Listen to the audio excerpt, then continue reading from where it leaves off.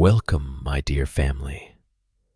Before we begin our spooky journey tonight, remember to like the video, subscribe to the channel, and share this video with anyone who enjoys bedtime scares. I'd love to know where you're watching from and what time it is, so leave a comment below and cheer me up a bit on YouTube. Now, relax, dim the lights, and let's dive into tonight's story. I'm telling this now because I keep seeing the same footprint shape in every wet patch of ground.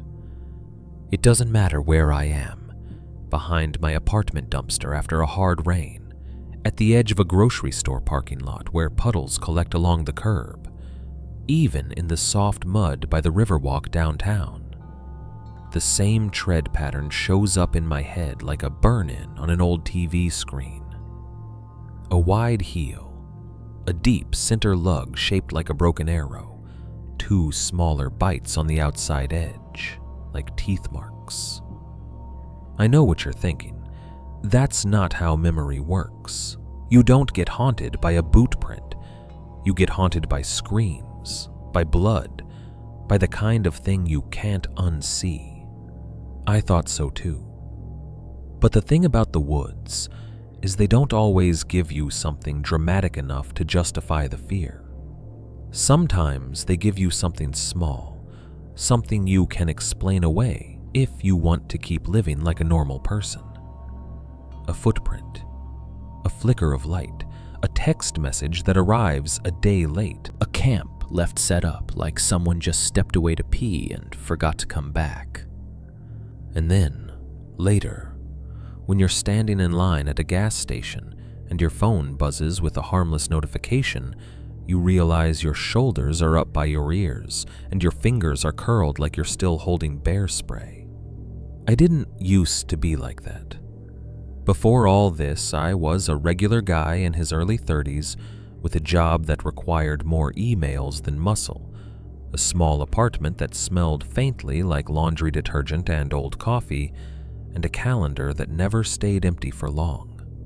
I lived in the kind of suburb where the streets have names like Cedar Ridge and Brookstone, where the most exciting emergency was someone's trash can tipping over in the wind. My weeks blended together. Monday turned into Friday without my brain ever getting a chance to breathe. My boss liked to say we were a family, which in corporate language meant you were expected to answer Slack messages even when you were supposed to be sleeping. I'd stopped going to the gym. I'd started eating standing up. I'd started measuring my life in caffeine and deadlines. I remember the exact moment I realized I needed to get out. It wasn't dramatic.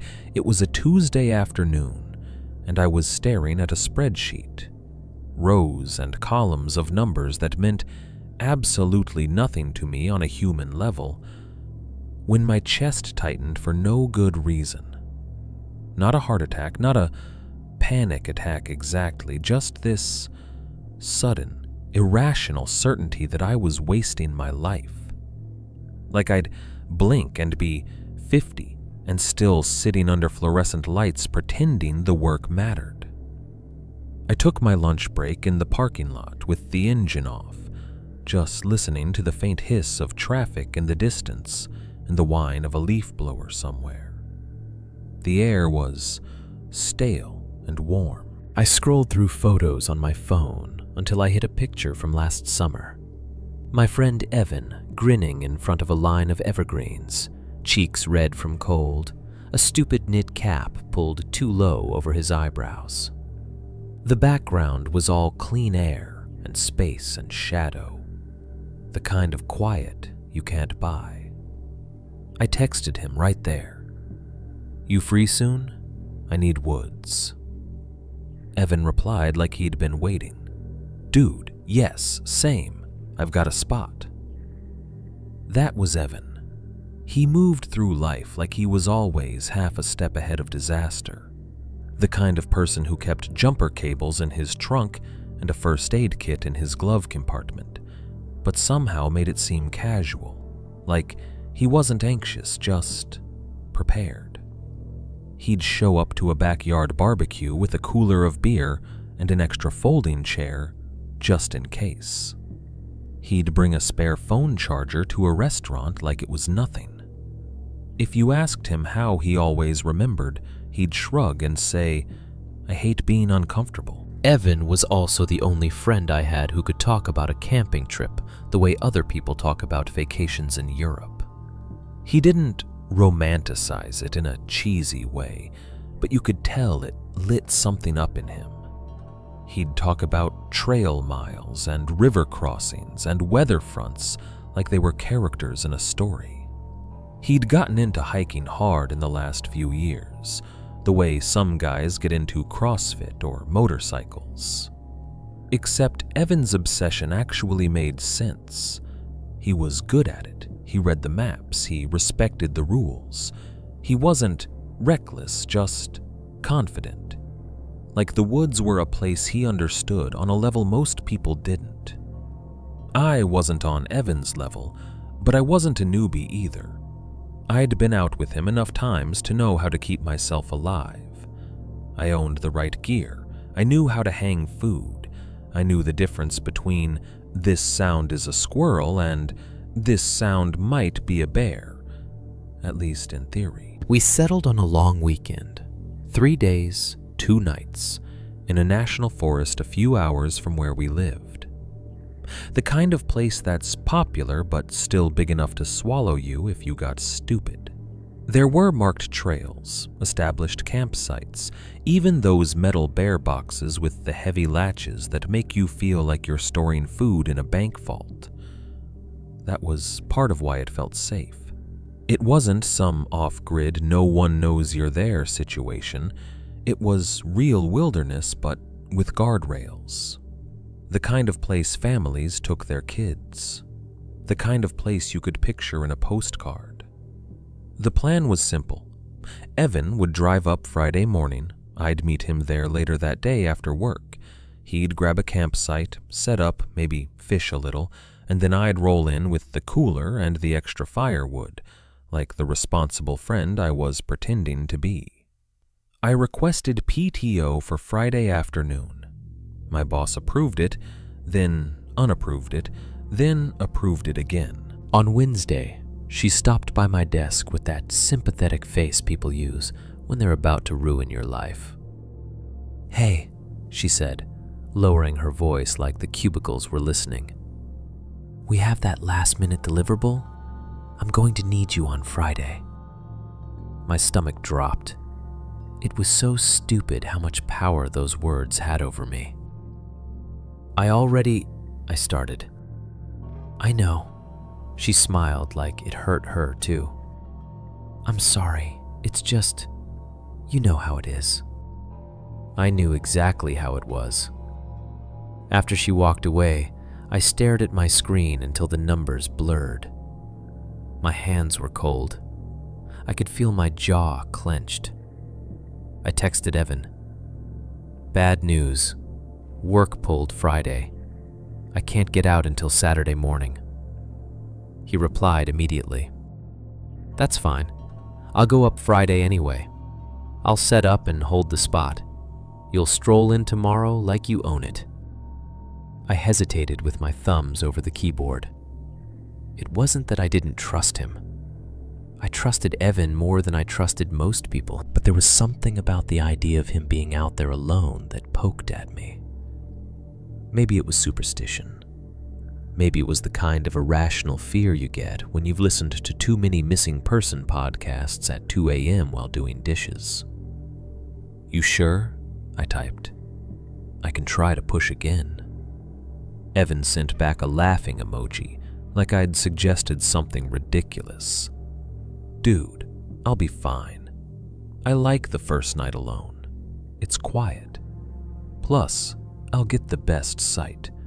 I'm doing you a favor." That was Evan too. Everything was a favor, a joke, an easy thing. He didn't believe in being afraid of normal risks. His confidence wasn't arrogance, it was experience. He had miles behind him. He had stories that ended with him cold and wet and laughing about it later. Still, I called him instead of texting. He picked up on the second ring. I heard road noise behind his voice. He was probably driving somewhere. "What's up?" he said. You going in alone, man," I said. "It's not like a campground with RVs. It's still deep enough to be weird." Evan made a sound like he was smiling. "You've been on the internet too much," he said. "It's a national forest, not a horror movie." "Yeah, and national forests are where people disappear," I said, half joking. "People disappear because they do dumb stuff," Evan replied. "They go off trail. They don't tell anyone where they're going. They drink. They get cocky. I'm not doing any of that." "You could get hurt," I said. "Sprain an ankle or something." "I've got a beacon," he said, like he was reading off a checklist. "I've got bear spray. I've got a med kit. I've got my headlamp and backup batteries and..." Okay, I said. And I did feel a little better, because Evan really did have all that. He was quiet for a second, then said, "You know what the scariest thing in the woods is?" "What?" I asked. "Other people," he said, deadpan. I laughed, even though my skin prickled. "Come on," I said. "That's not funny." "It's true," Evan said. "Bears are predictable. Weather's predictable if you respect it. But people are the wild card. Most are fine, but every once in a while you run into someone who's out there for the wrong reasons." There was a pause. I could hear his blinker ticking. "Dude," I said. "Stop." Evan chuckled like he'd achieved exactly what he wanted. "I'm kidding," he said. Mostly, I repeated. He softened his voice just a little, the way he did when he knew he'd pushed too far. "Listen, it's a known forest. Trails, sites, families. I'll be at an established campsite with a fire ring and a bear box. I'm not bushwhacking into nowhere." "I know," I said. "And if I see anyone weird," Evan continued, "I'll just not engage. I'll be polite, keep distance, like every other time. I'll be fine." The thing was, we had every other time. Evan and I had both seen the occasional odd person out there. Someone too quiet at a trailhead. Someone staring too long. Someone sitting alone in the dark without a fire like they didn't get cold. But those moments had always ended with us getting in the car and driving away, laughing it off later, turning it into a story we told over beers. It had never ended with one of us going missing. That was the version of reality I still lived in when we hung up. That night, I did my usual ritual of packing, like I was trying to convince myself I had control over life. I laid everything out on my living room floor: tent, sleeping bag, pad, stove, fuel, headlamp, extra batteries, water filter. I checked the bear spray expiration date. I refilled my first aid kit. I packed my cooler like I was going on a road trip with a family instead of hiking into the woods.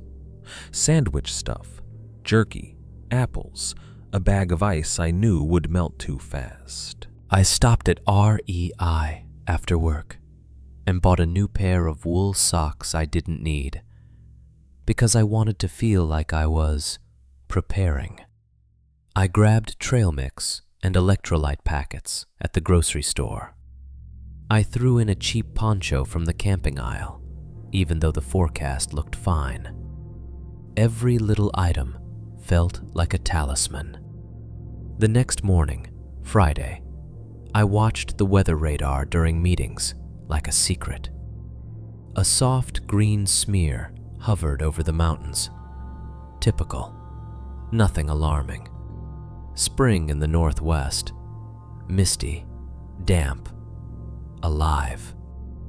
Evan texted around noon. On the road. ETA camp by 4. I'll send pics of the throne, I claim. I smiled at my desk like an idiot. For a second, I felt lighter than I had in weeks. By late afternoon, he sent another message. Camp's perfect. Quiet. No neighbors. You're gonna love it. That was it. No photo. Just those words. I stared at the screen longer than I should have, waiting for the image bubbles that never came. A tiny, irrational part of me wanted proof, something visual. Evan's grin, the tent, the fire ring. Something that said, this is real and normal and fine. Instead, I got silence. I told myself he was busy. He was setting up. He was filtering water. He was being Evan. That evening, after work, I packed my car anyway. I loaded the cooler, the duffel bag, the water jugs. I queued up a Spotify playlist full of songs I associated with open roads and pine trees. I laid my keys by the door, like a promise.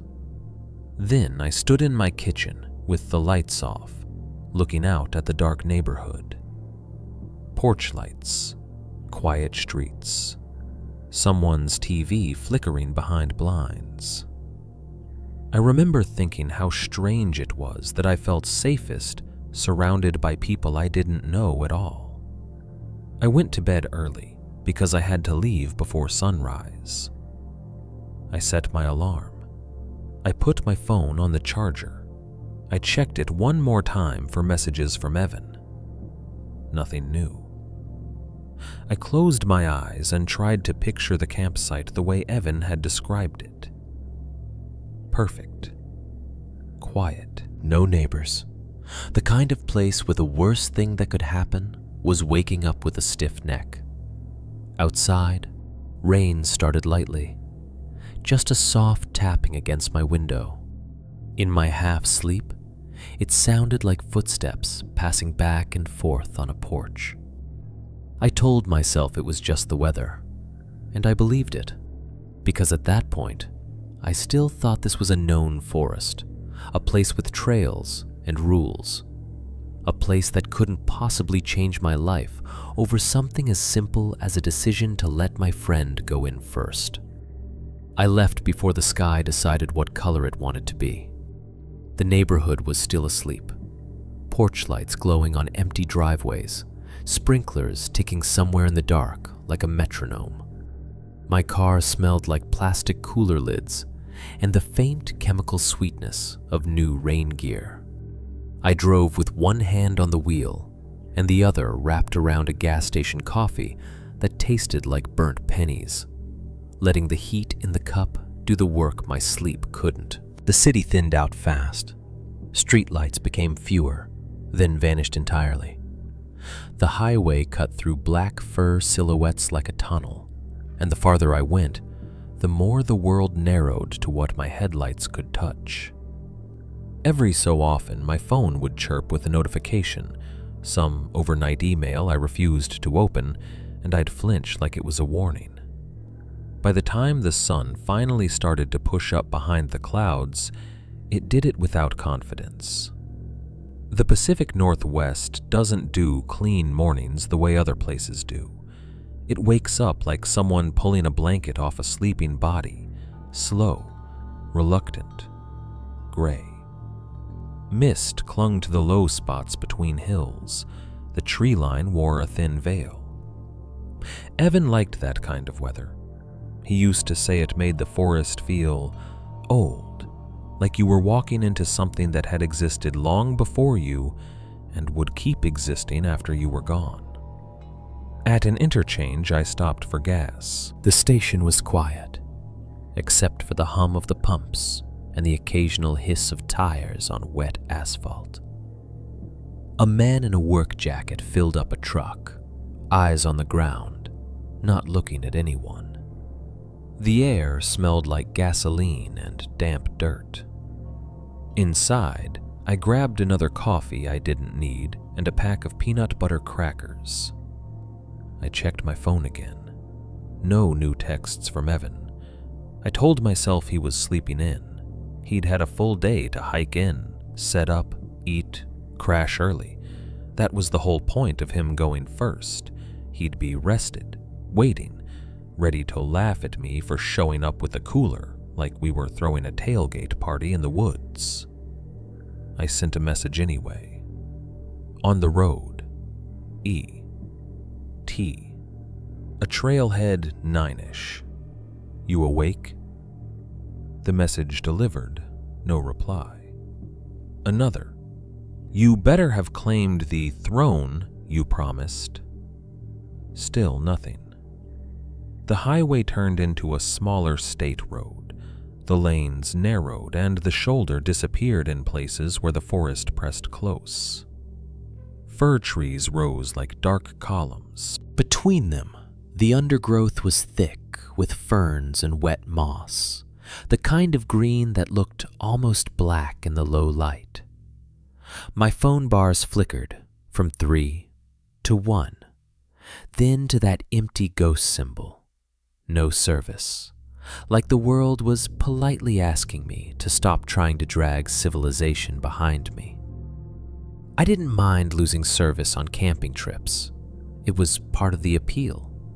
The first time your phone goes dead out there, you feel the panic of disconnection. By the 10th time, it feels like relief. That morning, it felt like a door closing. The paved road ended in a place that looked like it had been gnawed by time. Gravel took over. The forest road was rutted and narrow, lined with logging slash and rusted culverts. The kind of road where you drive slow, not because you're worried about cops, but because you're worried about puncturing a tire and being stuck where no one hears you yell. I passed a few turnouts with old fire rings, the remains of beer cans glinting in weeds. A faded sign warned about fire restrictions and falling branches. Another sign, newer and cleaner, listed the forest rules in friendly block letters. Pack it in, pack it out. Leave no trace. Respect wildlife. Below it, in smaller print, were emergency numbers. Ranger station, sheriff, search and rescue, and this is the part I wish I could forget. There was a laminated flyer tacked to a bulletin board beneath a plastic cover. The kind of flyer you see in grocery store windows and community centers, except this one was printed on weatherproof paper, its edges curled slightly from moisture. A missing person notice. A face smiling in a family photo way. Name, age, date last seen, a phone number. Under it, someone had pinned 2 more, partially overlapping the first. I didn't stop long enough to read all the details. I just registered the word missing in bold at the top, and the way the faces looked like people you might pass in line at Target. I told myself that kind of thing was normal. People went missing everywhere. Forests were huge. It didn't mean anything about my trip. But my eyes kept sliding back to the board as I drove past, like a part of me wanted to memorize it. The trailhead parking lot appeared around a bend, a clearing carved out of trees. It wasn't big, maybe 15 or 20 spaces, most of them empty. The ground was mud and gravel. There was a single portable toilet tucked near the edge, bright blue against all that green, like an insult. I pulled in and killed the engine. The silence after a long drive always feels exaggerated. The absence of tire noise makes the air seem thicker. I sat for a second with my hands on the steering wheel, listening. Drip, drip, drip. Rainwater falling off branches. Far away, a creek hissed like static. I grabbed my phone and checked it again, as if the forest might have decided to give me service out of pity. Nothing.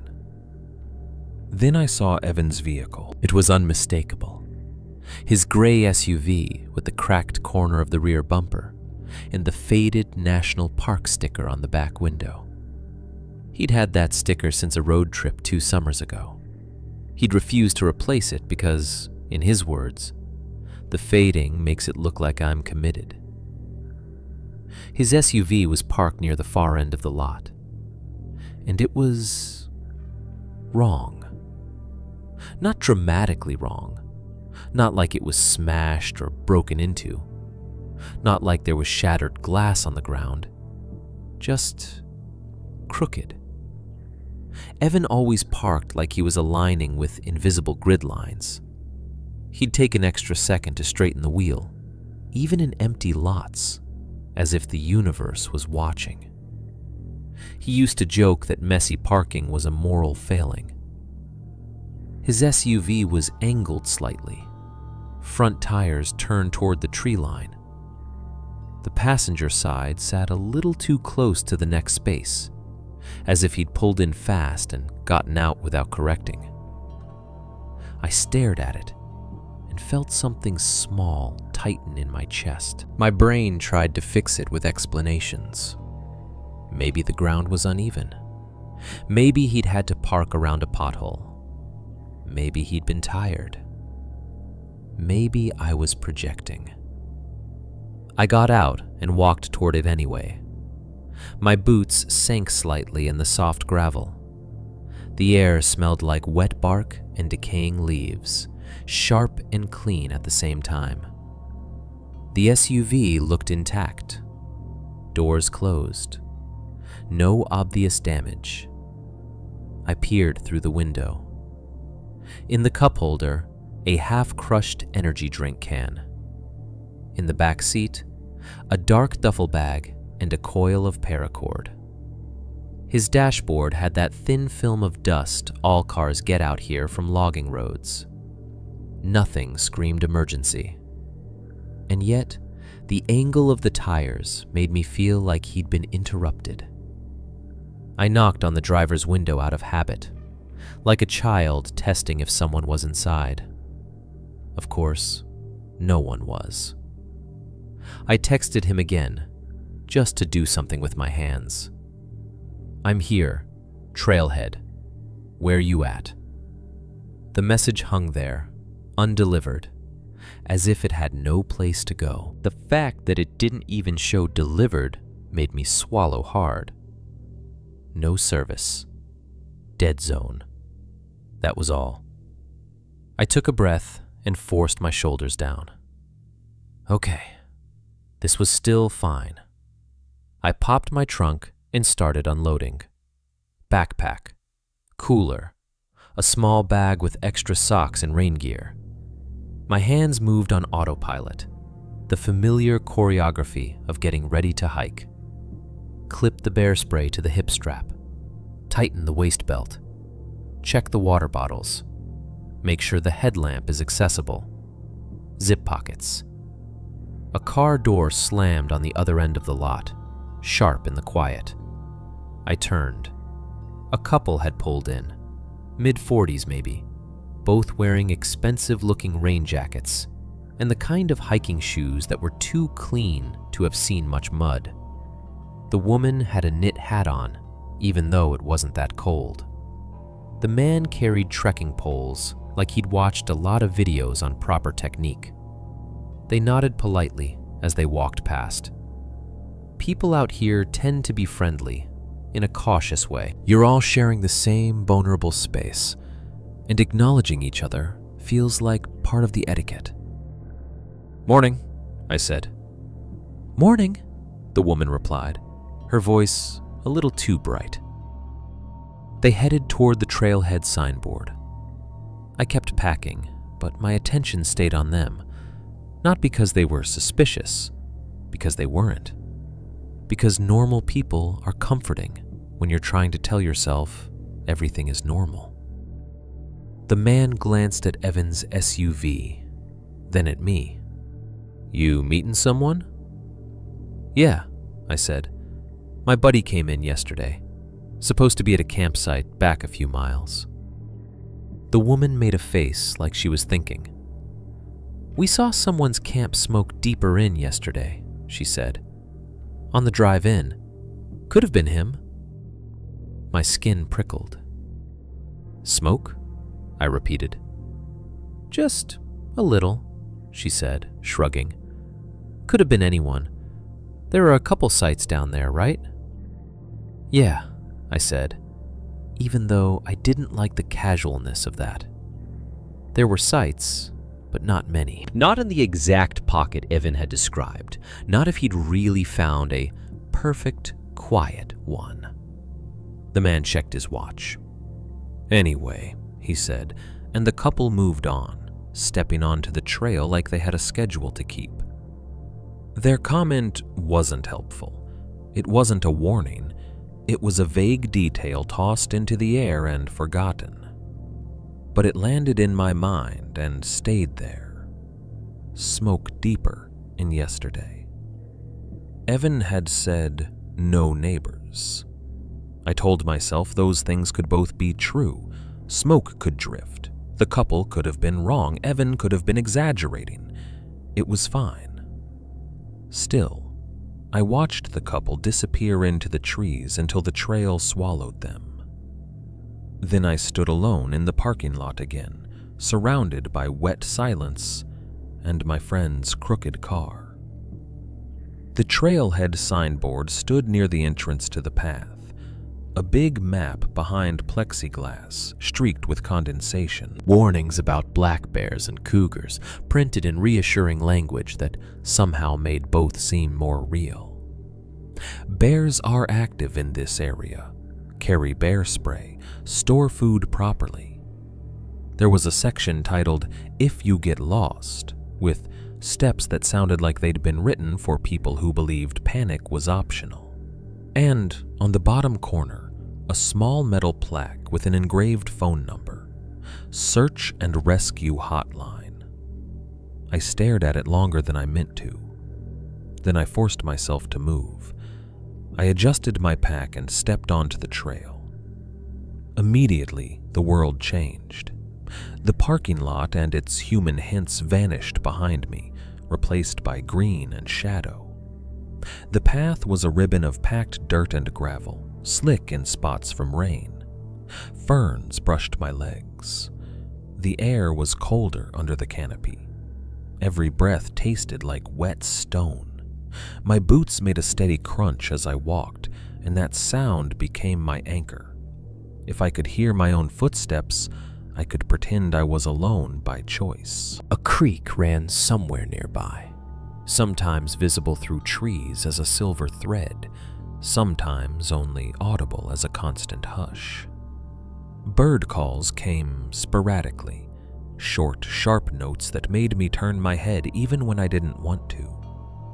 After a few minutes, the last of the trailhead noise faded entirely. No car doors, no voices, no distant highway. Just the woods, closing in and stretching out at the same time. I checked my phone out of habit. Still no service. The screen looked too bright against the forest. I slipped it away and focused on moving forward.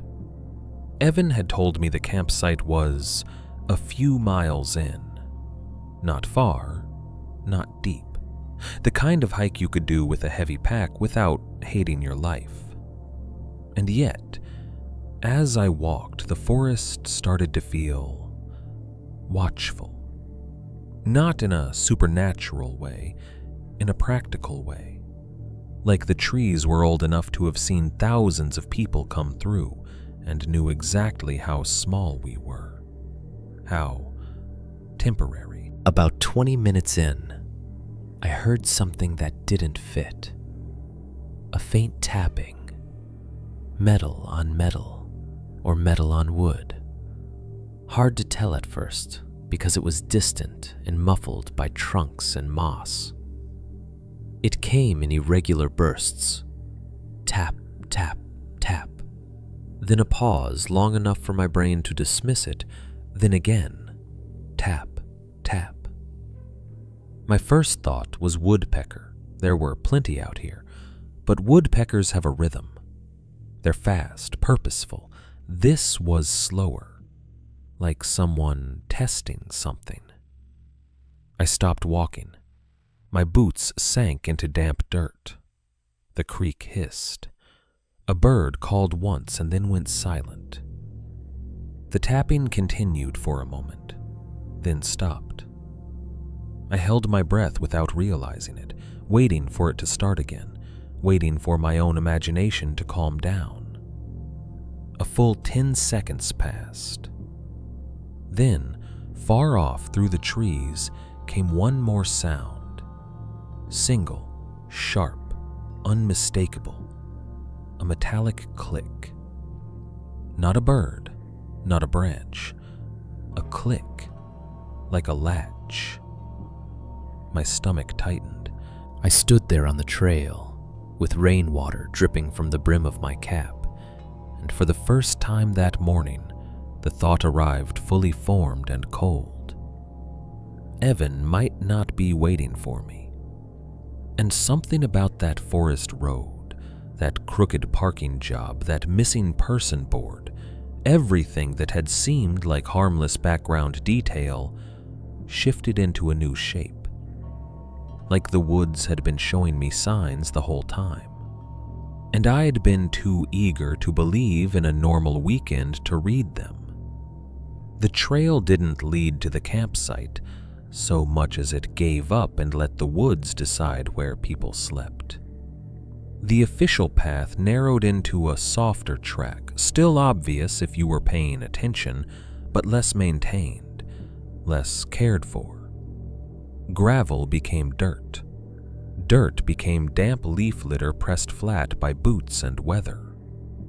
The air thickened with the smell of wet pine needles and cold earth. I kept walking, telling myself the campsite was just ahead, and that this creeping tension was nothing more than my brain playing horror movie soundtrack over a normal situation. Then the trees opened up. Not wide, just enough. A pocket carved out from the undergrowth, as if someone had scooped a bowl out of the forest floor. The ground was mostly level, ringed by mossy roots and low ferns. A fire ring sat in the center, stones blackened and arranged in a deliberate circle. Off to one side was the bear box, that heavy green metal rectangle with a latch you had to fight like it didn't want to be opened. And there, exactly where it should have been, was Evan's tent. A two-person backpacking tent in a dull earth tone that blended into the woods. The rainfly was on. The guy lines were taut. The stakes were placed with the clean, efficient angles Evan always used, like he couldn't help but make everything neat. Beside it, an aluminum camp chair sat unfolded, facing the fire ring, as if he'd been sitting there when he got up to do something quick and planned to come back in 2 minutes. A cook kit lay near the edge of the ring. Small stove, fuel canister, and a pot turned upside down like a lid. A length of paracord stretched between 2 trees, a makeshift line for towels or socks, with a single dark bandana clipped to it by a plastic carabiner. Evidence of life. Evidence that a person had been here long enough to settle in, not just pass through. My chest loosened a fraction. Relief is a physical thing, it's not just an idea. It comes with heat behind your ribs, with a softening in your muscles. My shoulders dropped. "Evan!" I called out. My voice felt loud, too sharp in that quiet clearing. No answer. I tried again, louder, forcing my tone into something casual, like I was calling to someone in another room of a house. "Evan, hey!" The sound didn't echo. It didn't bounce back the way voices do in open spaces. It just vanished. The trees swallowed it, as if the forest had teeth and names were something it could chew. I stood there for a moment, listening. The creek was still audible somewhere beyond the clearing, a constant low hiss. A drop of water fell from a branch and hit the tent fabric with a soft, hollow plip. Something tiny scurried through leaves, probably a chipmunk. Otherwise, nothing. I stepped farther into the campsite. The leaf litter squished under my boots. I could see my own footprints darkening the ground, fresh and obvious. Evan's chair was empty, but it felt wrong to touch it, like it belonged to a scene I wasn't supposed to disturb. I walked around the tent, half expecting him to pop out from behind a tree and scare the hell out of me as a joke. Evan loved messing with people. He loved the moment you realized you'd been too serious. But the tent was zipped closed. I knelt and checked the zipper pull, another Evan habit I'd picked up. Was it fully zipped? Any sign of disturbance? It was perfect. Too perfect. Then I noticed what wasn't there. Evan's sleeping bag was usually the first thing he threw inside after setting up. It was a bright blue down bag that looked almost neon against the forest colors. You couldn't miss it. The man could have been dead asleep and you'd still know his bag was there. I didn't see it. I checked the tent vestibule, checked behind the chair, checked the bear box area. Nothing. I forced a laugh under my breath. "Okay," I muttered, as if Evan could hear me. "You're messing with me." But the laugh came out flat. I looked for his pocket knife next, because it was always on him. A small folding knife with a scratched black handle. Evan used it for everything: cutting paracord, opening food packages, shaving kindling. He used it so often that when we camped together, the knife became almost like a shared tool. If I needed something cut, I'd just say, "Knife?" and Evan would flick it open without looking. That knife wasn't sitting on a stump. It wasn't on the ground near the cook kit. It wasn't by the fire ring. If Evan had walked away from camp, he would have taken it. That thought should have been reassuring. It meant he was mobile. It meant he was doing something deliberate. Instead, it made my skin tighten, because it meant the absence was active. I circled the clearing again, scanning the tree line. "Evan?" I called one more time, sharper now, letting a hint of irritation into my voice, like that could pull him back. Still nothing. The silence pressed in on me with a strange density. Not dramatic, not supernatural, just the heavy quiet that comes when you realize you might be alone and you don't want to be. I stepped toward the bear box. The latch was closed. I tried it anyway. It didn't open. Locked tight, just as it should be. Evan would have stored food immediately because he hated dealing with animals. He'd watched too many videos of bears tearing through tents. He always said, "I don't care if they're cute. I'm not sharing my snacks with a 400-pound raccoon." I walked back to his tent and unzipped it carefully, like I was trespassing. Inside was neat, of course it was. His sleeping pad was laid out, a small pillow tucked at the top, a headlamp sitting near the door, a water bottle on its side. His backpack leaned against one corner, open, with a couple items missing. It looked like he'd been in the middle of setting things up and then paused. But the sleeping bag wasn't there. Neither was his jacket, the heavier one he wore at night. My relief drained away in a slow, cold line down my spine. "Okay," I said aloud, trying to keep my voice steady. "Okay, you're not funny, man." I zipped the tent shut and stepped out, breathing harder than I wanted to admit. I walked to the edge of the clearing and looked down at the ground, at the mashed leaves and dark soil. The campsite had the usual chaos of footprints, old ones embedded into the ground from previous campers, fresher ones layered over them. It was messy, hard to read. Still, my eyes found something different near the back edge of the site where the ferns grew thicker. A drag mark. Not long, not like something had been pulled for miles, just a shallow groove in the leaves, about a foot wide, cutting from near the center of the clearing toward the trees. It wasn't deep enough to be a body drag. My brain snapped away from that word before it could fully form. It could be something as simple as Evan dragging a fallen log. It could be him sliding his pack. It could be 100 normal things. I stared at it anyway. The leaves on either side were pushed aside, as if something had moved through with weight and purpose. The groove disappeared, where the ground got darker under the ferns, like the forest had closed it up. I told myself it was firewood. That's what Evan would have done. He'd see a good log, drag it back, cut it up. He'd make it look easy. My phone buzzed in my pocket, and I jerked so hard my heart stuttered. I pulled it out quickly, thumb fumbling the screen.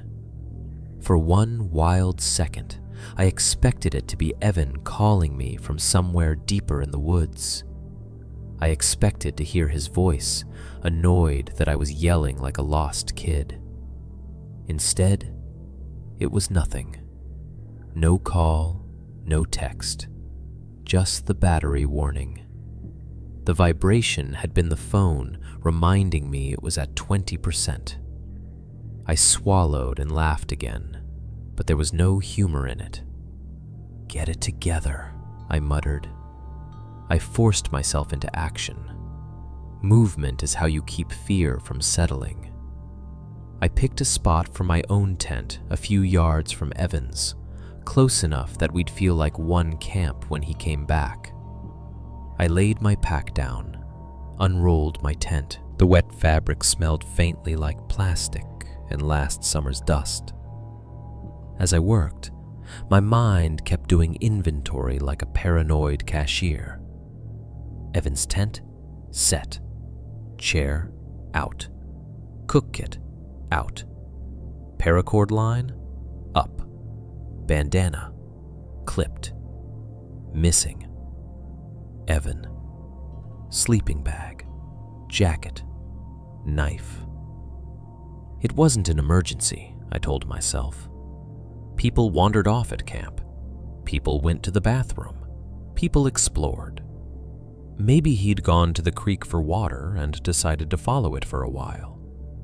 Maybe he'd slipped and gotten wet and went looking for a better place to filter. Maybe his phone died and he went old school.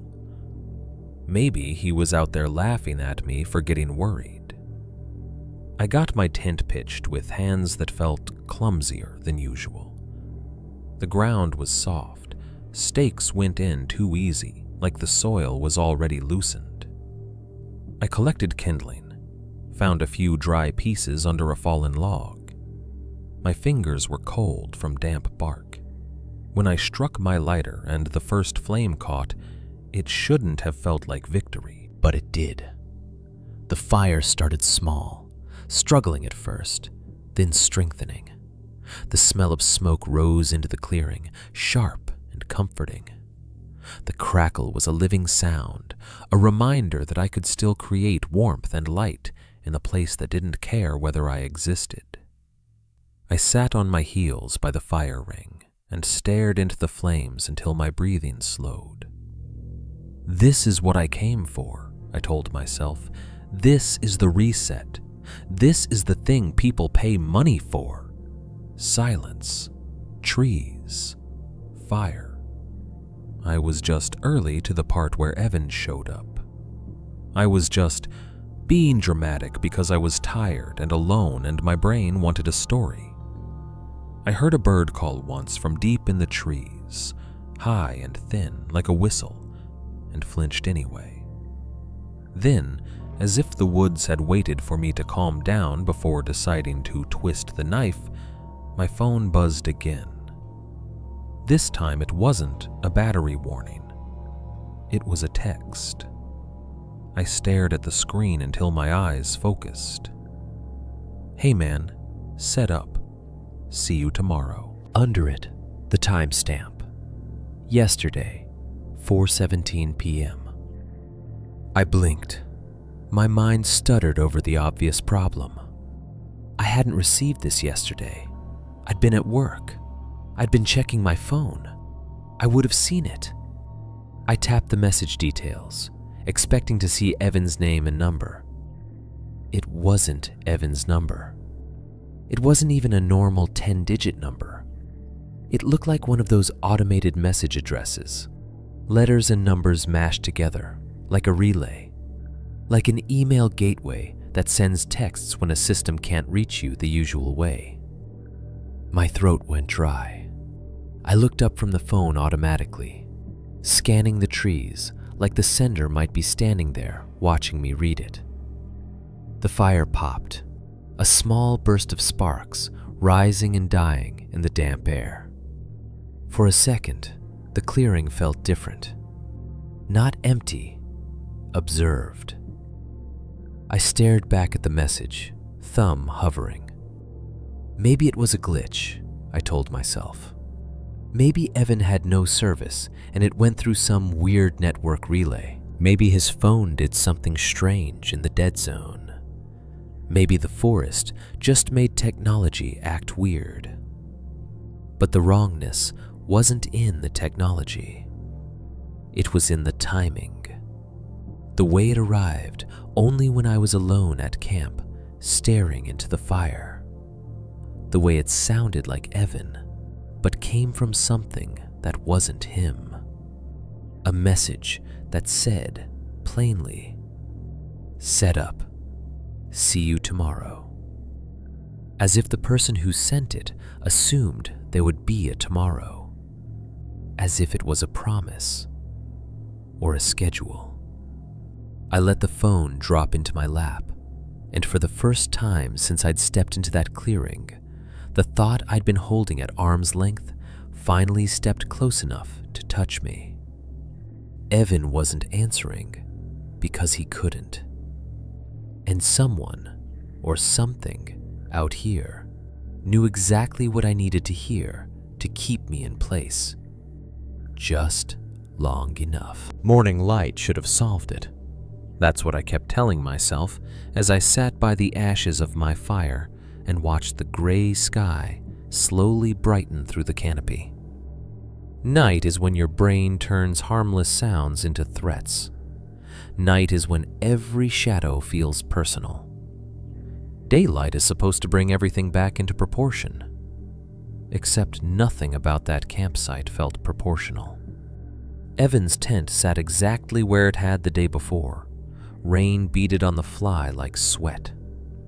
His chair was still angled toward the fire ring, as if he'd only stood up to stretch his legs. The paracord line still sagged slightly under the weight of his bandana. The cook kit was still laid out, too neat to be abandoned, too casual to be staged. And Evan was still gone. I hadn't slept so much as I drifted in and out of half-consciousness, jolting awake at every shift in the wind. My body felt wrung out. My mouth tasted stale, like fear has a flavor. When I stood, my knees creaked, the way they do when you've been tense for too long. The text from the wrong sender sat in my phone like a splinter. Every time I looked at it, I felt that same prickling unease. The sense that I'd been handed something that wasn't meant to be held. I tried calling Evan again, even though I knew it wouldn't work. The screen lit up. The little spinning icon appeared, then vanished. No service, no connection, no comfort. "Okay," I said out loud, forcing the word into the air like it could establish a rule.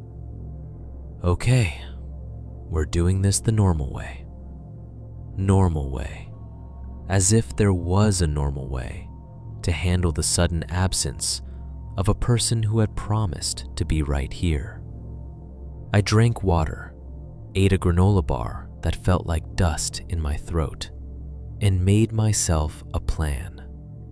I wasn't going to panic and sprint blindly through the forest, yelling his name until I lost the trail and became the second missing poster on the bulletin board. I wasn't going to do what people in stories did. I was going to do what you're supposed to do. Search close first. Check the obvious spots. Keep track of time. Don't become another problem for the rangers. By late morning, the forest had warmed just enough to make the damp smell rise out of the ground. The air was still cold under the trees, but the light had changed, softer, less hostile. It should have felt safe. It didn't. The quiet was wrong. Not completely silent, woods are never silent, but there were fewer birds than there should have been. No constant chatter, no cheerful background noise. Just occasional single calls and long gaps between them, like the forest itself was listening, like it was holding its breath. I left my pack at camp and took only the basics: water, a snack, my headlamp, bear spray. I clipped my knife to my pocket, even though it felt childish. I told myself it was practical. I told myself a lot of things. I started with the river. Evan loved water. If we camped near a creek, he'd be drawn to it, the way some people are drawn to fireplaces. He'd stand there, with his hands on his hips, watching the current like it was telling him secrets. He'd talk about fishing, even when he didn't have a line in the water. I followed the sound first, low and constant. Then, the faint track that led away from the campsite and down through thicker ferns. It wasn't an official trail, more like a worn path made by people repeatedly choosing the same shortcut. An unofficial social trail, Evan would have called it, half amused, half disapproving. The ground sloped downward, and the soil changed from leaf litter to darker, wetter earth. I could feel the moisture rising in the air. When I reached the river, it wasn't wide, more like a strong creek, swollen by spring melt, fast and loud over rocks. The water looked steel gray under the overcast sky. "Evan!" I called, cupping my hands around my mouth. My voice bounced differently down here, caught by the water noise, broken into pieces. No answer. I walked along the bank, stepping carefully on slick stones. I checked behind boulders, in the little pockets where someone might sit to fish. I checked the muddy edges where footprints would be obvious. I saw a few tracks, deer, maybe raccoon, nothing that made my heart jump. Then, tucked between two rocks like someone had casually tossed it aside, I spotted a bright flash of color. A torn strip of plastic, crinkled and wet. A snack wrapper. My stomach tightened as I picked it up. It was the exact brand Evan always bought, the same cheap jerky sticks he claimed were basically protein science. The wrapper was ripped open cleanly, like it had been torn by hands and not teeth. The edges were damp, fresh enough that the print on it hadn't faded. That tiny piece of trash should have annoyed me, Evan was strict about packing out everything. He'd lecture strangers if he saw them drop a cigarette butt. But the wrapper felt like a breadcrumb, and in that moment, I wanted breadcrumbs more than principles. "Evan," I whispered, not even calling anymore, just saying the name like a prayer. I looked around again more urgently. I scanned the opposite bank. I stared into the trees. I listened for any sound that didn't belong. Nothing. The wrapper didn't solve anything. It didn't even prove he was recently there. It just proved he'd been in the area at some point, which I already knew. Still, it was the first thing I'd found that was undeniably his, and my brain clung to it like a drowning man clings to driftwood. I stuffed it into my pocket. From the river, I took a spur trail that climbed uphill toward a viewpoint Evan had mentioned once. I found it by following a sign that looked like it hadn't been replaced in 10 years. The arrow faded and chipped. The official trail switchbacked up the slope in tight turns, the kind of hike that makes your calves burn and your breath turn visible even in spring. I hated switchbacks. Evan loved them. He said they were honest. They told you exactly how much work you had left. I kept stopping to call his name, and every time the woods responded with nothing but distance. At one point, I reached a split where a narrower track branched off from the main trail, another social path, barely there, leading into thicker undergrowth. It looked tempting in a dangerous way. It looked like the kind of shortcut people take and then regret. I remembered Evan's voice in my head. Stay on trail. Off trail is how people disappear. I stayed on trail. The viewpoint, when I reached it, was beautiful in the way that almost made me angry. The trees opened onto a ridge where you could see layers of green hills rolling away. Mist gathered in the low valleys like smoke. Somewhere far off, a patch of sunlight broke through the clouds and lit a section of forest like a spotlight. It was the kind of view Evan would have loved, the kind of view he would have photographed and then made fun of himself for being sentimental. I stood there, alone, and the beauty felt cold. "Evan!" I shouted, louder than before, forcing my voice to carry into the open. The word blew away in the wind. Gone. I turned in a slow circle. Nothing moved except treetops. No figure on the ridge, no reply from below. I walked back down, my legs shaking slightly, not from the hike, but from the sick, tightening certainty that daylight wasn't fixing anything. On the way back, I started noticing small things that felt off. There were fewer signs of other hikers than I expected. No voices echoing through trees, no distant laughter, no barking dogs. I passed a couple empty campsites on side loops, fire rings cold, no smoke, no movement. And the birds. The birds were too quiet. I kept telling myself I was imagining it, that my fear was turning normal gaps into meaning. But the silence pressed on me anyway. I reached a stretch of trail where the ground turned muddy from runoff. The mud was smooth in places, like wet clay, and it held impressions clearly. I slowed without realizing it, eyes scanning. That's when I saw it. A footprint off to the right of the trail, half in the mud, half in the crushed ferns. Fresh, sharp edges, the tread pattern visible like someone had stamped it there. My breath caught, because I recognized it. Wide heel, deep center lug like a broken arrow, two smaller bites along the outer edge. Evan's boot tread. My whole body lit up with adrenaline, that sudden electric rush that makes your vision sharpen and your hearing narrow. I stepped off the trail carefully, trying not to destroy it, trying to follow where it pointed. The footprint angled away from the path, leading into a patch of ferns. The plants were waist-high and wet, and as I pushed into them, the world closed around me.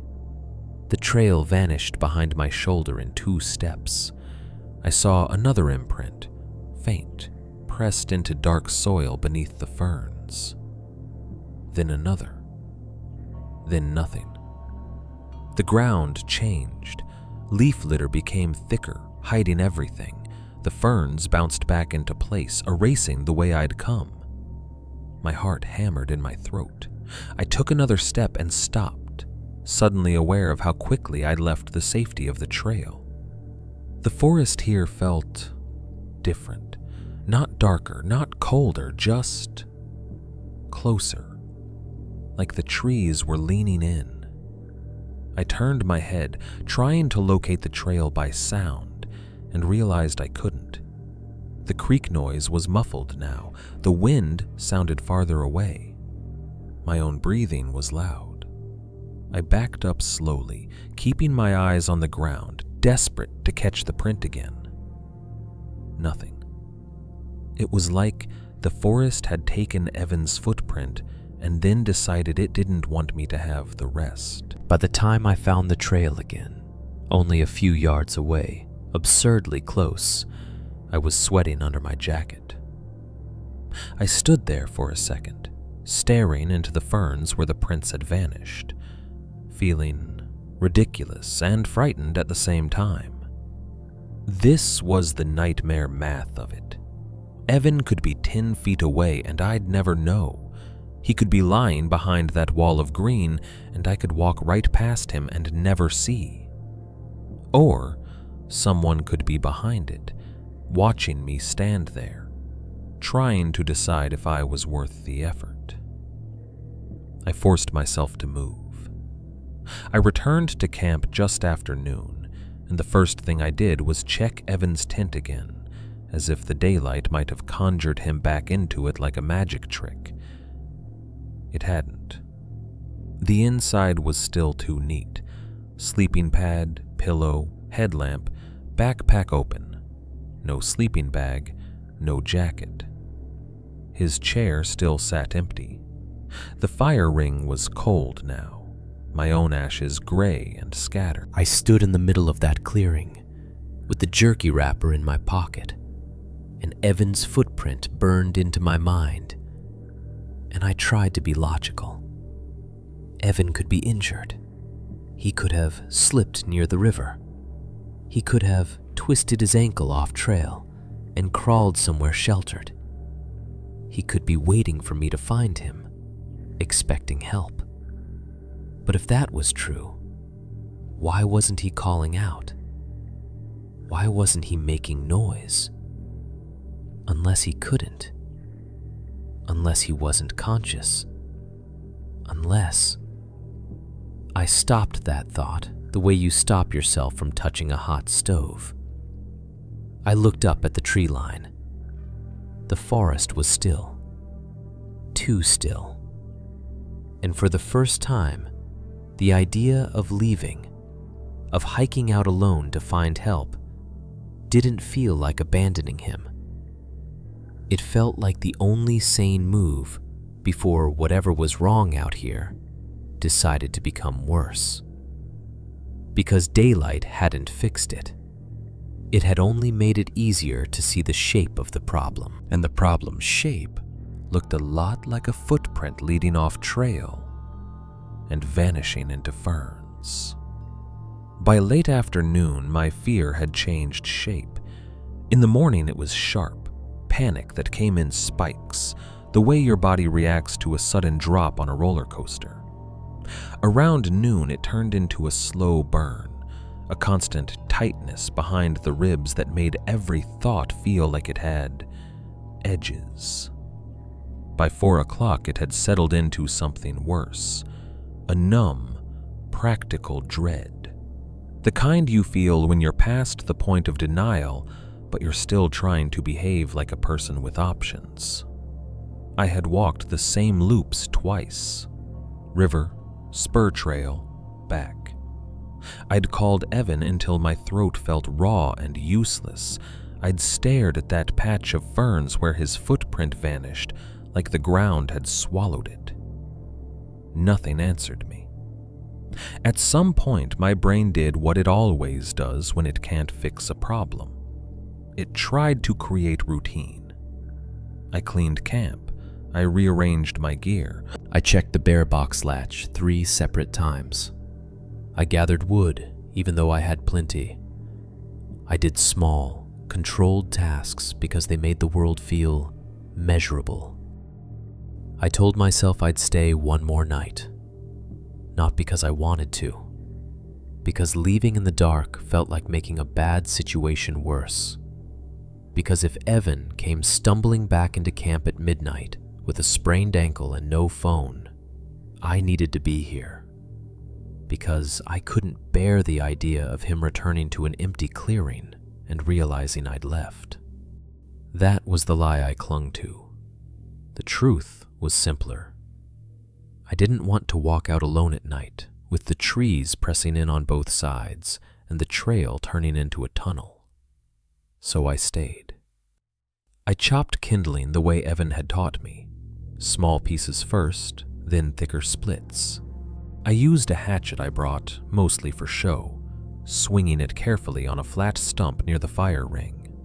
Each strike made a clean crack that echoed softly through the clearing. The sound was satisfying, familiar, human. It felt like staking a claim. The air cooled as the sun lowered behind the hills. The light under the canopy went from gray to blue, and shadows lengthened at the edges of the clearing like they were stretching their fingers. I was bent over the stump, lining up a thin piece of wood, when I heard it. A faint crunch behind me. Not the big snap of a branch, not the scurry of a small animal. A soft, deliberate press. Leaf litter compressing under weight. My whole body reacted before my mind could process. Adrenaline surged hot through my arms. I spun around so fast the hatchet almost slipped from my hand. The clearing was empty. Evan's tent sat silent. My tent sat silent. The chair faced the fire ring like an audience member waiting for a show. Nothing moved. I stood there, breathing hard, listening. A creak whispered in the distance.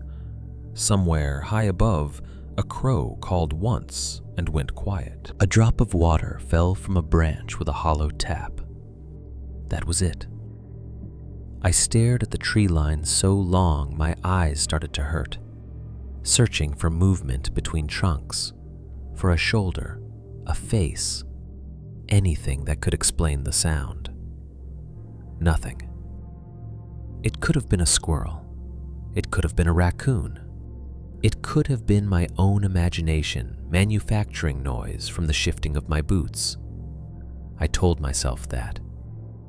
I even nodded, like agreeing with a rational friend. Then I placed the hatchet down and reached for the bear spray clipped to my pack strap. The can felt absurdly small in my hand. I kept it there anyway. I finished gathering wood with my senses turned up too high.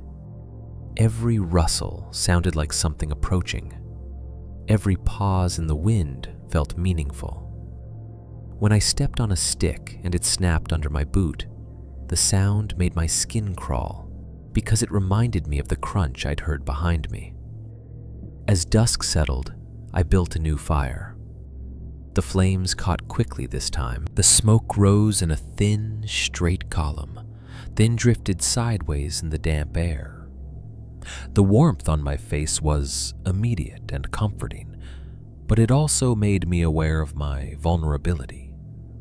Fire makes you visible. Fire is a beacon. I sat on the edge of my sleeping pad, back close to my tent, watching the light shrink as the sun disappeared completely. The clearing became a small island of orange, surrounded by blue-black trees. Beyond the firelight, the forest was a wall. The insects started up in faint waves, soft buzzing and clicking sounds that felt like a living net over everything. That's when I saw it. A flicker of light in the trees to my left, about 40, maybe 60 meters away. Not in the clearing, not on the trail, just inside the woods where the trunks stood closer together. At first, my brain tried to interpret it as something natural, a reflection, a drop of water catching firelight, a distant star breaking through the canopy. Then it moved. A slow sweep, like someone turning their wrist. The beam cut through branches, bright and narrow, then vanished behind a trunk and reappeared. A headlamp, maybe, or a flashlight. My heart jumped so hard I felt it in my throat. Relief hit me first, violent and irrational, like my body had been waiting for permission to stop being afraid. Evan. Of course it was Evan. He'd been down by the river. He'd been off on some spur trail. He'd lost track of time. He'd come back at dusk, headlamp on, and he was about to step into the clearing and call me dramatic for looking like I'd seen a ghost. I stood up so fast my legs went numb for a second. "Evan!" I yelled, voice cracking on the name. "Evan! Over here!" The light stopped moving. It froze in place like someone had pressed pause. The beam was aimed toward the ground now, not sweeping. For a half second, that stillness didn't bother me. I thought he'd heard me and was adjusting the light. I thought he was about to answer. I waited for his voice. I waited for a laugh. Nothing. "Evan!" I shouted again, louder, forcing the sound out of my chest. "It's me! I'm at camp!" The light shifted slightly, just a twitch, then held steady. I took a step toward it, my boots sinking into damp earth. The fire crackled behind me. My bear spray can was still in my hand, forgotten. "Evan, come on," I called, trying to sound annoyed instead of scared. "This isn't—" The light snapped off. Not dimmed, not lowered behind a tree, not turned away as someone walked deeper into the woods. It was just gone. A clean cut, like someone had pulled the plug on reality. At the same exact moment, the faint sound I hadn't realized was there, the soft crunch of footsteps in leaves, stopped too. No fading, no retreat, just removed. My body did something ancient. Every hair on my arms lifted. My stomach tightened so hard it hurt. My breath stopped halfway in. For a second, it felt like the entire forest paused with me. Even the insects fell quiet. The air around the clearing was suddenly empty of buzzing, as if someone had muted the world. The only sound was the fire, and even that seemed too loud, too exposed. I stood there with my mouth slightly open, staring at the place where the light had been, waiting for my brain to offer an explanation. A headlamp glitch, I told myself. Battery died. Evan's light cut out, and he froze because it startled him too. Except Evan wouldn't freeze. Evan would say something. Evan would swear. Evan would call my name. And the way the sound stopped, everything at once, didn't feel like equipment failure. It felt like a decision. I backed up without taking my eyes off the trees. One slow step, then another. The bear spray can was slick in my palm.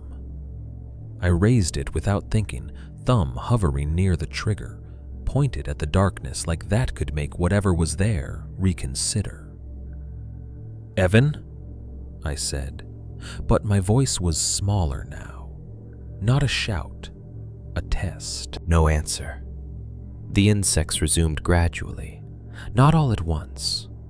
One faint chirp, then another, then a slow, uneven rebuild of the forest's usual noise, as if the woods were pretending nothing had happened but couldn't quite remember how to sound normal.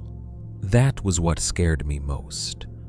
Not the darkness, not the missing light, the pause. Like something had moved close enough that even the bugs shut up to listen. I forced myself to breathe again, slow and quiet through my nose so I wouldn't taste panic. My muscles burned from holding still, from standing half crouched and ready to move. I realized I'd been gripping the bear spray so hard my fingers ached. I wanted to run. My body screamed for it, that animal impulse to bolt toward the trail and keep moving until the trees became a highway, and the highway became other humans and other lights. But I didn't move forward, and I didn't run. I stayed where the firelight touched my boots and made myself small. Minutes passed like hours. I listened hard enough that my ears started to ache. I searched for any sound that could prove someone was out there. A breath, a footstep, the shifting of weight, anything. Nothing. The darkness held steady, indifferent.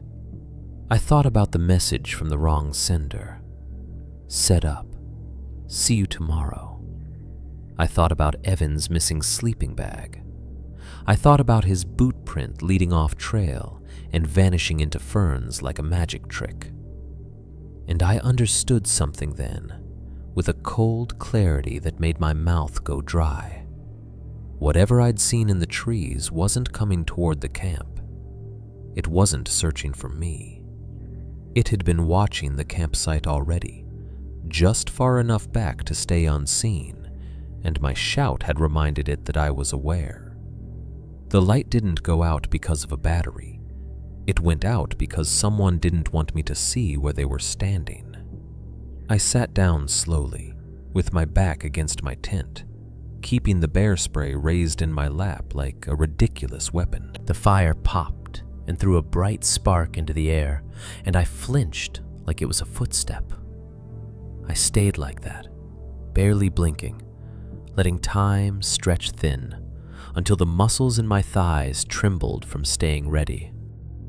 And in the middle of that long, silent wait, one thought kept repeating in my head, steady as a heartbeat. If that was Evan's light, he would have answered. So whose light was it? After the light went out, I stopped believing in accidents. That sounds dramatic, but it was the simplest way to describe what changed in me. Before that moment, I'd still been trying to keep my fear in a neat box, label it overreaction, tape it shut with logic, and stack it with all the other things adults pretend don't scare them. A headlamp dying is normal. A friend going on a long hike is normal. A forest at night being quiet is, well, not comforting, but not proof of anything. A light that snaps out in perfect silence, like someone switched it off and held their breath. That didn't feel like normal. So I did the only thing my body would allow. I made myself smaller and waited for my fear to be wrong. The fire burned low, then lower. I fed it just enough to keep the light alive without making a roaring beacon. Every time I added wood, I did it slowly, listening between movements. I could feel my heart pounding in my fingertips whenever I touched anything. Zipper pulls, buckles, plastic wrappers, Even the softest sound seemed loud enough to carry. I kept my flashlight off. I didn't want to announce myself. I didn't want to create another moving point of light out here that someone could track. Time turned strange in the dark. Minutes stretched, then collapsed. My mind started doing that thing where it repeats small details over and over, as if obsessing could change them. Evan's crooked parking job, the missing person board, The wrong number text. Set up. See you tomorrow. The footprint in the mud. My own voice disappearing into trees. Eventually, my eyes started to burn from not blinking. I shifted my weight slightly and felt a cramp in my lower back, like my body was punishing me for staying rigid too long. That was when I saw it again. A blink of light. Not where it had been the first time, farther left, maybe another 30 feet, maybe more. Just a brief flare in the trees, like someone covered a flashlight lens with their hand and then let it show for half a second. My stomach turned over. It wasn't moving. It wasn't sweeping like a person walking and looking around. It was just there, then gone. I stared at the spot long after it disappeared, the way you stare at the last place you saw a car before it vanishes around a corner. The insects continued their uneven chorus. The creek kept hissing. Nothing else changed. For a moment, I thought maybe I imagined it. My eyes were tired. Firelight plays tricks. The human brain is desperate for patterns. Then the light blinked again. Same place, same brief flash. A signal. My mouth went dry. I could feel my pulse in my throat, thick and slow, like my body was trying to keep itself quiet. I lifted my bear spray a little, as if pointing it could help me see. The light blinked a third time, and something inside me shifted from fear to recognition. It wasn't searching for me. It wasn't wondering. It was communicating. The thought arrived fully formed, like it had been waiting behind my rationalizations. I held my breath and listened. At first I heard nothing except the normal forest noise. Then, faintly, from deeper in the trees, beyond the reach of my firelight, came a soft sound. Tap. Not loud, not violent, just a single, controlled knock, like someone lightly striking metal with a fingernail. I froze so hard my muscles spasmed. A full second of silence followed. Then the light answered with a blink. My stomach dropped, and for a moment I felt dizzy, as if the ground beneath the clearing had shifted slightly. They weren't just out there. There was more than one. Or worse, there was one person communicating with something I didn't understand. I sat perfectly still, trying to make myself invisible. Tap. Again, deeper in the trees. Blink. Again, further left. It happened a third time, the timing too clean to be coincidence. The sound didn't come from the same spot as the light. It came from somewhere farther back, out of sight, like a call and response. I stared into the darkness until my eyes watered, but I couldn't see anything. The forest beyond the firelight remained a wall of black trunks and wet leaves. My mind tried to build a picture anyway. I imagined two figures out there, one with the light, one making the tapping sound, standing far enough apart that they could cover the clearing from different angles, not rushing, not panicking, just coordinating like hunters. The realization made my skin feel too tight. A tremor started in my hands, tiny and uncontrollable. I clenched my fist to stop it, but that only made my knuckles ache. I wanted to scream. Not for help. There was no help out here. But because screaming would break the quiet, would confirm I still had a voice, would make the fear spill out of me instead of curdling inside. I didn't scream. I didn't even speak. Because something about those signals told me this wasn't random. It wasn't a person lost in the woods hoping for rescue. It was a system, a method, a private language.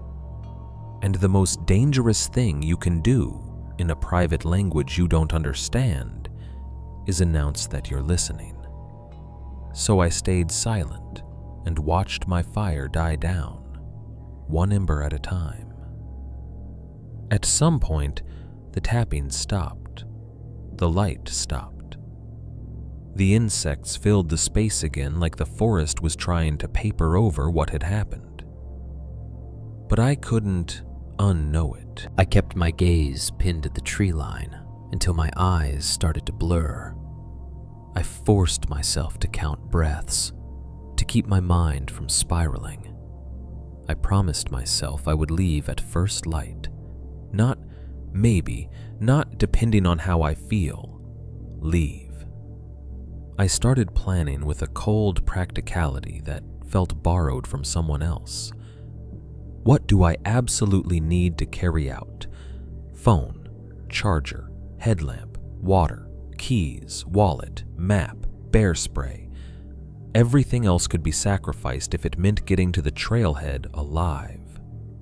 I packed quietly, inch by inch, like I was trying not to wake a sleeping animal. I unzipped my tent with 2 fingers, pulling the zipper slowly so it wouldn't rasp. I slid items into my pack without letting buckles click. I didn't turn on my lantern. I didn't use my flashlight. I relied on the dying firelight and the pale smear of moon through the canopy. Each time I moved, I paused afterward and listened, convinced that the smallest sound would trigger something out there. Nothing came. That was almost worse. It felt like being allowed to pack because the audience wasn't done watching yet. When my essentials were ready, I sat again, bear spray in my lap, and waited for the sky to lighten. Hours passed in fragments. I nodded off in tiny, shallow dips and jerked awake with my heart racing, not because I'd heard anything, because I hadn't. My brain seemed to interpret silence as pressure, like a hand held too close to your face. Near the end of the night, when the fire had become a glowing ring of coals, I went to add one last small stick for warmth. I leaned over the ash ring, and something caught my eye. A glint.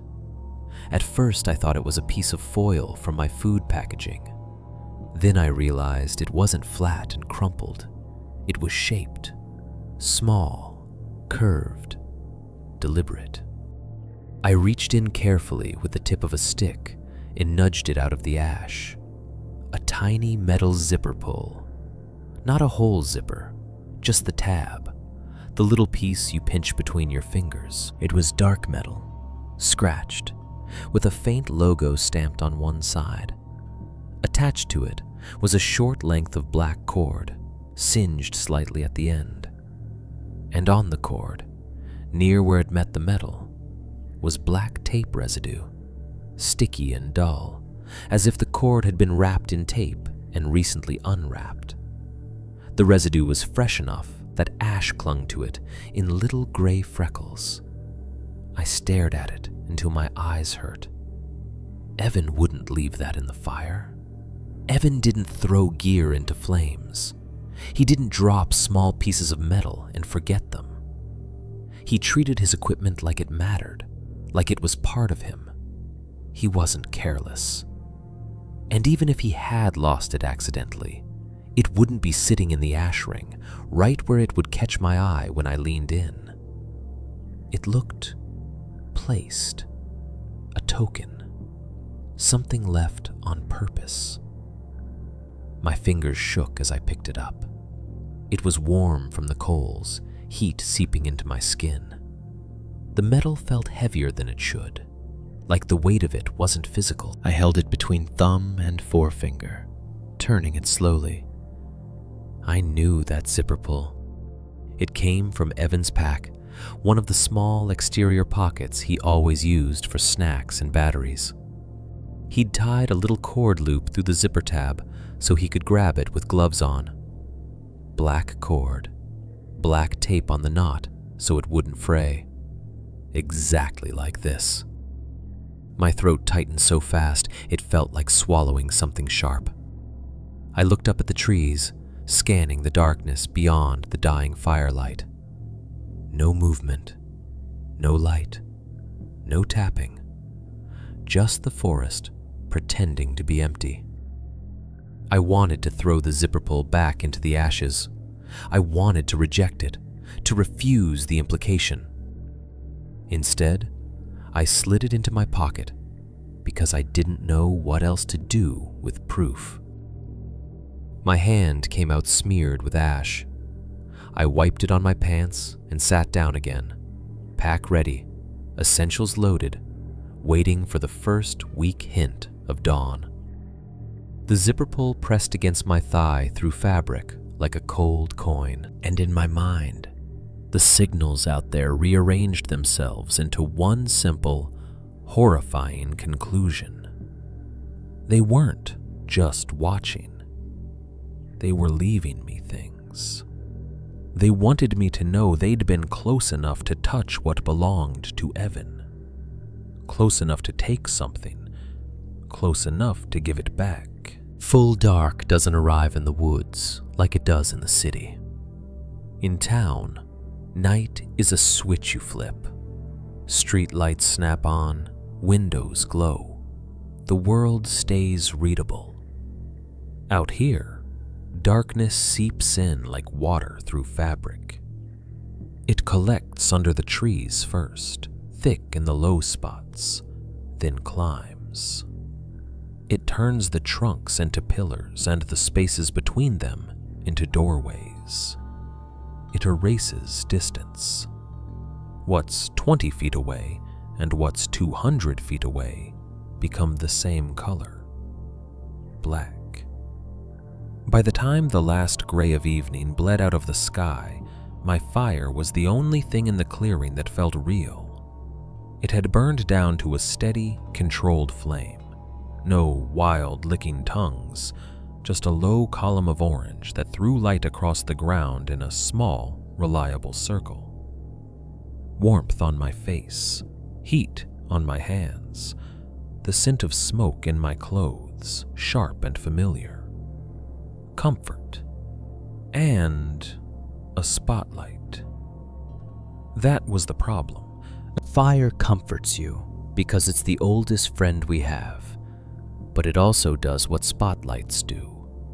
It makes the darkness around it deeper. It frames you. It says, here, this is where the human is. I sat close enough that I could feel the heat, but far enough that I didn't want to risk catching anything on fire. My back was against my tent, knees up, bear spray resting on my thigh like it belonged there. I kept my head angled slightly, so the tree line was always in my peripheral vision. I tried to be calm. I tried to be reasonable, but my mind wouldn't stop looping. It ran the same track over and over like a needle stuck in a groove. Evan's boot print off trail. The light blinking back and forth, the tap sound, the zipper pull in the ash, the wrong number text. The empty chair. Every time my thoughts reached the end, they doubled back and started again, as if repetition could change the outcome. As if my brain believed that if it replayed the evidence enough times, it would find a hidden door labeled, "This is fine."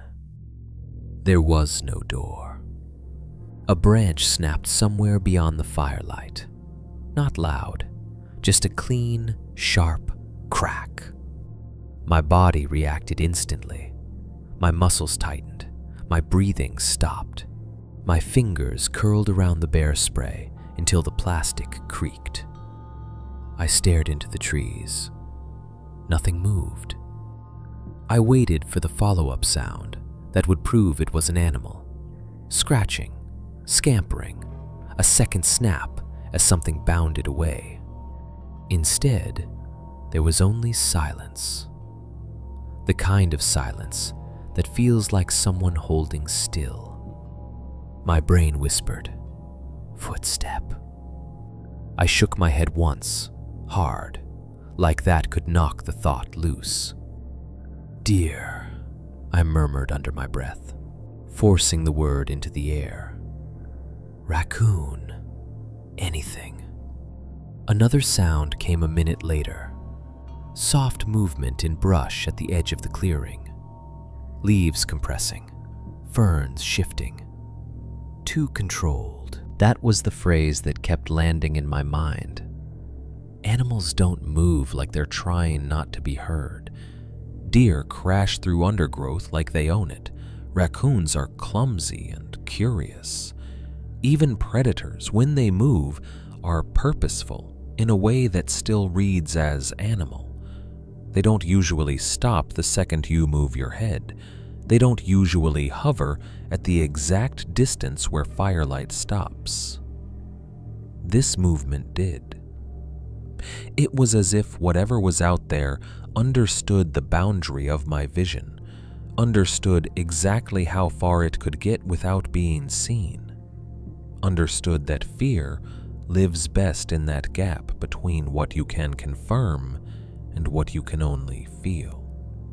I stared at the perimeter until my eyes watered. I tried to see shape in shadow, but the forest refused to give me a clean picture. Trunks broke the darkness into vertical bars. Ferns became lumps. Every knot in bark looked like a face when I wanted it to. That was the cruelest part. My mind did the monster making for free. The exact fear isn't a scream. It isn't blood. It's the certainty of eyes without seeing them. It's sitting in a circle of light and knowing in your bones that if you were brave enough to turn the fire off, you wouldn't be alone in the dark. You'd be outnumbered. I tried using my phone as comfort. Not to call anyone, I couldn't. Just to hold something that belonged to the world I came from. A rectangle of glass and pixels that said, "You still exist in normal society." The battery was low enough that the screen dimmed, as if it was tired too. When I unlocked it, the signal bars teased me. 1 bar, then nothing, then 1 bar again. Like the forest was offering me the illusion of connection and taking it back the moment I reached for it. I typed Evan's name into my messages, stared at the thread, and felt my throat tighten. The last message from him was still there, casual as a tossed beer cap. "Camp's perfect, quiet, no neighbors. You're gonna love it." No neighbors. I looked up at the trees and almost laughed. It would have been funny if it didn't feel like a curse. My phone buzzed in my hand, weak, a tiny vibration, and my heart lurched so hard it hurt. For a fraction of a second, I thought it was a message, a miracle, Evan finally reaching me. It was the battery warning again. 10%. I turned the brightness down until the screen was barely readable, then turned it off entirely and shoved it into my pocket like it was a liability. It hit me then, how quickly technology becomes useless in a place like this. Out here, your phone is a comfort object, not a tool. Out here, you are the only thing keeping you alive. You and your choices. I hated that. I reached into my pack and pulled out the small radio. It was cheap plastic, the kind you buy for emergencies and never use.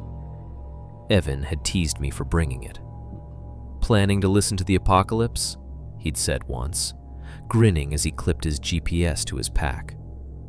"You're adorable." Now, the radio felt like a lifeline. Not because it would save me, because it would give me a voice that wasn't my own. I turned it on and immediately turned it back down.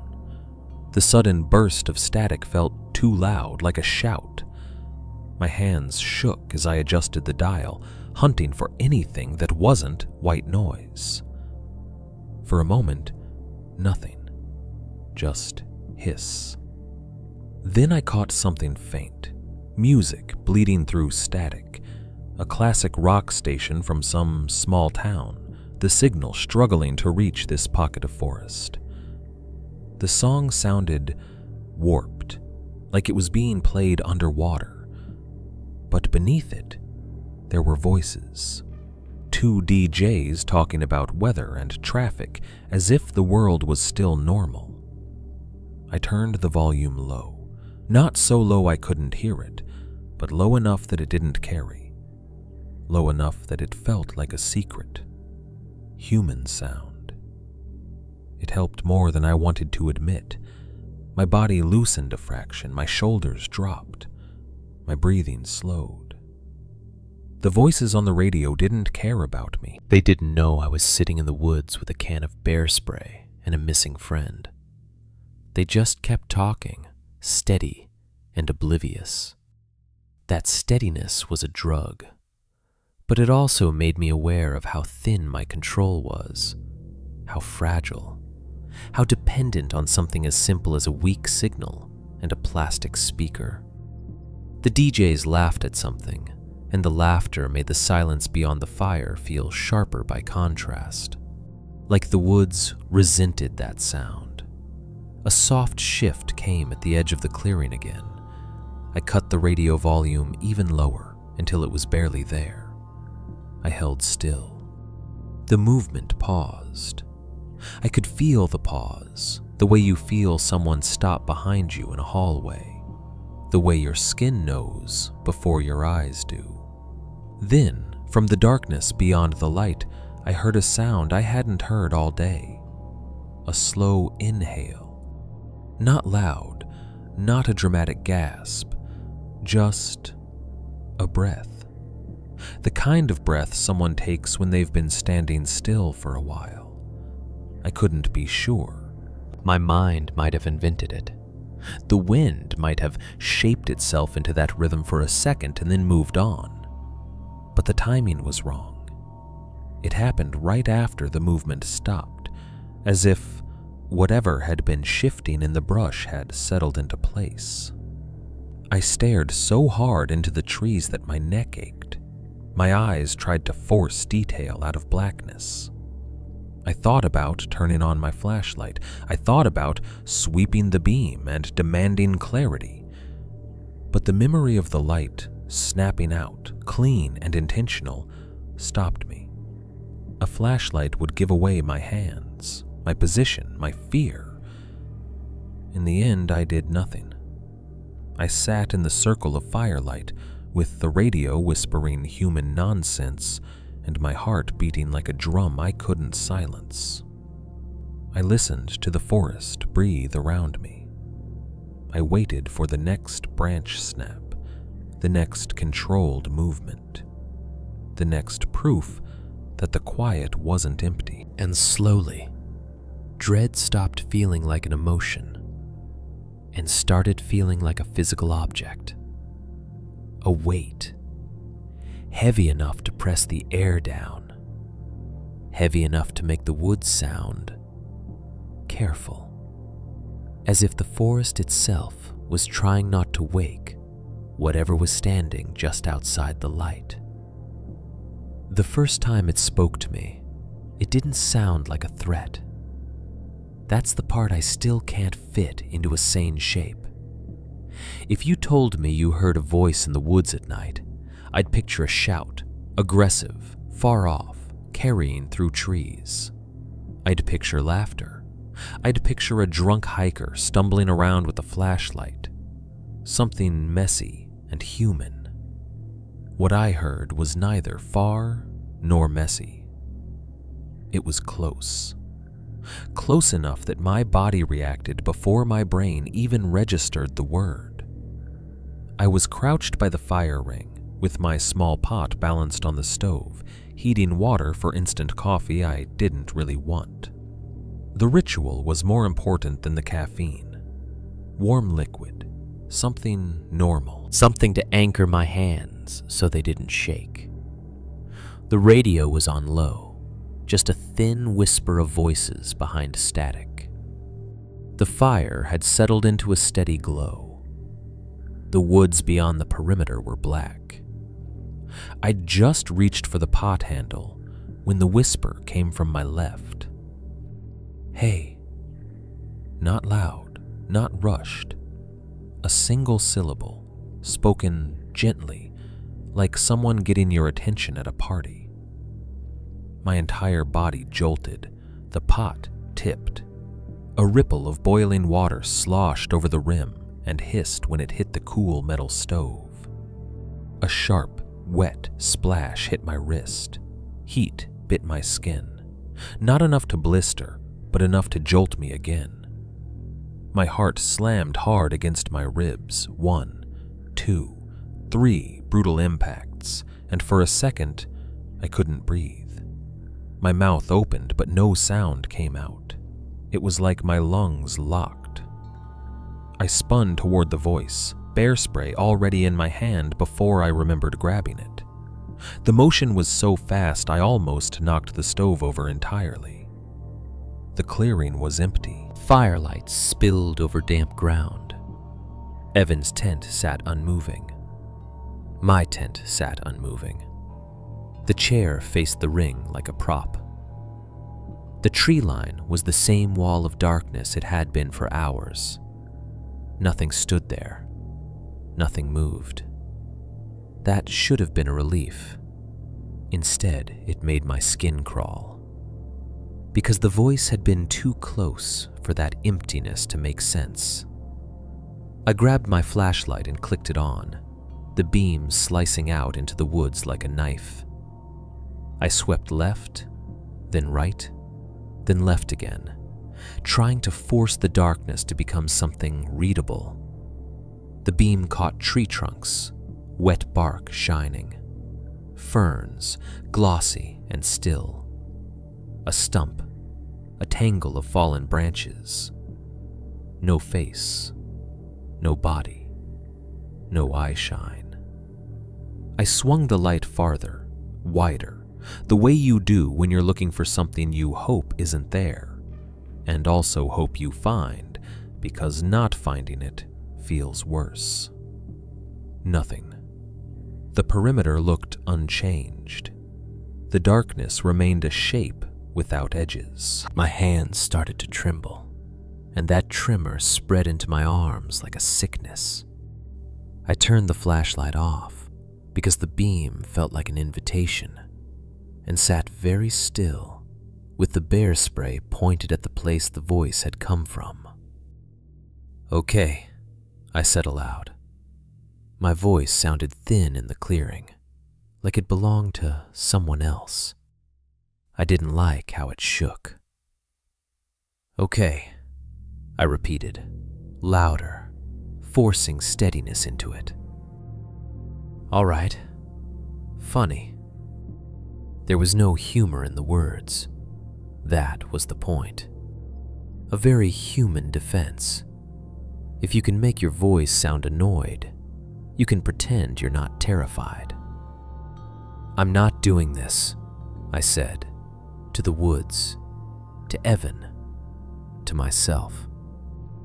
"If you're out there, Evan, it's not funny. Seriously." My throat tightened as soon as I said his name.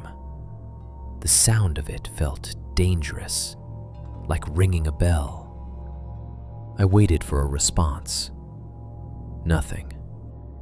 The radio whispered in the background, A DJ talking about some high school football score from a town I'd never heard of. The normalcy of it felt obscene. I swallowed hard and took a breath, slow in through my nose, out through my mouth. I did it again. I forced my shoulders down. I tried to regain control of my hands. Then I heard something else. A slow exhale. Not the gust of wind through branches, not the sigh of the creek. A human breath, drawn out like someone was releasing air through their nose after holding it. It came from beyond the reach of the firelight, just outside where my flashlight had cut its harsh circle. For a second, I didn't believe it. My brain tried to label it imagined immediately, like slapping a sticker over a crack. But my body didn't buy the label. My muscles tightened. My scalp prickled. The hairs along my arms lifted. I stared at the edge of the clearing until my eyes burned. The exhale didn't repeat. There was no follow-up, just the memory of it hanging in the air like smoke. I realized then that the worst part wasn't hearing a voice. The worst part was not knowing if it was meant for me. The word, "hey," could be the beginning of a conversation, or it could be the beginning of a test, a way to see how quickly I reacted, what I reached for, whether I ran, whether I froze. My mind went back to the blinking light and the tapping sound, communication, coordination, the zipper pull in the ash, tokens, signals. This didn't feel like random harassment. It felt like a system, and I was inside it. I made a decision that wasn't really a decision. I got up and moved into my tent because being inside felt like hiding, and hiding felt like the only thing I could do without making noise. The zipper rasped softly as I opened it. The sound made my stomach clench. I slid inside, pulled the door shut, and immediately regretted it. The tent fabric thinned the world, turned every outside sound into a close whisper. The fire crackle became a muffled hiss. The radio became nearly inaudible. The forest, which had been wide and distant, suddenly felt pressed right up against nylon. The tent smelled like damp gear and my own sweat. The air inside was warmer, but that warmth didn't comfort me. It made me feel contained, like meat in a wrapper. I sat with my back against the tent pole, bear spray in my lap, and listened. The silence outside was enormous. Every tiny sound became amplified in my mind. A leaf shifting, a drop of water, the faint, far-off pop of a branch settling. Then I heard something that made my blood go cold. A soft scrape, not on the ground, not in the brush, on fabric. It came from the direction of Evan's tent. I held completely still. My breath stopped again, caught in my chest like a trapped animal. The scrape happened once more, slow, controlled, like something brushing against nylon. The mental image was immediate and sickening. A hand, fingers spread, dragging lightly over tent material, testing it, feeling it. I couldn't see it. I couldn't prove it. But the sound slithered into my brain and stayed. My body flooded with the urge to get out. The tent suddenly felt like a coffin. If something came into the clearing right now, I would be zipped inside a thin bag of fabric with no visibility and limited movement. I would be listening to my own panic and waiting for the moment the zipper moved from the outside. I couldn't do it. I unzipped the tent door again, fast enough that the sound was loud, and crawled back out into the open. Cold air hit my face and it felt like relief. Not safety, just space. I killed the radio entirely. Human sound suddenly felt like a lure. I didn't want to be a lighted campsite with voices in it. I wanted to be as close to nothing as possible while still having the fire. I moved away from the tent and sat with my back against a tree at the edge of the clearing, where the firelight reached me but not fully. Half in the light, half in shadow. The kind of position that made me feel less like a target. Bear spray in one hand, flashlight in the other, off but ready. I listened so hard my ears seemed to stretch. The forest did what it had been doing all night, held itself carefully. No footsteps, no loud movement, no figure stepping into view. Just the knowledge that the word had been close enough to wet my skin with its breath.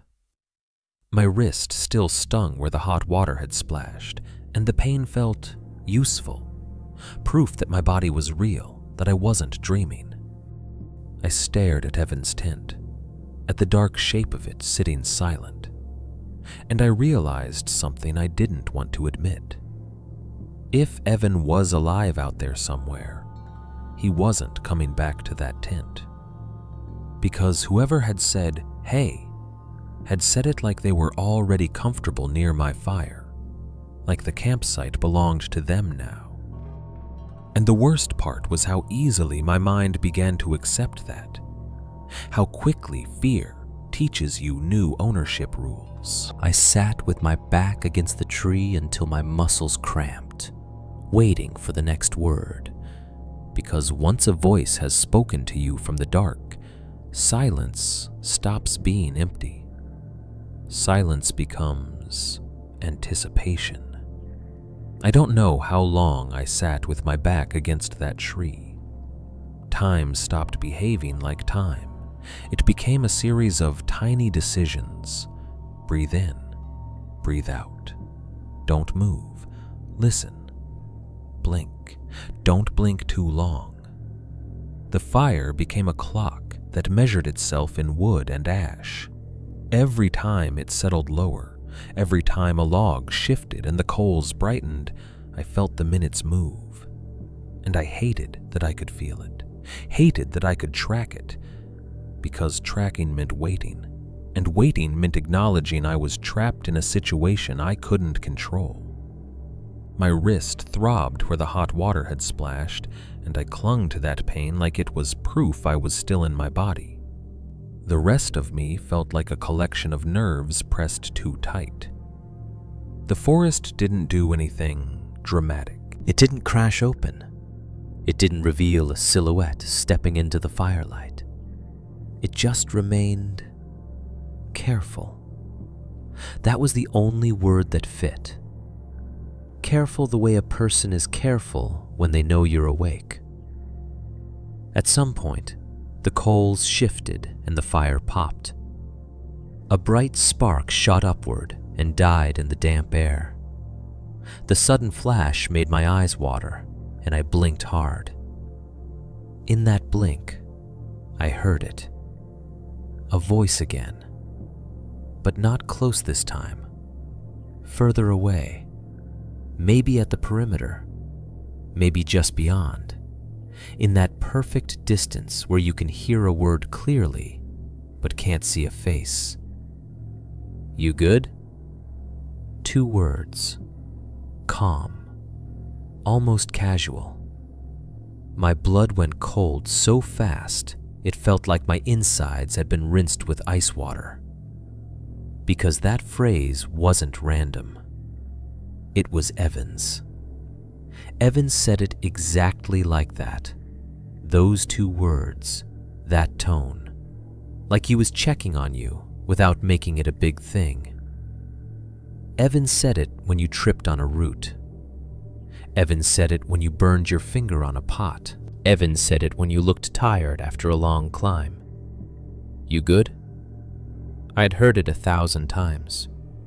It was part of his voice, the way certain habits are part of a person's body.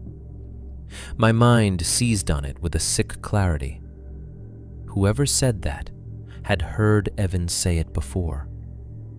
Either they'd been close enough to us on a past trip, close enough that we'd never noticed, or they'd been close enough to Evan recently, close enough to learn his phrases.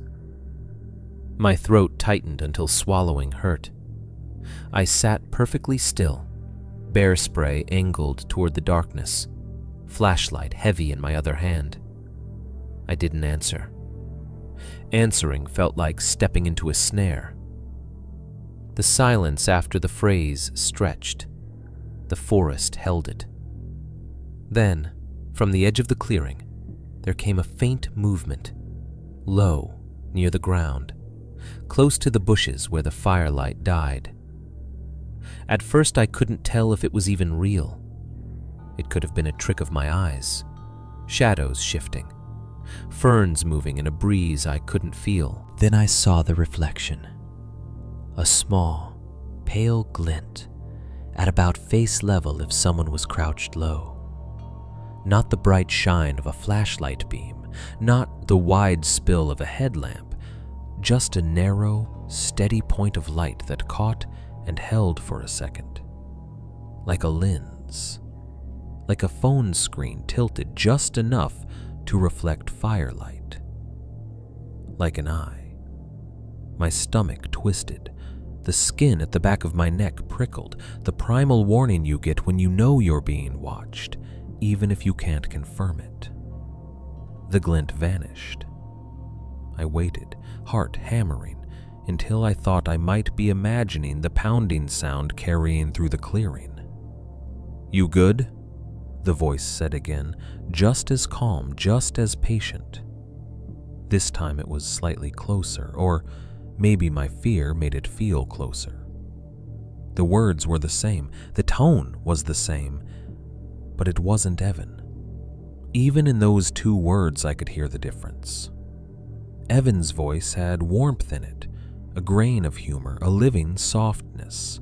This voice was smooth, controlled, almost gentle in a way that felt practiced, like it knew that gentleness could be a weapon if you used it right. I did not answer. I forced myself to breathe quietly, slowly, in through the nose, out through the mouth. I tried to keep my chest from rising too visibly. The idea of someone watching me breathe, watching me exist, made me want to crawl out of my own skin. I turned my head slightly, trying to see more without moving too much. My eyes scanned the perimeter.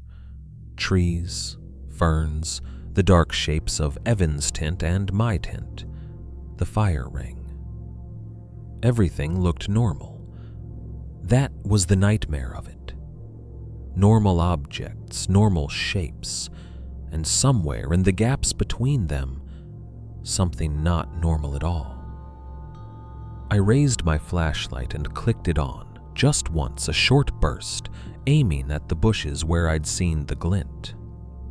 The beam cut across wet leaves and hit nothing but green. It slid across the ground, mud, sticks, fern stalks. It found a stump. It found a fallen branch. It found the empty space where I'd imagined a crouched figure. No body, no face, no eyes. I clicked it off again immediately, heart racing, because the light made me feel exposed, like I'd just admitted I was scared. Silence. Then a soft sound, so faint I almost missed it. A slow shift of weight in leaves, retreating, not running, not crashing, just repositioning, controlled. Like whatever was out there understood the same rule I did. Don't make noise. I sat back against the tree, muscles trembling, and tried to do something that felt sane. I started counting. At first, it was seconds, counted in breaths. 1 breath in, 1 breath out. 2 in, 2 out. Then it became wood. I counted how many pieces I had left in my little pile, how long each would last, how many minutes until I'd have to reach forward and feed the fire again. I counted the sounds in the forest. 1 twig snap in the distance, 1 drip of water from a branch, 1 creak of my tent fabric as it cooled. I counted to keep my mind from making new shapes out of old fear. I thought about Evan and tried not to picture him in places that made my stomach turn. I thought about the zipper pole in my pocket, warm earlier from the coals, now cooling against my thigh like a coin. I thought about the idea that someone could learn a person's phrase by being close enough to hear it used. And I couldn't stop imagining Evan saying, "You good?" to someone else, to a stranger, to the wrong person. Hours passed this way, stretched thin. The fire dwindled and I fed it. Each time I moved, I did it slowly, listening for any reaction. Nothing obvious ever came, no footstep rushed, no voice laughed. Just the sense of presence, like pressure against the edge of the clearing. Once, I heard the faintest whisper of fabric, and my stomach clenched, because it sounded like someone brushing past a tint again. But when I swept the flashlight, I saw nothing. At some point, the sky began to lighten, just barely. Not enough to call it morning, but enough to make the darkness less absolute. The black between trees shifted to dark blue.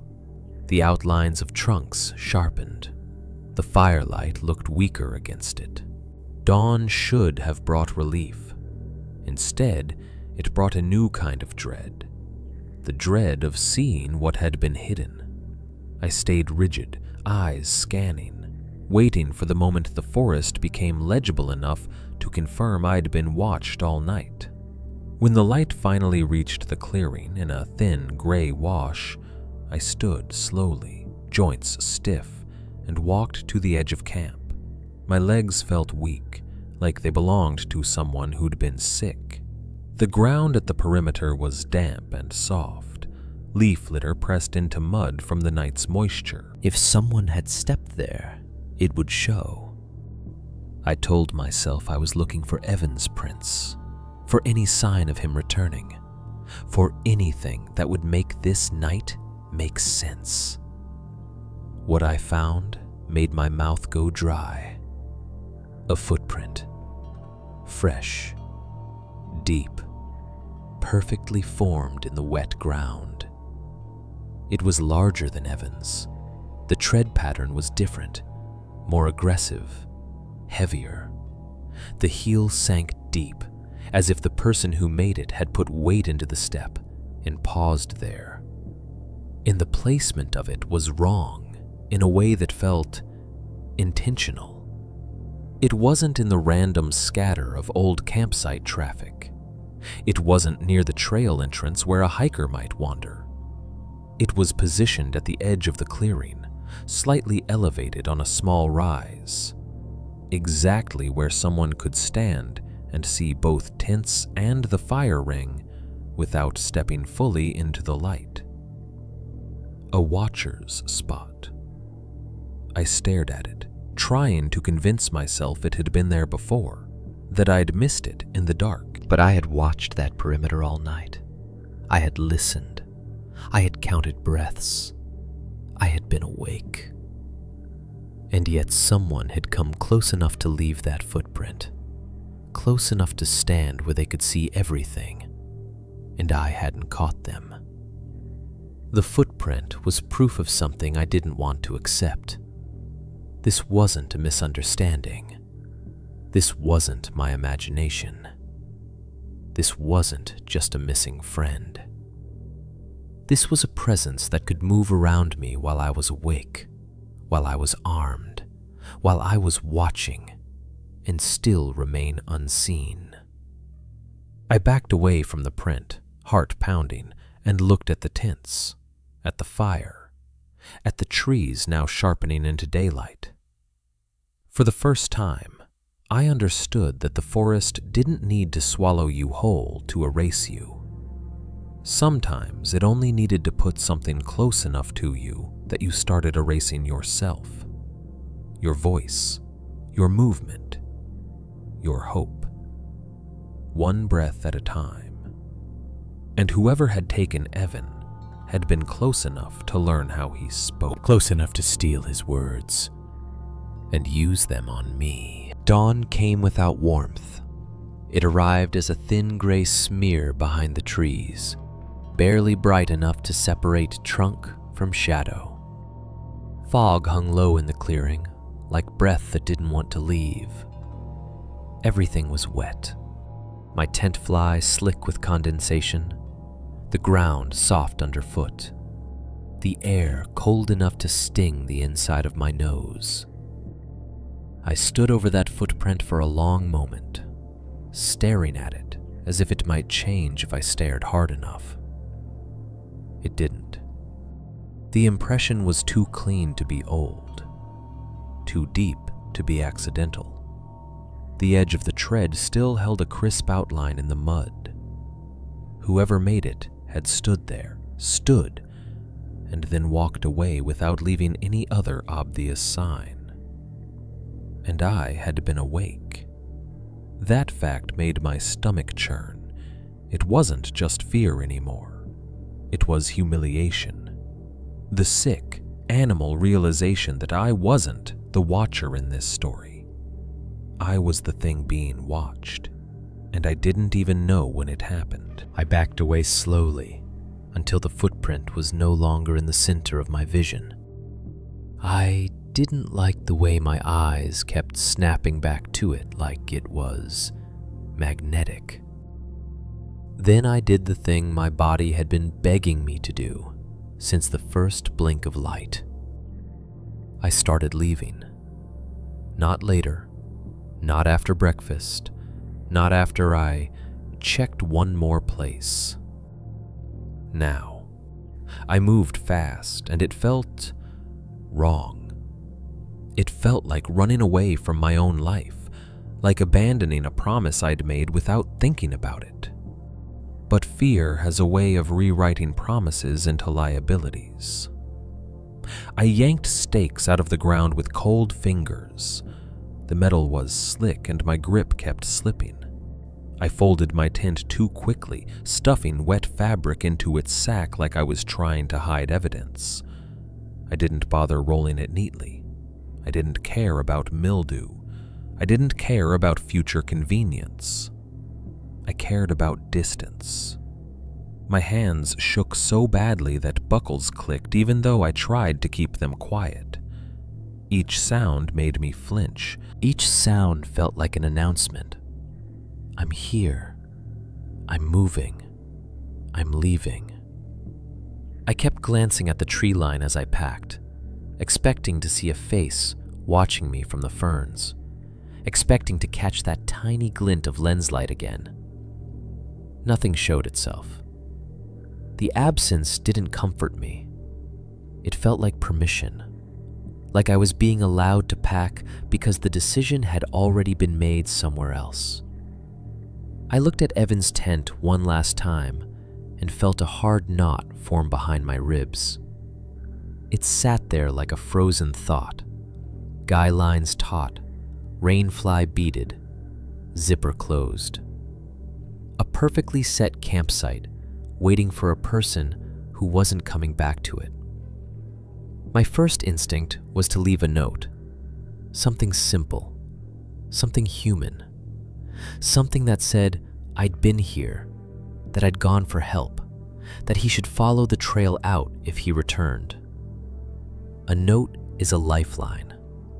A note is what you leave when you still believe the world works in predictable ways. I pulled a small notepad out of my pack, something I used for grocery lists and work reminders, and stared at the blank page.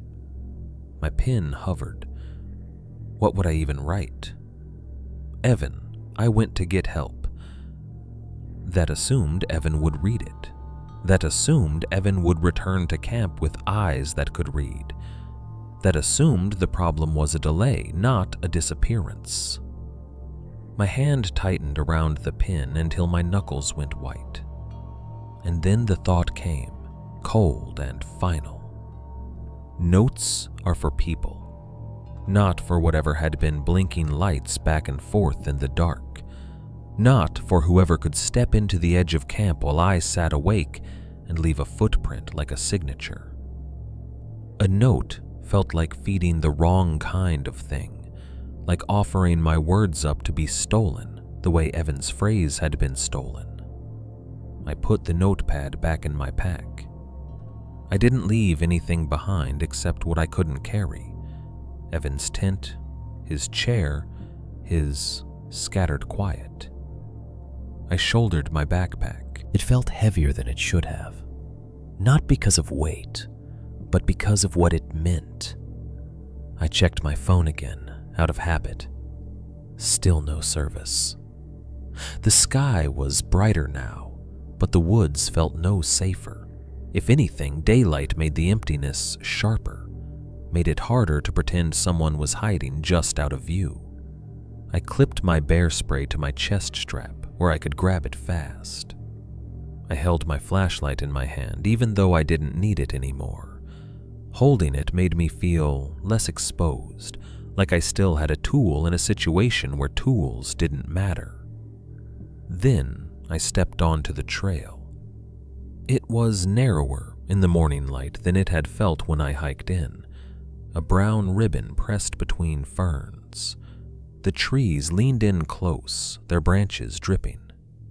The fog softened everything, blurring distance.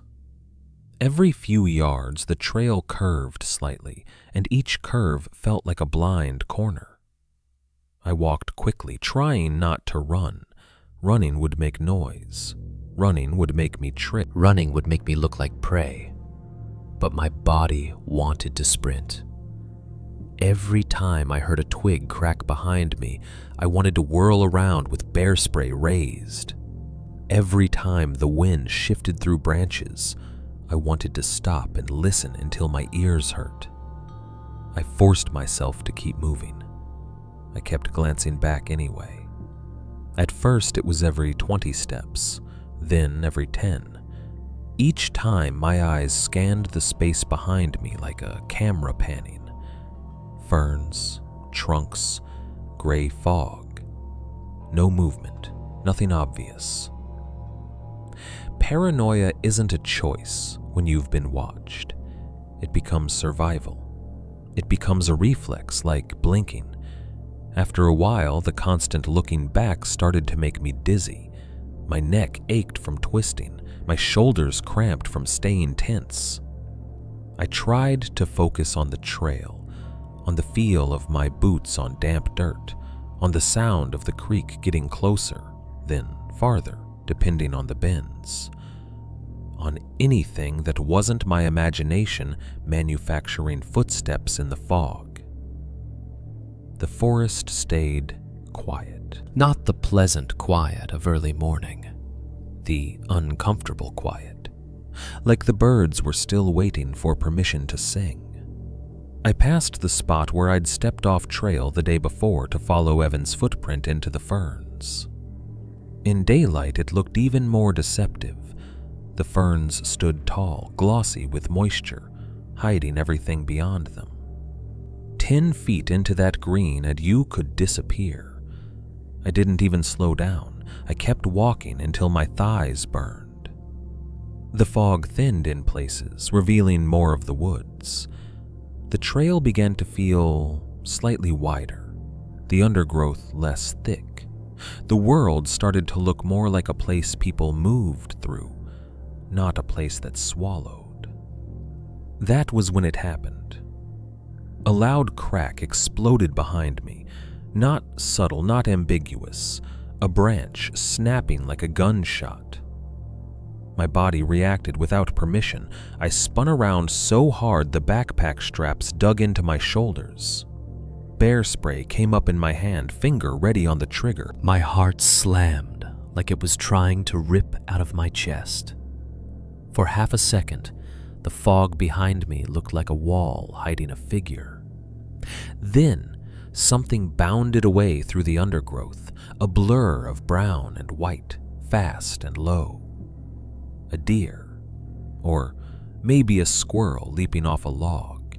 Whatever it was, it moved like an animal, messy, loud, unbothered by stealth. The sound of it crashed through brush and then faded quickly, leaving the woods quiet again. I stood there, shaking, bear spray still raised, feeling ridiculous and terrified at the same time. My mouth was open, my breath came in ragged pulls.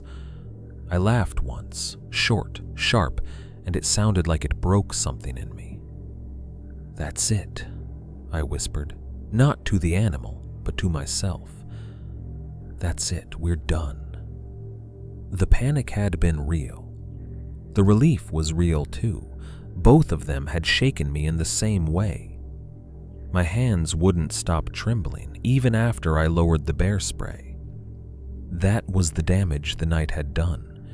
It had rewired my instincts. It had turned normal forest sounds into threats and made my body respond as if every crack meant death. I forced myself to move again, walking faster now, letting fear power my legs. I didn't care about pacing anymore. I cared about getting to the trailhead, to the open space, to the place where there were other cars and other people and signs and rules. But even as I moved, even as the trail pulled me away from the campsite, I couldn't stop thinking about what I'd left behind.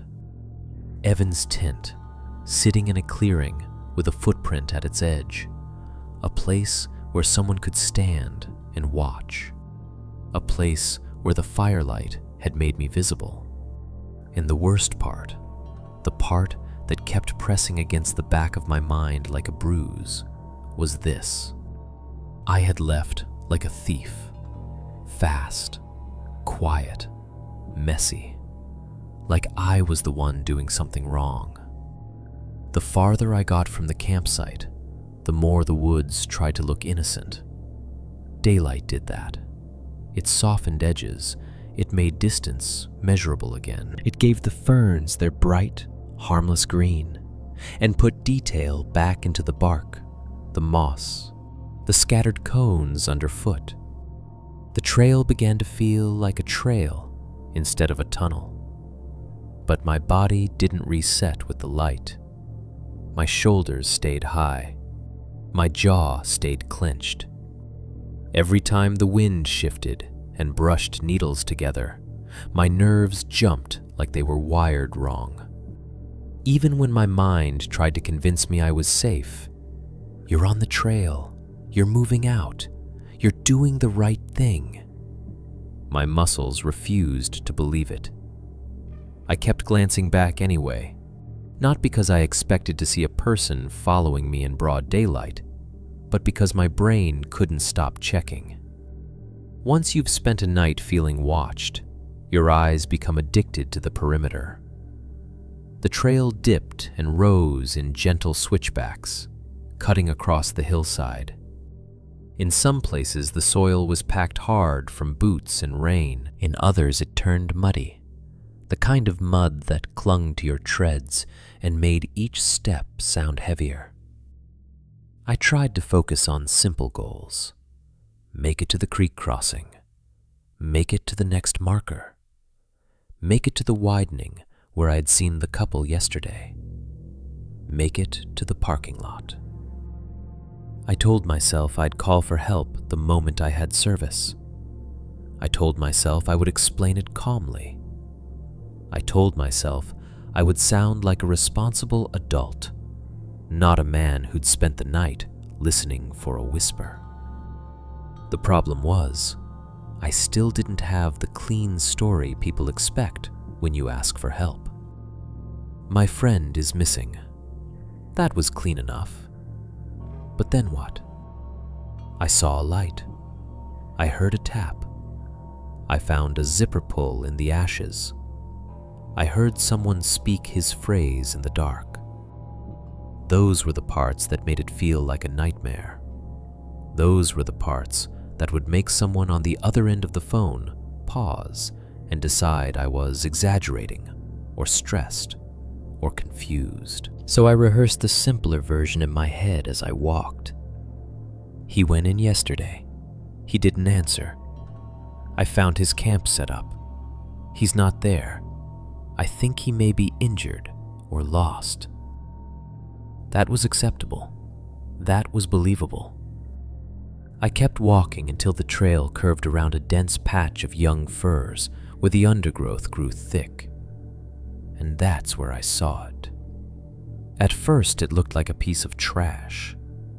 A thin line stretched between two trees at shoulder height, taut and clean against the green.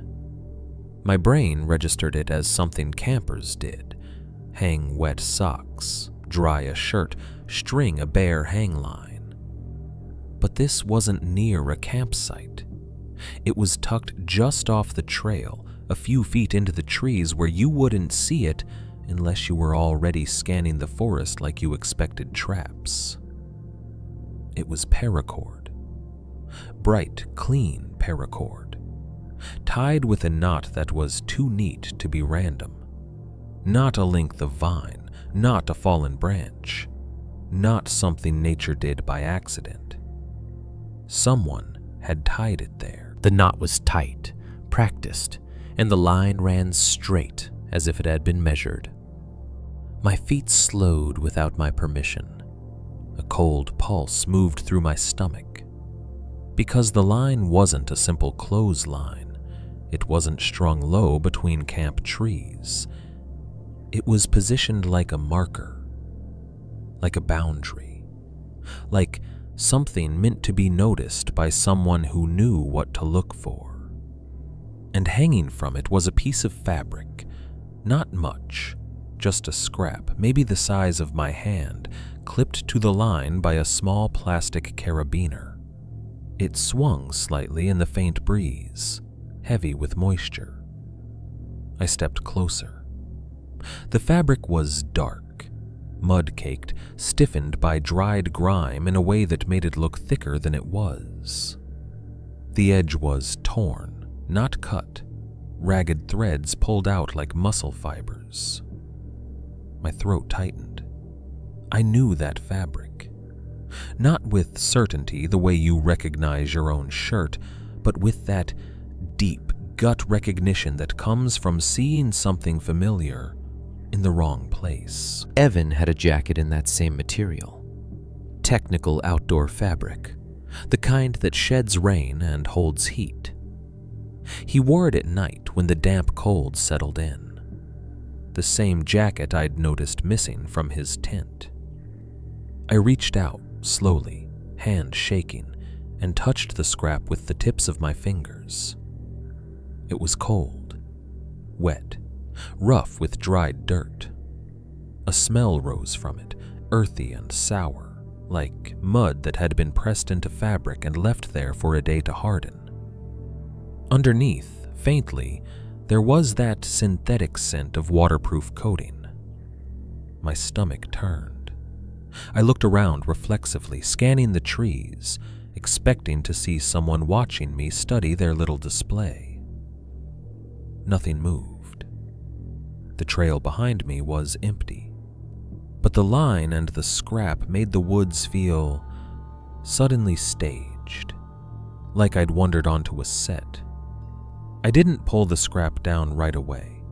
I just stared at it, trying to find a rational explanation that didn't make me feel sick. A hiker lost a piece of gear. A branch snagged it. Someone clipped it here to retrieve later. Except the knot was too clean. The placement too deliberate. The scrap too perfectly presented. It looked like evidence left on a hook. My hands trembled harder, and I forced myself to act. Movement. Control. Do something. I dug into my pack for a Ziploc bag. I always carried a few because Evan had taught me to treat wet things like they were contagious. Keep your gear dry. Keep your food sealed. Keep your trash contained. Now it felt like I was collecting something else. I pulled the bag open with shaking fingers and unclipped the scrap carefully, as if it might fall apart. The fabric was heavier than it should have been from mud. I slid it into the bag and sealed it, pressing the plastic together until it clicked. The sound of that seal was loud in the quiet woods. I stood there, holding the baggie in front of me like a crime scene tech, and for a second I almost laughed at how absurd I looked. Then I realized the absurdity was the only thing keeping me from vomiting. I tucked the bag into an outer pocket of my pack and backed away from the paracord line, eyes still scanning. My gaze landed on a rock near the base of one of the trees, a flat stone, slick with moisture. At first it looked like a streak of sap. The woods were full of sap. Trees bled it naturally. It could have been anything. But the smear was darker than sap. Not bright amber, not translucent. Dull, brown-black. My breath caught. I stepped closer and crouched, keeping my weight balanced like I might need to stand fast. The smear was irregular, dragged across the rock as if something had brushed against it. It had dried at the edges, cracking slightly. I didn't touch it. I couldn't bring myself to test it with a finger. Couldn't bring myself to smell it. Couldn't bring myself to confirm what my body already feared it might be. Sap, I told myself. It's sap. It's mud. It's nothing. But my stomach didn't buy it. I stood up too quickly, making my head spin, and stumbled back onto the trail. The air felt suddenly thin, like my lungs couldn't fill properly. I walked faster, not running, still not running, but fast enough that my boots slapped wet dirt, fast enough that my breathing started to rasp. I wanted distance between me and that paracord line. I wanted distance between me and the idea that someone had tied a piece of my friend's jacket to a tree like a flag. The woods stayed quiet. The trail unspooled ahead. The creek crossing came and went. I barely noticed the water. My mind was stuck on that scrap, sealed in plastic in my pack, pressed against my back like a guilty secret. When the trail widened and the trees thinned, my heart kicked harder. The air smelled different, less damp earth, more open space. I could see brighter light through the canopy. Then the parking lot appeared. The same clearing of gravel and mud, the same bright blue portable toilet, the same signboard with maps and warnings, and Evan's crooked SUV. It was still there, sitting wrong in its space like an accusation. As soon as I stepped into the lot, my phone buzzed. The screen lit up. Bars appeared. 3, then 4. Service. It felt like a door opening. It felt like stepping into a room where people could hear you scream. My hands fumbled as I unlocked the phone. Notifications flooded in. Emails, ads, useless chatter from the world that hadn't paused for my night. I ignored them all and hit the call screen. My thumb hovered over 911. I hesitated, not because I didn't want help, but because making that call felt like crossing a line. Once you call 911, your fear becomes official. It becomes paperwork. It becomes a record. It becomes something you can't talk yourself out of later. I thought about the scrap of jacket in my pack, the wrong number text, the footprint. I pressed call. The ringtone sounded obscene in that quiet parking lot. Too bright, too normal. When the dispatcher answered, her voice was calm, professional, like she'd been trained to be a steady surface no matter what you threw at it. 911, what's your emergency? I opened my mouth, and for a second, nothing came out. My throat tightened around the words. My pulse thudded in my ears. Then I forced myself to speak. My friend, I said, voice rough. My friend went camping yesterday and he's missing. His camp is set up and he's not there. I swallowed. I think something's wrong. I didn't mention the blinking light. I didn't mention the tap. I didn't mention the voice stealing Evan's phrase. I didn't mention the footprint that appeared while I was awake. I kept it simple, because some truths sound like madness until you can prove them. And the only thing I had that felt like proof was a mud-caked piece of fabric sealed in a plastic bag, riding in my pack like the start of a file. Like evidence. Like the woods had handed me a piece of Evan and expected me to do something with it. They didn't send a helicopter. They didn't rush in with sirens and rifles like a movie. The response was slower than my fear wanted, because the world runs on procedure, not adrenaline. Even emergencies have office hours. A deputy met me at the ranger station in town, a squat building with fluorescent lights and a coffee pot that had been burning the same bitter smell into the air for years. The deputy's uniform looked slightly rumpled, like he'd been pulled from paperwork and given a problem that had mud on it. He took my statement at a counter with a scratched laminate surface. He asked the questions the way you ask questions when you've asked them 1,000 times. Full name, age, description, last known contact, medical conditions, gear, experience level, any recent arguments, alcohol, drugs, mental health. Each question felt like a tiny insult until I remembered he didn't know Evan. He didn't know the way Evan would laugh when he said, "You good?" He didn't know the way Evan checked his knots twice and packed out other people's trash. To the deputy, Evan was a file. To me, he was a person who was supposed to be sitting in that camp chair, making fun of my expensive socks. I kept my answers tight, calm, simple. I gave them Evan's license plate, his phone number, the location of the campsite as best as I could describe it.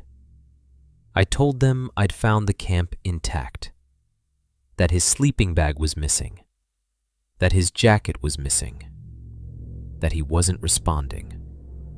I handed over the Ziploc bag with the scrap of jacket fabric, like it might burn my skin if I held it too long. The deputy examined it with gloved hands. He didn't react much, just nodded slightly and set it aside, as if it was one more item in a long list of items the woods spit back. A ranger joined us, tall, lean, weathered in a way that wasn't just age. His uniform looked lived in, not crisp. His boots were already muddy, as if he'd been outside before coming in. He introduced himself with a firm handshake and a voice that carried the calm authority of someone who spends more time with storms than with people. "We'll head out first thing," he said. First thing turned out to be the next morning. I spent that night in a cheap motel that smelled like bleach and stale cigarette smoke, even though the sign in the lobby said no smoking. I lay on top of the bedspread, fully clothed, staring at the ceiling, listening to the faint hum of the air conditioner.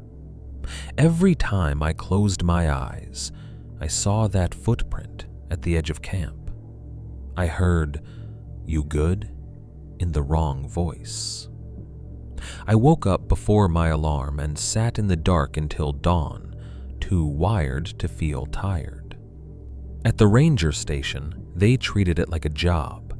Clipboards, radios, maps spread out across a table, a binder full of trail layouts, a whiteboard with names and search sectors. The ranger, his name was Porter, asked me to point on the map where Evan's campsite was. My finger hovered, uncertain. Maps flatten the world into clean lines. The forest is anything but clean. Porter nodded anyway, like he knew that imprecision was part of it. "We'll start there," he said.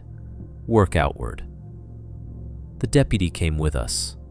He had a sidearm on his belt, but the way he walked didn't suggest he expected to use it.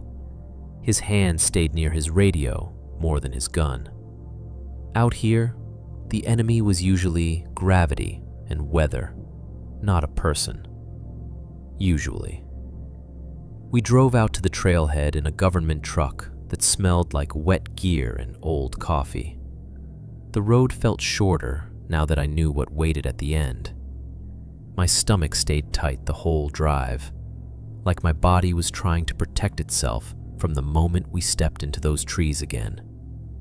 At the trailhead, Evan's SUV sat exactly where it had been, still parked crooked, still wrong. Seeing it beside the ranger truck made the situation feel absurd, like two different worlds had collided in the same gravel lot. Porter took one look at the vehicle, then looked at me. "You said he parks neat?" he asked. "Always," I said. Porter's face didn't change, but his eyes narrowed slightly. He walked around the SUV, noting the angle of the tires, the way the front end sat. "He may have been in a hurry," Porter said, not as comfort, just as a possibility. I followed them onto the trail like a ghost following my own fear. The forest looked different with them there, less like a living thing and more like terrain. Porter moved with practiced economy, scanning ground and trees at the same time. The deputy watched for disturbances, broken branches, displaced stones. They didn't talk much. Their silence felt professional, not afraid. That made me feel even more afraid. Because if they could walk through this place without flinching, then my fear wasn't just from the woods. It was from something specific I'd experienced here. Something they hadn't yet. When we reached the campsite, Porter stopped at the edge of the clearing and took in the scene with a single, slow glance. Evan's tent, chair, cook kit, paracord line, intact. He nodded once, like he'd seen this before. "Intact camp," he said into his radio, voice flat. "No sign of struggle visible from perimeter." My throat tightened at the word struggle. It made something inside me want to deny it and scream at the same time. Porter crouched at the edge of the clearing and started looking at the ground. Not just looking, reading. He pointed out things I hadn't even noticed. Old boot prints pressed into hard soil, layers of tracks, evidence of previous campers.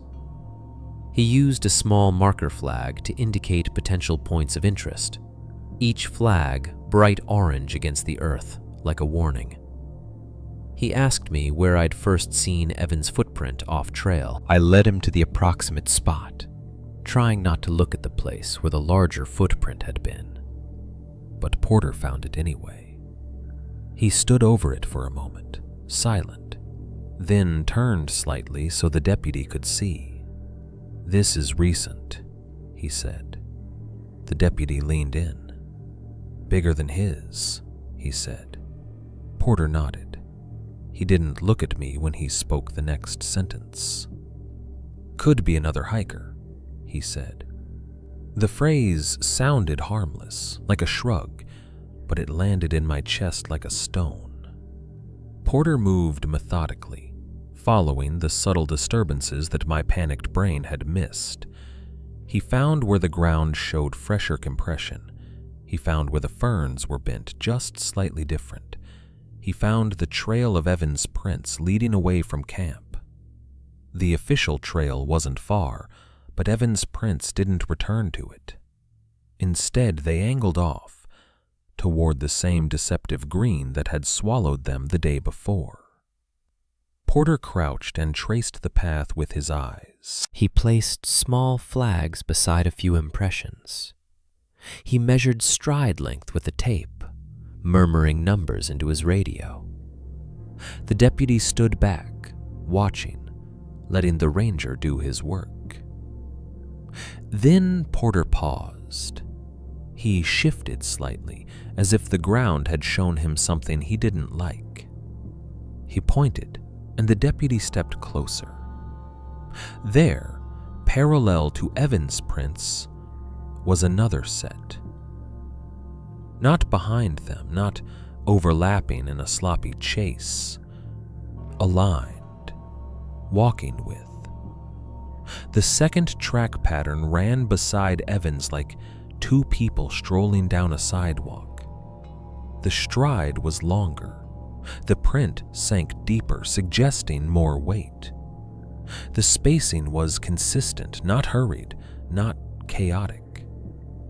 The effect of it made my skin go cold. If the second set had been chasing, my fear would have had a shape. Pursuit, attack, panic. But this looked like accompaniment. Like Evan had walked with someone. Like the woods had become a place where two pairs of boots moved together, in step. And my friend's voice, his phrases, could be learned up close. My guilt spiked so hard it almost made me dizzy, because I saw the simplest version of the truth. Evan hadn't been alone that first night, and I had let him go in first. Porter placed an orange flag at the point where the official trail ended and the off-trail path began. "From here," he said quietly, "we treat this like a missing person with an unknown contact." Unknown contact. The deputy's jaw tightened slightly, the first visible sign of concern I'd seen on him. Porter kept working, measuring, photographing, noting details in a small notebook that had water stains on the edges. He pointed out where the second set of prints pressed deeper into the soil than Evan's, where the toes pointed slightly inward, suggesting a different gait. He spoke about weight distribution and stride length, the way my boss spoke about project timelines. Clinical, controlled. And that clinical tone made it worse, because it meant this was real enough to analyze. I stood there with my arms wrapped around myself, watching Porter put numbers to my fear. After a while, he stepped back and looked at me. His eyes were steady, not unkind, but not comforting either. "You mentioned you saw lights," he said, and the way he phrased it told me he was being careful not to poison the record with something that sounded too strange. I hesitated. The deputy watched me, expression neutral. Yeah, I said. "At night, like a headlamp, and then it was gone." Porter nodded slowly, as if filing it into a drawer. He didn't ask for details right away. He crouched again and looked at the ground, like the dirt was more reliable than my words. Then, without looking up, he said something that changed the air in the clearing. "You're not the first to mention that." I felt my heart stutter. Porter finally met my eyes. His voice stayed low, professional. "We've had reports," he said, choosing each word carefully, "of lights off trail, campsites found intact, people not where they're supposed to be." The deputy shifted his weight but didn't interrupt. Porter continued, quieter now, like he didn't want the forest to hear him. "Most of the time it's nothing. Miscommunication, folks wander, phones die, but we've heard the light thing more than once." I stared at him, trying to process it. More than once. Not a freak accident, not my imagination spiraling into patterns. A pattern already existed here, a pattern that the woods had kept. And suddenly the wrong number text, the tapping sound, the borrowed phrase, everything I'd experienced stopped feeling like a single nightmare and started feeling like a piece of something larger, something that had happened before. Something that could happen again. Porter turned back to the prints, and his calm voice returned, the way a nurse's voice returns to routine after delivering bad news. "We'll mark this," he said. "Then we expand the search grid." He placed another orange flag beside the second set of tracks, and the bright plastic fluttered slightly in the damp air, like a warning sign no one could ignore. I stood there, looking at the two sets of footprints, my friend's and the heavier one beside it, and felt the sickest realization settle into my gut. Whatever had been out there in the dark wasn't improvising. It knew this forest. It knew how to move through it. And it had done this before. The first day of the search felt like watching a machine wake up. Not a dramatic machine. No spinning blades, no sirens. A slow, procedural thing made of clipboards and radios and people who knew how to keep their voices level. It was surreal how quickly my panic turned into logistics, how fast Evan's absence became a set of boxes to be checked. By the time the sun fully cleared the clouds, the ranger station parking lot had filled with trucks, county vehicles, a few private SUVs with volunteer decals, a dog handler's van with muddy paw prints on the bumper. The air smelled like wet asphalt and burnt coffee. Porter moved through it all like he'd done this 100 times, which, I realized with a cold ache, he probably had. He spoke into a radio, listened, nodded, spoke again. He pointed at a map on the hood of a truck and traced lines with his finger. People leaned in, listened, and then walked away with purpose, like they'd been handed parts in a play. I stood off to the side, clutching a paper cup of diner coffee I didn't remember buying. It was weak and hot, and tasted like it had been sitting on a warmer too long. I drank it anyway, because it gave my hands something to do. Across the street from the ranger station was a diner that looked like it hadn't changed since the 80s. Faded red vinyl booths visible through the window, a neon open sign buzzing softly, and a chalkboard outside advertising chicken fried steak like it was a community service. It was the kind of place where everyone knew the waitress's name, and the coffee refills happened without you asking. Inside, the bulletin board by the entrance was covered in flyers.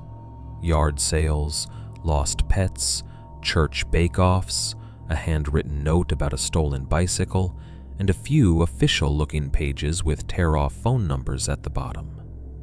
Missing persons. Not all fresh, some sun-faded, some laminated, some just paper pinned up, like it might blow away if the wind hit the door too hard. I couldn't stop looking at them. It was the first time I'd seen Evan's future as something that could be stapled to a board. The sheriff's office was next door to the ranger station, another squat building with the kind of harsh fluorescent lighting that makes everything look sick. The lobby smelled faintly like disinfectant and old carpet. They brought me into a small interview room with a metal table bolted to the floor. The walls were beige. There was a framed poster about domestic violence resources, and beneath it, a brochure rack full of pamphlets that looked untouched. A deputy sat across from me with a folder. He wasn't unfriendly, he was just trained. There was a certain way people talk when they need information and don't have time for emotion. "Let's go through it again," he said. I nodded. My mouth felt dry. My tongue kept sticking to the roof of my mouth like I'd been eating dust. I repeated the story. Evan left Friday. I couldn't come until Saturday. His camp was set up. He wasn't there. No response to texts. No response to calls. I found a scrap of jacket fabric. I saw a light at night that went out. I left out the tap. I left out the borrowed phrase. I left out the zipper pull in the ash. Those details felt too sharp, too strange.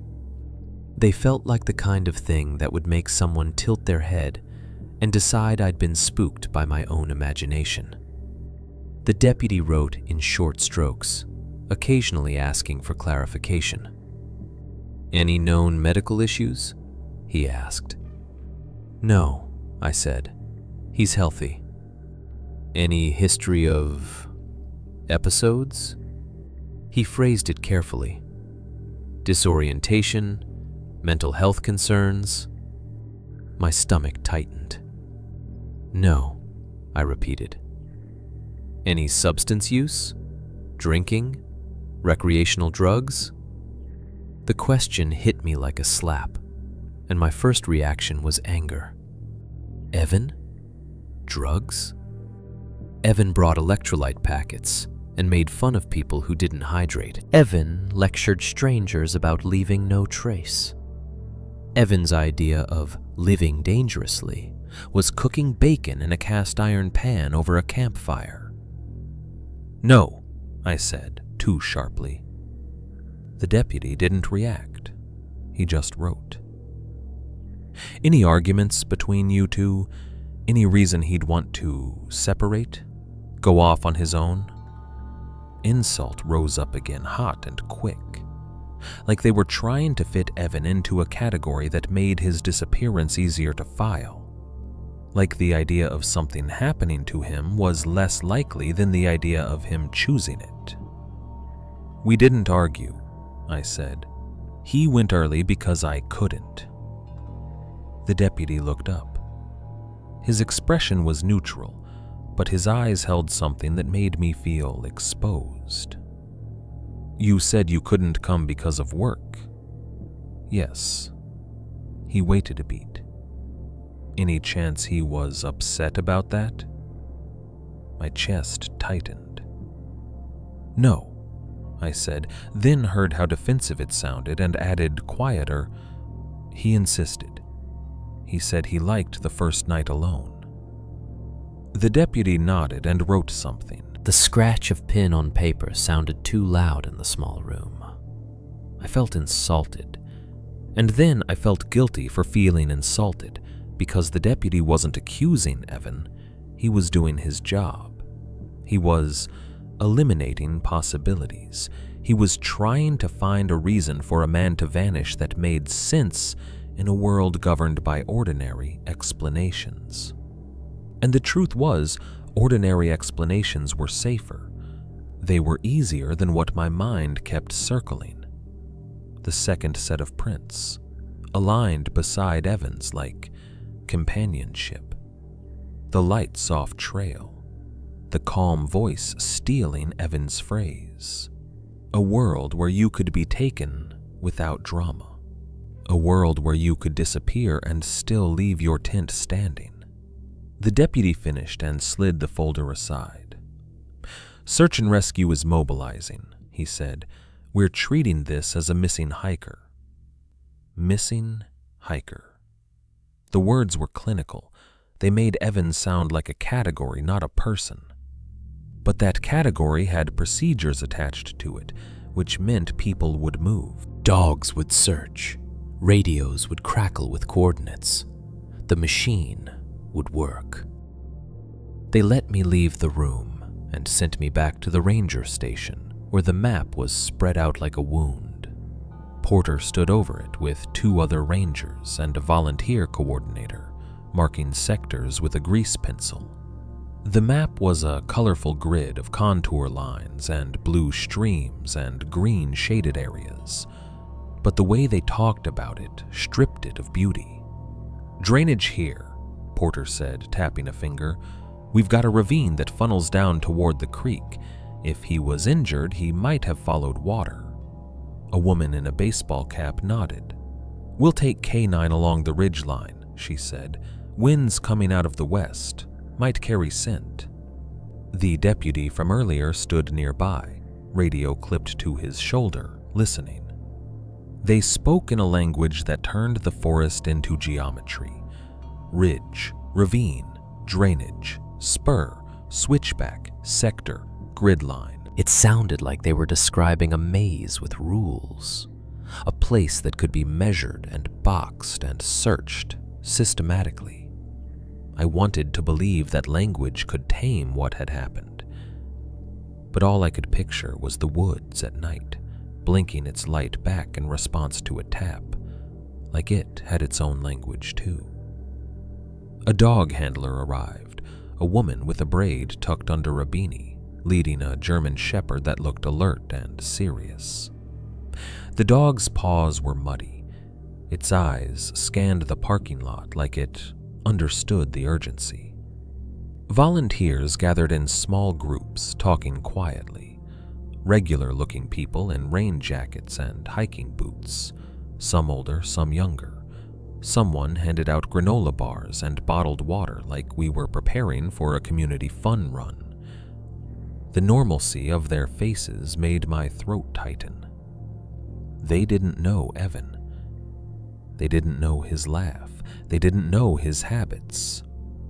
They were giving up their Saturday to search for a stranger because small towns do that. Because the wilderness is a shared threat, and everyone knows it could be them next. I felt grateful and sick at the same time. Porter approached me. "We're going to ask you to stay back today," he said, voice gentle but firm. "It's safer if you're not in the search grid." "I can help," I said automatically, because doing nothing felt unbearable. Porter shook his head. "You can help by being available. If we find something, we'll need you to confirm." Confirm. The word landed heavy.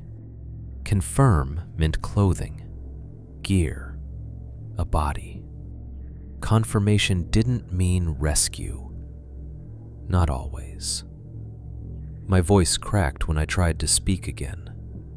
"He's my friend," I said. And on the word friend, my throat tightened so hard it almost broke the sentence in half. Porter's expression softened just slightly. "I know," he said. "That's why I'm telling you to stay where we can reach you. We need you coherent." Coherent. Like that was an option. I watched the teams head out. Radios crackled. Dog handler and dog disappeared down the trail. Volunteers followed, spaced out, scanning ground, calling out coordinates. Their voices faded into the trees. The ranger station parking lot emptied, leaving behind only the smell of coffee and damp jackets. The map on the hood of the truck looked too clean, too certain. I stood there in the weak morning light, useless, holding my phone and refreshing for service like that would magically produce a message from Evan. No new texts, no missed calls. Just the silent thread of our last conversation. My friend isn't the kind of person who disappears, I thought. And then, because my mind wouldn't stop looping, the darker thought followed.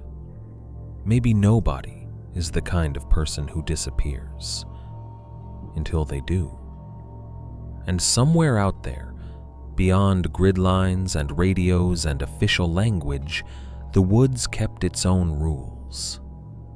Rules I had already broken by assuming daylight would fix anything. Around midday, my phone rang. The sound startled me so badly I nearly dropped it.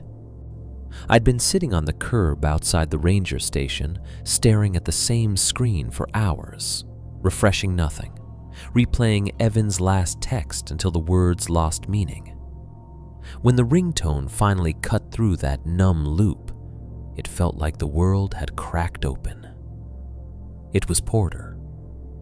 "Hey," he said, and his voice had the same steady tone it always did, but there was an edge beneath it, movement, urgency.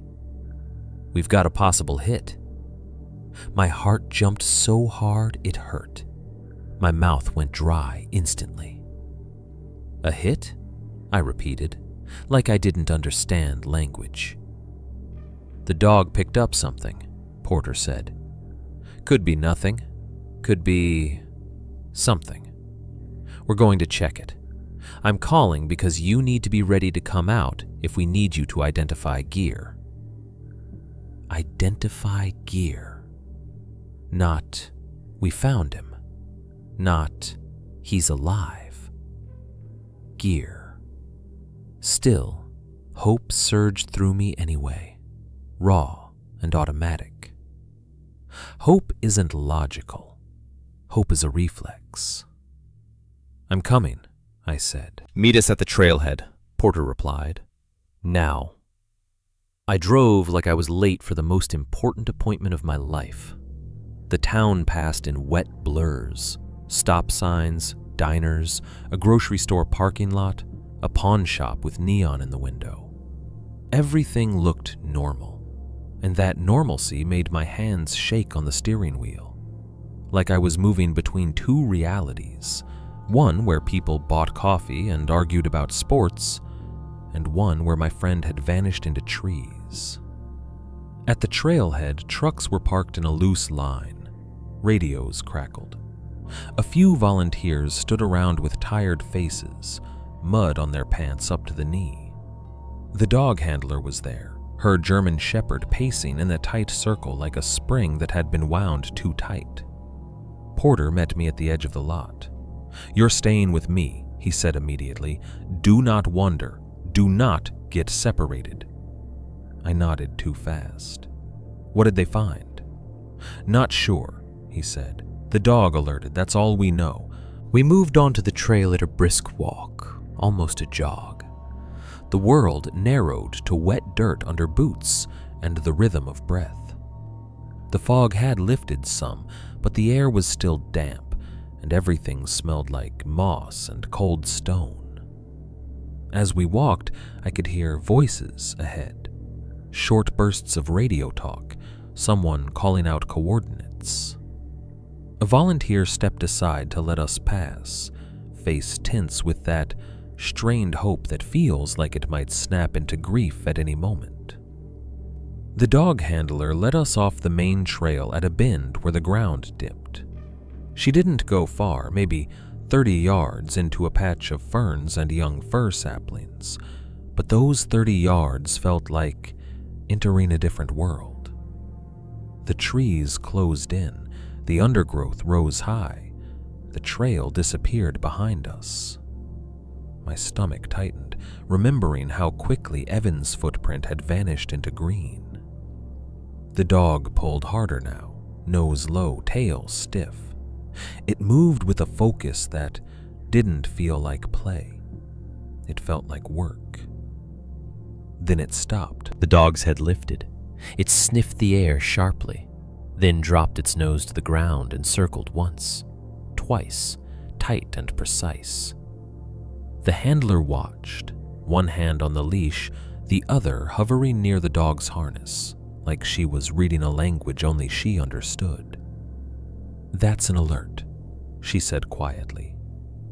A jolt of electricity shot through my body. Porter immediately raised a hand to the others. People tightened their positions. A deputy stepped closer. A volunteer behind us whispered something I didn't catch. We pushed forward into the ferns. The ground here was disturbed in a way the forest didn't do on its own. The soil was torn up, dark and wet, as if something heavy had been dragged across it. Fern stalks were snapped, their bright green stems broken and hanging at odd angles. A small sapling had been bent down, its top crushed. And in the center of it, pressed into the earth, was a shallow depression. Not a hole, not a grave. Just a dip, like something had been there long enough to flatten the ground. My throat tightened so fast it hurt. My brain tried to name it. Someone sat here. Someone fell here. Someone rested. But my body offered a darker name before my mind could stop it. A body. Porter crouched carefully at the edge, not stepping into the disturbed area. He pulled out flag markers and began placing them around the perimeter, creating a bright orange border, like he was framing the scene for evidence. The deputy behind him looked up at me. "Stay back," he said. I couldn't. Not fully. I stayed behind the flags but leaned forward, eyes locked on the depression, scanning for anything. Fabric, a strap, a piece of gear. Hope made me greedy. Hope made me stupid. The dog sniffed at the edge of the disturbed patch, then sat. Another trained behavior, another confirmation that something about this spot mattered. The handler's face was tight. "There's scent here," she said. "Human scent." Human scent. My heart pounded. I could hear it louder than the creek, louder than the radios. Then my eyes snagged on something white near the base of a stump, just beyond the disturbed soil. At first I thought it was a piece of trash, plastic maybe, a cup, a wrapper. Then the shape resolved and my stomach lurched. Bone. A small cluster of bones, bleached pale against the dark earth. Some of them were thin and hollow. One looked like a rib. Another looked like a long, delicate leg bone. Nearby, half buried in leaves, was a skull cap. Small, rounded, with the clean curve of something that had once held a brain. It wasn't human-sized, not even close. Probably deer, maybe raccoon, maybe something smaller. But the way it sat there, picked clean, arranged by scavengers, tooth marks visible in the ends where something had gnawed, made my vision swim.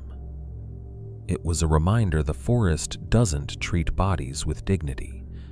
The forest reduces. My mouth filled with saliva, that hot warning your stomach gives before you vomit. I swallowed hard and tasted bile anyway. In that instant, my mind did the cruelest thing it could do. It replaced those small bones with Evan's.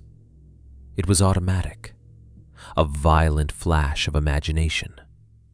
Evan's jacket torn, Evan's hands, Evan's face. I gripped the strap of my pack so hard my fingers cramped, using pain to anchor myself back in reality. Porter glanced at the bones and then away, expression controlled. He didn't react like a horror movie character. He reacted like a man who had seen what nature does too many times. "Likely animal," he said quietly, not to me, but to the deputy, as if labeling it kept the world in order. The deputy nodded, eyes scanning the area for anything that actually mattered. The handler kept her dog back, leash tight. The dog's ears were forward, body tense, waiting for direction. A volunteer on the far side of the patch whispered, "Jesus," under their breath. Porter lifted a hand again. "We're not jumping to conclusions," he said. His voice was calm but firm. "We mark it. We note it. We keep moving." Keep moving. The words hit me like an insult. How could we keep moving when the dog had alerted, when the earth looked torn, when there was a depression that looked like it had held weight? But Porter was right, and I hated that he was right, because there was no gear, no clothing, no phone, no clear sign of Evan. Only disturbance and animal remains, and a scent hit that could mean 100 things. Humans had been through this forest for years. Scents lingered, animals dragged things, weather moved evidence. This could be nothing. This could be everything. Porter spoke into his radio, reporting coordinates in that map language that turned terror into numbers. The deputy took photos. The handler noted the dog's behavior. Then, with a practiced efficiency that felt brutal, they stepped back from the disturbed patch and moved on. The dog was guided away, still sniffing, still searching, pulled reluctantly, like it didn't want to leave the spot. I followed, legs shaky, breath shallow. Behind us, the disturbed patch sat quiet in the ferns, and the bones glinted pale in the dim light, like a warning the forest had left on purpose. As we returned to the main trail, the hope that had surged so violently at Porter's call began to leak out of me, slow and cold. The hit hadn't been Evan, not yet, and the forest had just reminded me, cruelly, casually, that if Evan was out here somewhere, time wasn't on his side. Because the woods don't just hide you, they change you. They take what you are and turn you into what's left. They found Evan's phone late in the afternoon, when everyone's hope had begun to sour into fatigue. The search moved in waves. Teams went out, checked grid lines, returned muddy and quiet, then went back out again. Radios crackled with coordinates and short, clipped updates. Negative contact, no sign, checking drainage, moving to next sector. The dog handler rotated her German Shepherd between areas, giving the animal water and breaks like it was a piece of delicate equipment. I walked with Porter and the deputy along the edge of one search zone, mostly because there was nowhere else to put me. Porter kept me close, but not in the way. He treated me with a careful kind of kindness, like I might break if someone said the wrong word. By late afternoon, the light shifted again. Not dusk yet, but that tired angle where the forest starts to look like it's folding in on itself. Shadows lengthened. Cold crept back into the air. Everything smelled wetter, darker. We were moving along a low ridge above a creek when one of the volunteers called out, "Porter, over here!" The voice snapped through the woods, sharp and urgent, and my body reacted instantly. My heart lurched, my steps stumbled.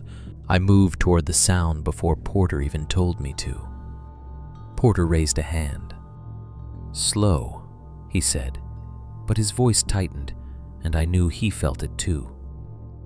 We pushed through a patch of dead ferns, brown, flattened, matted down like old hair. The ground beneath was darker, damp, and the ferns hid pockets where things could vanish easily. A volunteer stood with one hand raised like he was signaling traffic.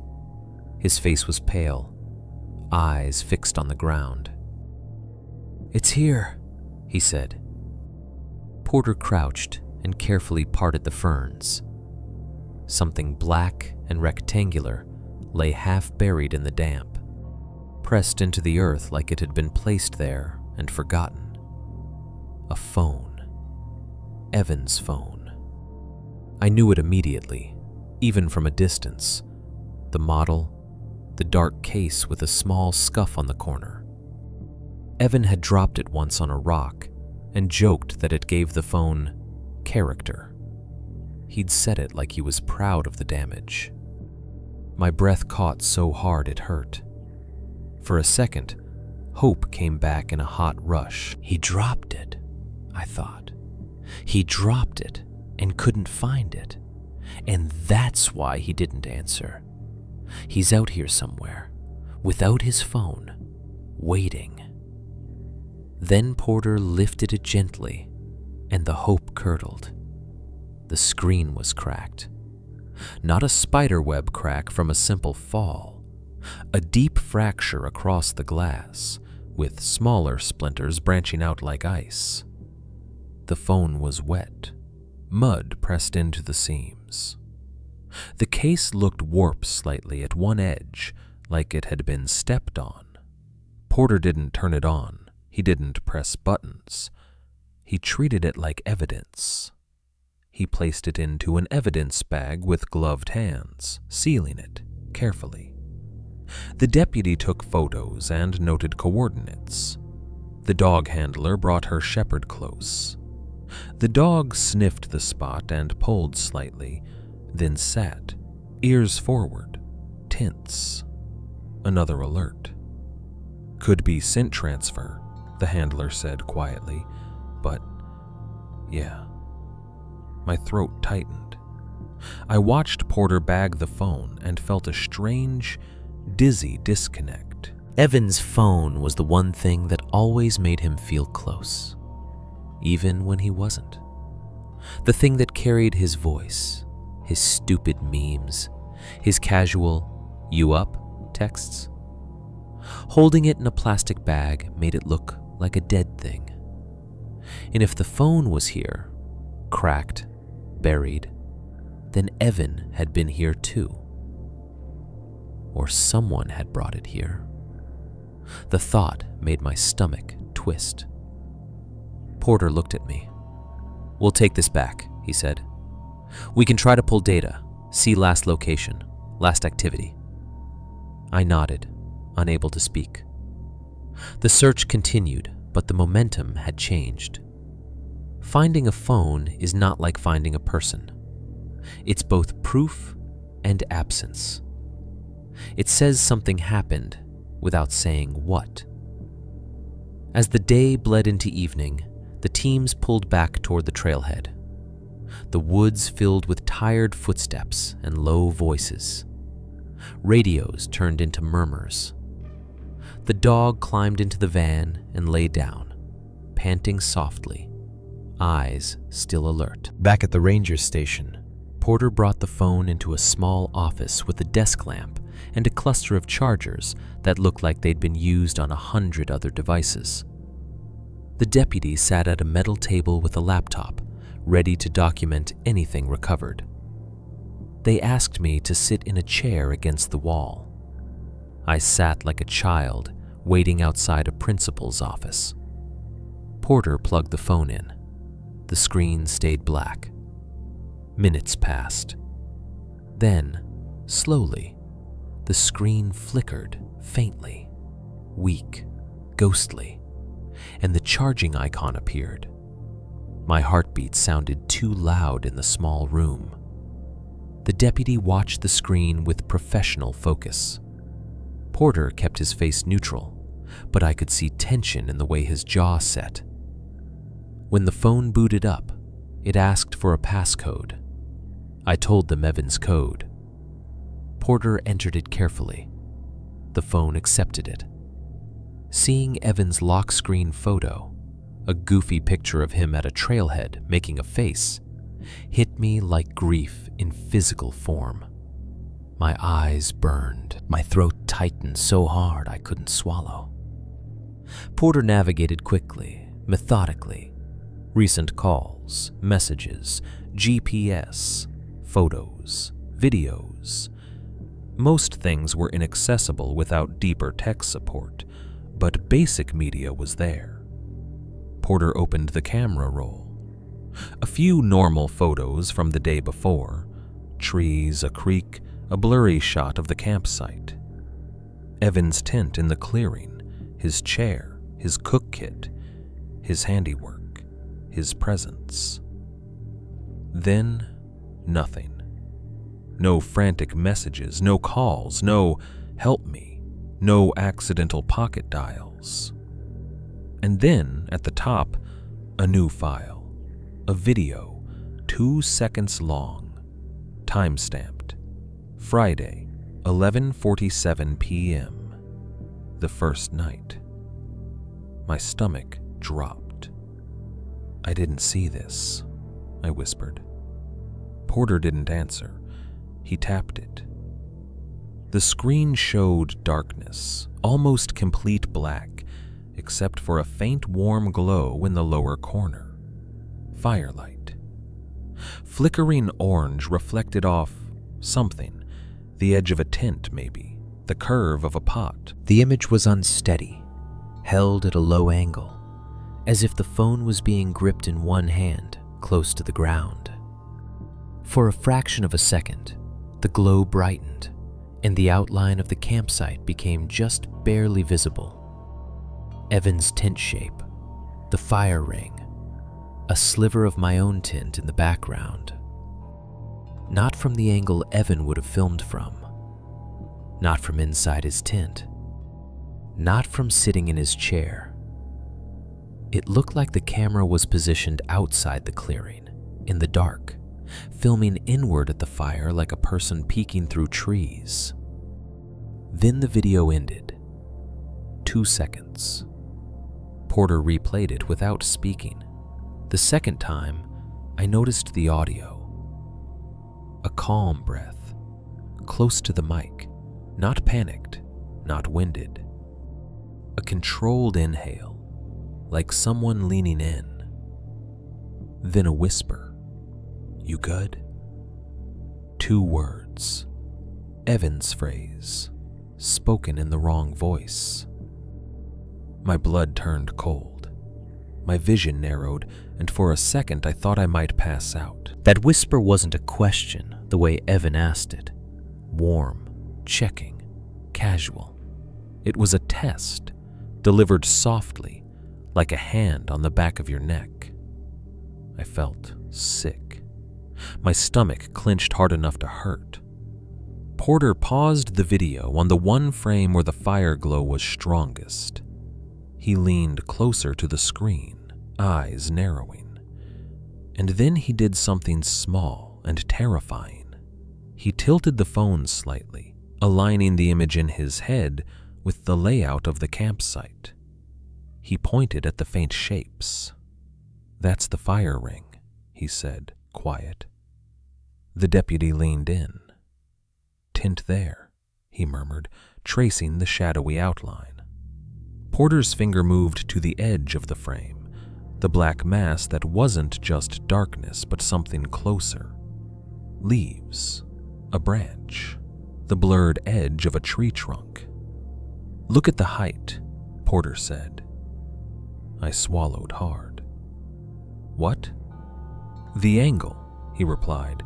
"It's low, like someone is crouched, outside the clearing." My mouth went dry. I could barely form the words. "So, Evan took it?" Porter shook his head slowly. "No," he said. "Not from where he would have been if he was at camp." The deputy's face tightened. "If he filmed it," he said carefully, "he'd have to be standing in the trees filming his own fire from the outside." Porter nodded once, a grim confirmation. "And he'd have to whisper his own phrase," Porter added, voice flat. "In a voice you're telling us doesn't match." Silence fell over the room. The fluorescent lights hummed. Somewhere down the hall, a radio crackled and then went quiet again. I stared at the 2-second clip on Evan's screen, at the darkness and the fire glow, and the frame that proved someone had been outside the campsite holding Evan's phone like a camera. documenting us. Not just watching, not just signaling, recording. My skin prickled, and I realized my hands were shaking so badly the chair beneath me creaked. That's not possible, I whispered, even though it was, because I had been there. I had sat by that fire. I had listened to the woods breathe. I had heard the borrowed phrase in the dark. And now the phone, the most ordinary object in the world, had turned those experiences into something permanent. A file, a timestamp, a piece of evidence that couldn't be argued with.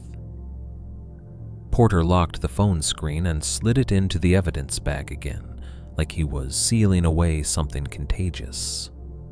His voice stayed professional, but it was quieter now, almost reluctant. "This tells us," he said, choosing his words carefully, "that Evan's phone was in someone else's hand that night." The deputy exhaled slowly. The sound felt too loud. I sat frozen against the wall, staring at the blank space where the video had been, and felt the last of my hope drain away. Not all at once, but in a slow, cold leak. Because if someone had been holding Evan's phone outside the camp, filming inward, then Evan hadn't just disappeared. He had been observed, handled, used. And whoever did it had been calm enough to whisper into the microphone like they were making a private note to themselves. A 2-second receipt. Proof that I hadn't been imagining the rules of that forest. I had only been late to understand them. Normal life didn't return the way people promised it would. Everyone says the same thing after something bad happens. Give it time. As if time is a balm you can smear over a wound and forget about.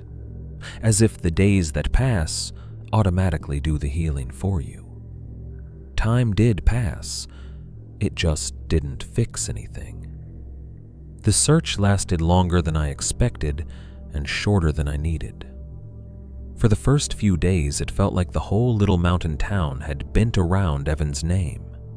There were trucks at the trailhead every morning, volunteers with radios, dogs, maps, people in rain jackets moving through the trees in careful lines.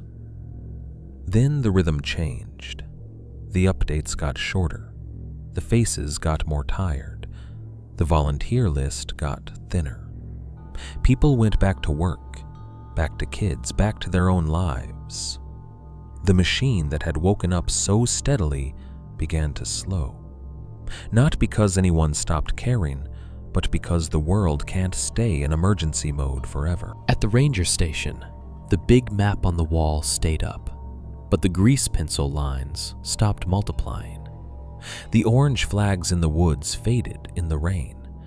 The dog handler stopped coming by. Porter started answering my calls less often, not out of cruelty, out of reality. When I called after 2 weeks, his voice was still kind, but it had that careful distance in it. "We're still looking," he said. "We're doing periodic sweeps, but you know how this goes." I did. I just hadn't wanted to. Posters went up around town and then around my town.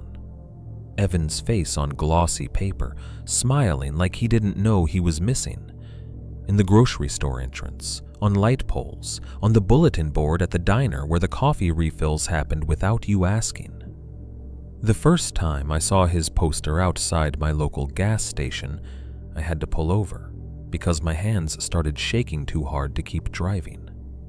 His picture looked wrong against the bright colors of lottery ads and car wash specials. He looked like he'd been cut out of a different world and pasted into ours.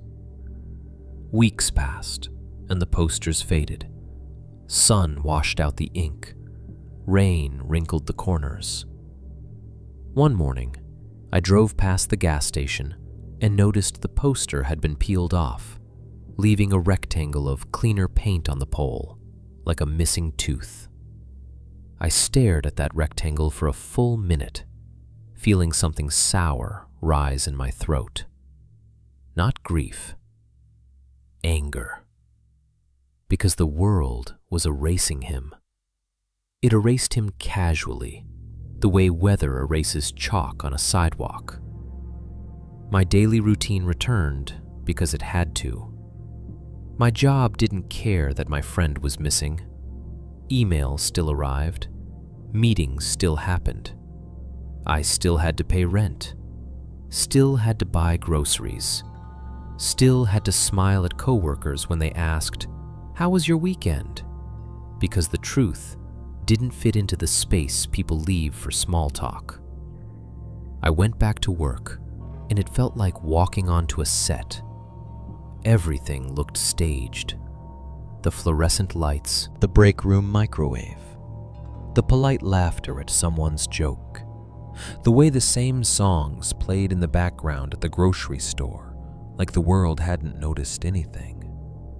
I would stand in an aisle staring at boxes of cereal and suddenly think, Evan is out there somewhere. Not in a poetic way, in a literal way, in a way that made the boxes blur, in a way that made my chest tighten. People around me pushed carts and compared prices and complained about the self-checkout, and I felt like I was trapped behind glass, watching normal life happen from a separate universe. I started flinching at light. That was the first obvious change. A headlamp on a jogger at dusk made my stomach drop. A cyclist's flashing safety light made my pulse jump. The glare of someone's phone flashlight in a parking lot made my skin prickle, as if I'd been touched. One evening, I was walking to my car after work when a coworker came up behind me, holding his phone with the flashlight on because he dropped his keys. The beam swept across the asphalt, bright and casual. I spun so fast my shoulder bag slipped, my heart slammed. For a second I was back at the campsite, fire in front of me, darkness beyond, waiting for the light to answer a tap. "Dude," my coworker said, startled, "you okay?" I forced a laugh. It came out wrong. "Yeah," I said, "just tired." He looked at me for a moment like he didn't believe me, then shrugged and went back to finding his keys. I stood there, breathing hard, hands shaking, ashamed of my own reaction. I started avoiding the woods. At first it was intentional. I told myself I needed a break, that nature wasn't going anywhere, that I'd go back when I felt better. Then it became instinctive. I'd drive past a state park sign and feel my stomach tighten. I'd see a trailhead parking lot and my palms would sweat. The sight of thick trees pressed close to a road made my throat constrict. The cruel joke was that you can't really avoid the woods where I live. They're everywhere. They aren't just the forest. They're the tree line behind Walmart, the dark strip of firs beyond the freeway, the small park trail tucked between neighborhoods, the shadowy green behind chain-link fences. Even my apartment complex backed up to a thin patch of trees, not a real forest, just a neglected strip of land where blackberry bushes grew wild. But at night, when the wind moved through those branches, it sounded enough like the real woods to make my skin crawl. I started noticing shadows, not in a supernatural way, in a practical way. The way a backyard fence casts a dark shape that could hide someone if you wanted it to. The way the space between parked cars becomes a corridor at night. The way porch lights create bright islands and deep edges where people can stand just outside the glow. Edges became my enemy. I began checking my locks. Once was never enough. I'd lock the door and then, as I walked away, I'd feel a tug in my chest, that made me turn back and check again. The deadbolt would be turned fully, the knob locked, and still my hand would hover, needing confirmation like a ritual. Twice became 3 times. 3 times became a routine. I bought a cheap door alarm that chirped when the door opened. I put it on, tested it, listened to the sound, then tested it again. The chirp was too small, too gentle. It didn't feel like protection. It felt like a toy. Some nights I sat on my couch with the TV on low and found myself scanning the room the way I'd scanned the tree line, eyes moving from corner to corner. I'd catch my own reflection in the dark TV screen and my heart would jump because, for a second, the reflection looked like someone else standing behind me. When I slept, I dreamed in fragments. Not Evan screaming, not gore, not dramatic endings. Just a flashlight blink in the trees, a tap in the dark, a calm breath close to my ear, and Evan's phrase, "You good?" spoken by a voice that wasn't his. I stopped answering unknown numbers. I stopped opening my blinds at night. I stopped taking out the trash after dark because the dumpster sat too close to the tree line, and I didn't like the way the shadows pooled behind it.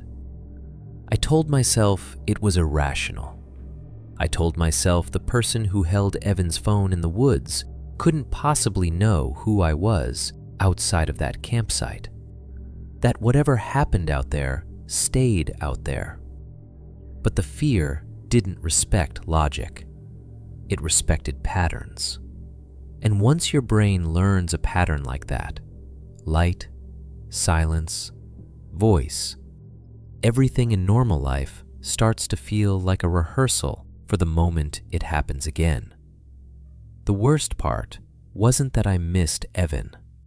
The worst part was realizing how quickly the world was learning to live without him.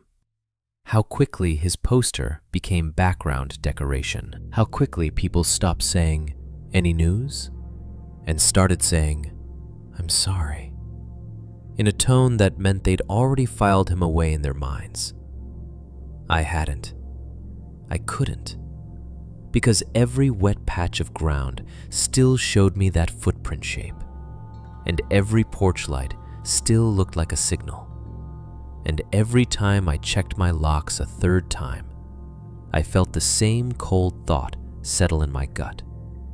If someone could stand at the edge of my fire while I was awake and still stay unseen, then normal life wasn't a place I could ever fully return to. I didn't go back to the forest. I went back to my phone.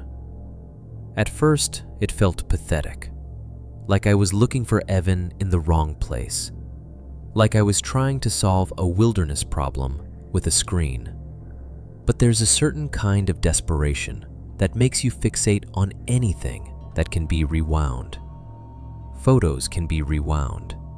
Videos can be replayed. Data can be stared at until it becomes meaning. The woods don't rewind, so I sat in my apartment, night after night, and scrolled through old trips with Evan like I was reading a file.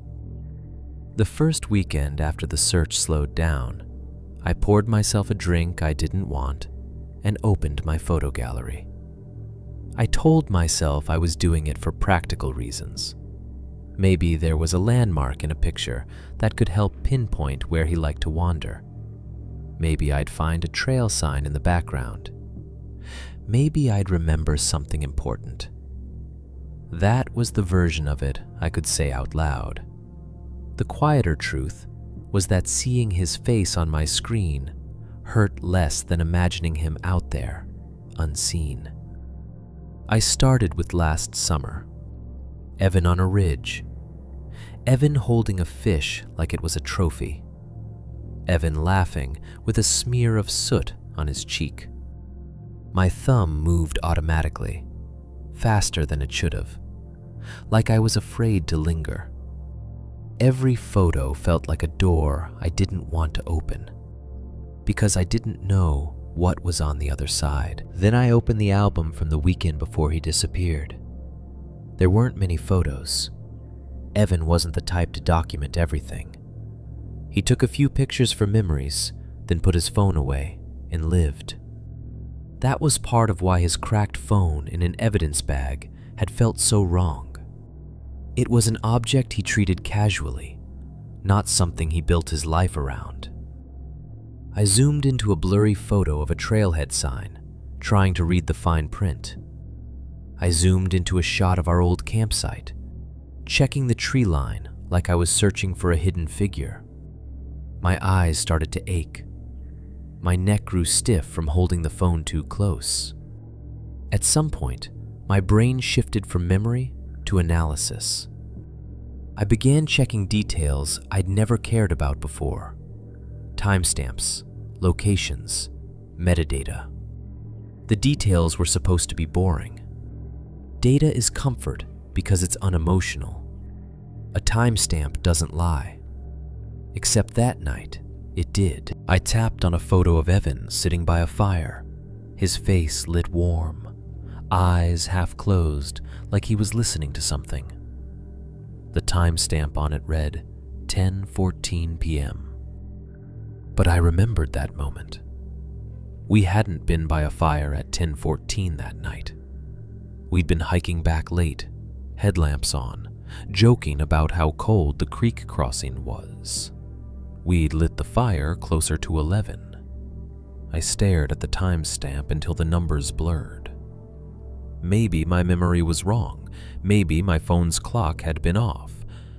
I checked another photo from the same night, Evan standing by the tent holding a pot, making a face. That timestamp read 9:03 p.m. Then another, 9:03 p.m. again, same minute, different picture, taken in different light. I felt a slow chill creep up my spine. I clicked info and looked at the details. The time, the date, the file type, the little lines of text my phone generated automatically. There was a location tag attached to one of the pictures. The map pin was wrong. Not wrong by a few feet, wrong by miles. It placed us in a different part of the forest entirely, on the other side of a ridge where we hadn't been that weekend. My throat tightened. I checked the next photo. Different pin, different place, another ridge, another drainage. The map looked like a scattered trail of breadcrumbs thrown by a drunk. I knew GPS could be spotty in the woods. I knew phones sometimes grabbed a wrong signal. I knew metadata could be unreliable. But the pattern of wrongness felt specific. Like the phone was insisting we'd been in places I couldn't remember, places we had no reason to be. I set the phone down, took a long drink, and tried to laugh it off. iCloud, I muttered. Glitchy crap. The problem with calling something a glitch is that it doesn't make the unease disappear. It just gives it a name you can use to avoid looking at it too closely. I picked the phone back up and kept scrolling, because fear doesn't always make you run away. Sometimes it makes you lean in, like a kid lifting a blanket to look at the monster underneath. That's when I found a file I didn't recognize. It wasn't a photo. It wasn't a normal video thumbnail. It was a tiny clip, 2 seconds long, with no preview image, just a black rectangle with a play icon and a timestamp. The timestamp was from the weekend Evan disappeared. My stomach tightened so hard it hurt. I tapped it before I could stop myself. The screen went black. For a moment, I thought the file was corrupted. Then I saw it. A faint, warm flicker in the corner. Firelight. My breath caught It looked like the same kind of glow I'd seen in the 2-second clip on Evan's phone at the ranger station. The one filmed from outside the clearing. The one with the calm breath and the stolen phrase. But this clip was on my phone, on my account, in my photos. I stared at it, heart hammering. Memory montage.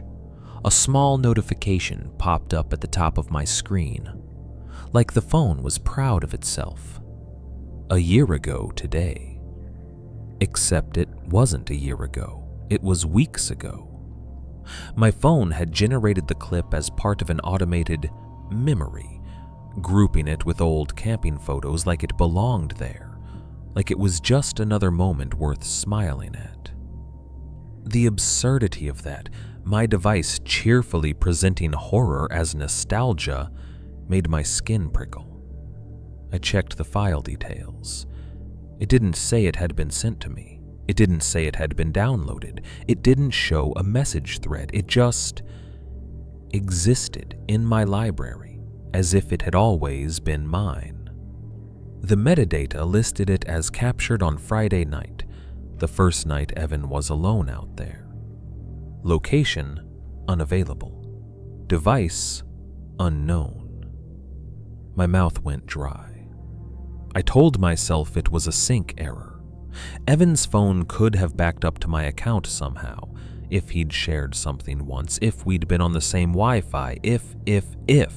I built explanations, the way you stack flimsy boards over a hole in the floor.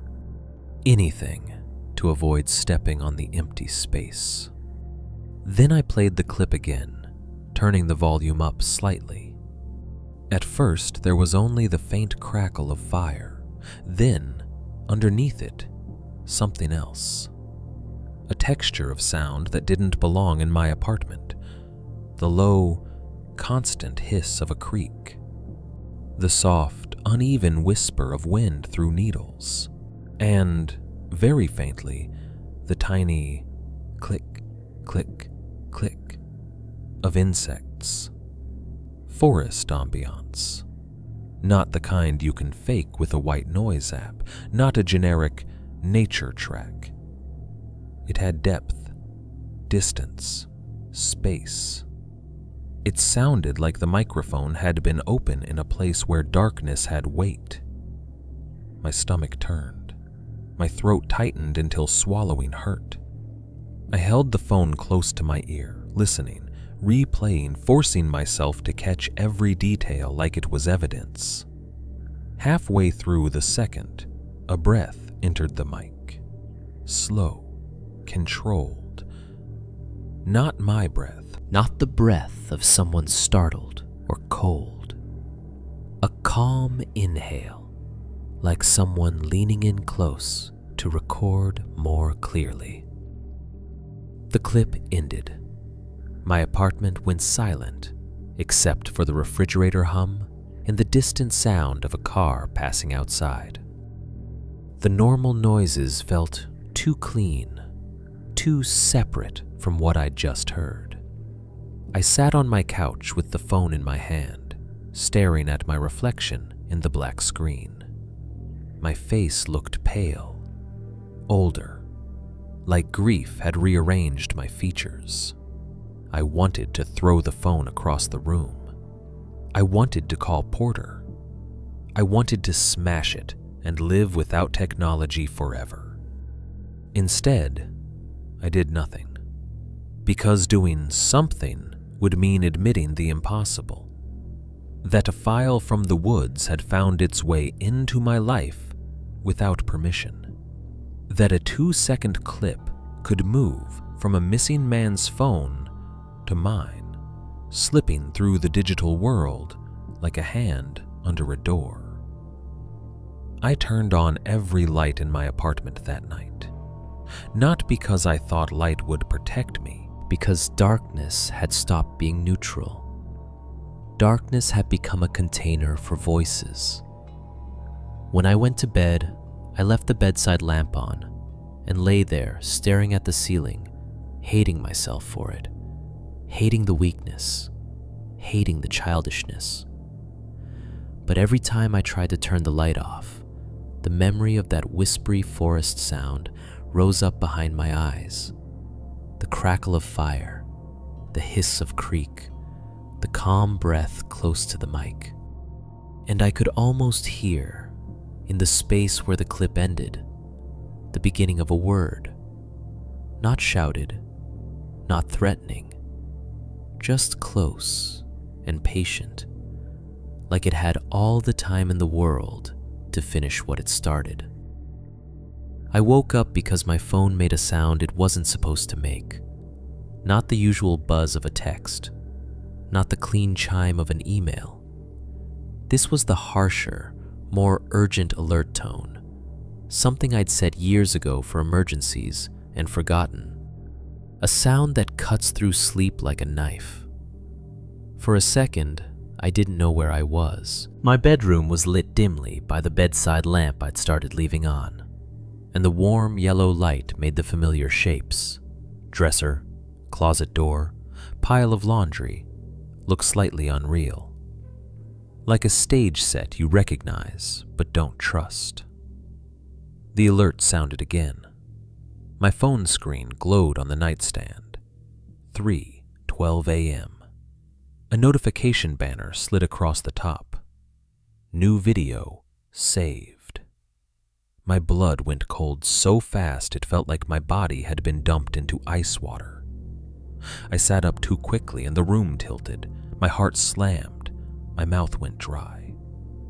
New video saved. I hadn't filmed anything. I hadn't touched my phone. It had been on the charger all night, face down like a sleeping animal. My fingers shook as I picked it up. The notification was still there, bright and matter-of-fact. No sender, no app name, just the system message as if this was normal. New video saved. I stared at it until my eyes watered, waiting for some rational explanation to arrive. iCloud syncing late, a delayed download, a corrupted file finally appearing. Anything. But deep down, even before I opened it, I knew what it would be. Because once your brain learns a pattern, it recognizes the shape of it in everything. My thumb hovered over the notification. I almost didn't tap it. There's a moment right before you open something you're afraid of, right before you lift the lid on a box you suspect contains a smell you'll never get out of your clothes, where you realize you could choose ignorance. You could set the phone down. You could pretend it's a glitch and deal with it in the morning. Then curiosity and fear join hands, and your thumb moves anyway. The video opened. 2 seconds. Black screen. A faint, warm flicker at the bottom edge. Fire crackle, close and dry, like it was recorded near coals. And beneath it, almost too soft to hear, the same texture I'd heard in the memory clip. Forest air. A creek hiss far off. The tiny, intermittent tick of insects. I held the phone closer to my ear, every nerve in my body tightening. Then a breath slid into the microphone. Slow, controlled, intimate. And a whisper, so close it sounded like it was in my room, said, "You left fast." 2 seconds ended. The screen went black again, reflecting my face in the glass. Eyes wide, mouth slightly open. A man awake at 3:12 a.m., listening to a forest he hadn't been in for weeks. For a moment, I couldn't move. My brain tried to file the sentence somewhere, tried to turn it into meaning. You left fast. An observation? A judgment? A memory? A threat? What I felt wasn't fear in the abstract. It was the visceral sensation of being addressed. Not someone out there exists.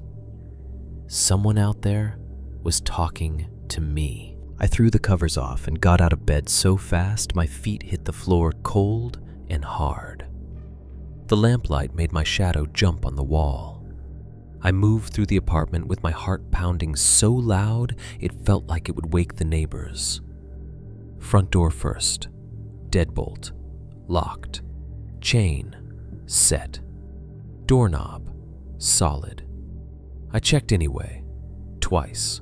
3 times. My hand shook on the metal. Windows next. Living room window. Locked. Latch down. Kitchen window. Locked. Bedroom window. Locked. I pressed my forehead against the glass and peered into the darkness outside, searching for movement in the parking lot, for a figure between cars, for a glint of light that blinked and vanished. Nothing. Only the soft orange glow of the street lamp reflecting off wet asphalt. Only the quiet of a normal night in a normal complex. That should have comforted me. Instead, it made my stomach twist. Because the video's audio was not my apartment. It was not the hum of my fridge or the distant whine of traffic. It was the woods. The woods I'd left like a thief. The woods I'd been trying to outrun in my own mind. And it had just spoken to me at 3:12 a.m. Like it knew exactly when to hit the soft part of my sleep. I paced the living room with my phone clenched in my hand like it was both weapon and infection. I played the clip again, hating myself for doing it. You left fast. Same whisper, same calm breath, same crackle. I looked at the file info. Timestamp 3:12 a.m. Location unavailable. Device unknown. The metadata didn't accuse anyone. It didn't tell a story. It just refused to explain itself. I didn't call the police. I know how that sounds, but picture it. Me in my apartment at 3 a.m, telling a dispatcher that my phone received a 2-second video from the woods where my friend vanished, and the video whispered, "You left fast." What would they do? Send a patrol car to stare at my locks? Tell me to change my passwords? Suggest I get some rest? I did change my passwords. Every one. Email, cloud, banking, social media. I turned on 2-factor authentication. I checked the list of connected devices. Nothing unfamiliar. And that made it worse. Because if it wasn't a hack, if it wasn't a glitch, if it wasn't some boring explanation that lived in wires and servers, then what was it? I didn't sleep after that. I sat on my couch with the TV on low, volume barely audible, just to have a sound that wasn't the crackle of fire. Dawn came slowly, pale and damp, lighting the room in a color that made everything look tired. Around 7, when the world outside finally sounded awake, car doors, footsteps in the hallway, I forced myself to stand and go to the front door. My shoes were lined up neatly on the porch mat like they always were. I'd started doing that too. Another tiny ritual of control. Shoes straight, keys in the same bowl, phone in the same spot. That morning, something was wrong with the shoes. Not the shoes themselves, what was beside them. A pebble. Small, smooth, dark, sitting on the mat as if it had been placed there gently. It wasn't one of the little gravel bits that sometimes get tracked in. It was too clean, too deliberate, and it was wrapped in black tape. My stomach dropped. The tape wasn't haphazard. It was wound tight, neat, the kind of wrap you do when you've done it before. A little parcel the size of a walnut, sitting on my porch like a gift. I stood there with my hand on the doorknob, frozen. The hallway behind me felt suddenly too open. The air felt thin. Every instinct screamed, "Don't touch it." But it was on my porch, in the daylight, in the place where people left Amazon packages and pizza flyers. Normal life's stage had been invaded. I crouched slowly, keeping my eyes on the corridor beyond my railing, half expecting to see someone watching from the parking lot. There was no one. Just a neighbor's car, just damp pavement, just a crow hopping along the curb like it owned the morning. My fingers trembled as I picked up the taped pebble. It was heavier than it should have been, weight concentrated in the center. The tape felt slightly sticky, not old and dried out. Fresh. I carried it inside like it might bite me and set it on the kitchen counter.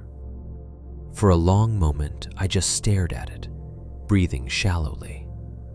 Then I peeled the tape back. It came off with a soft ripping sound that made my skin prickle. Inside, tucked against the stone, was a tiny metal zipper pull. Not just any zipper pull.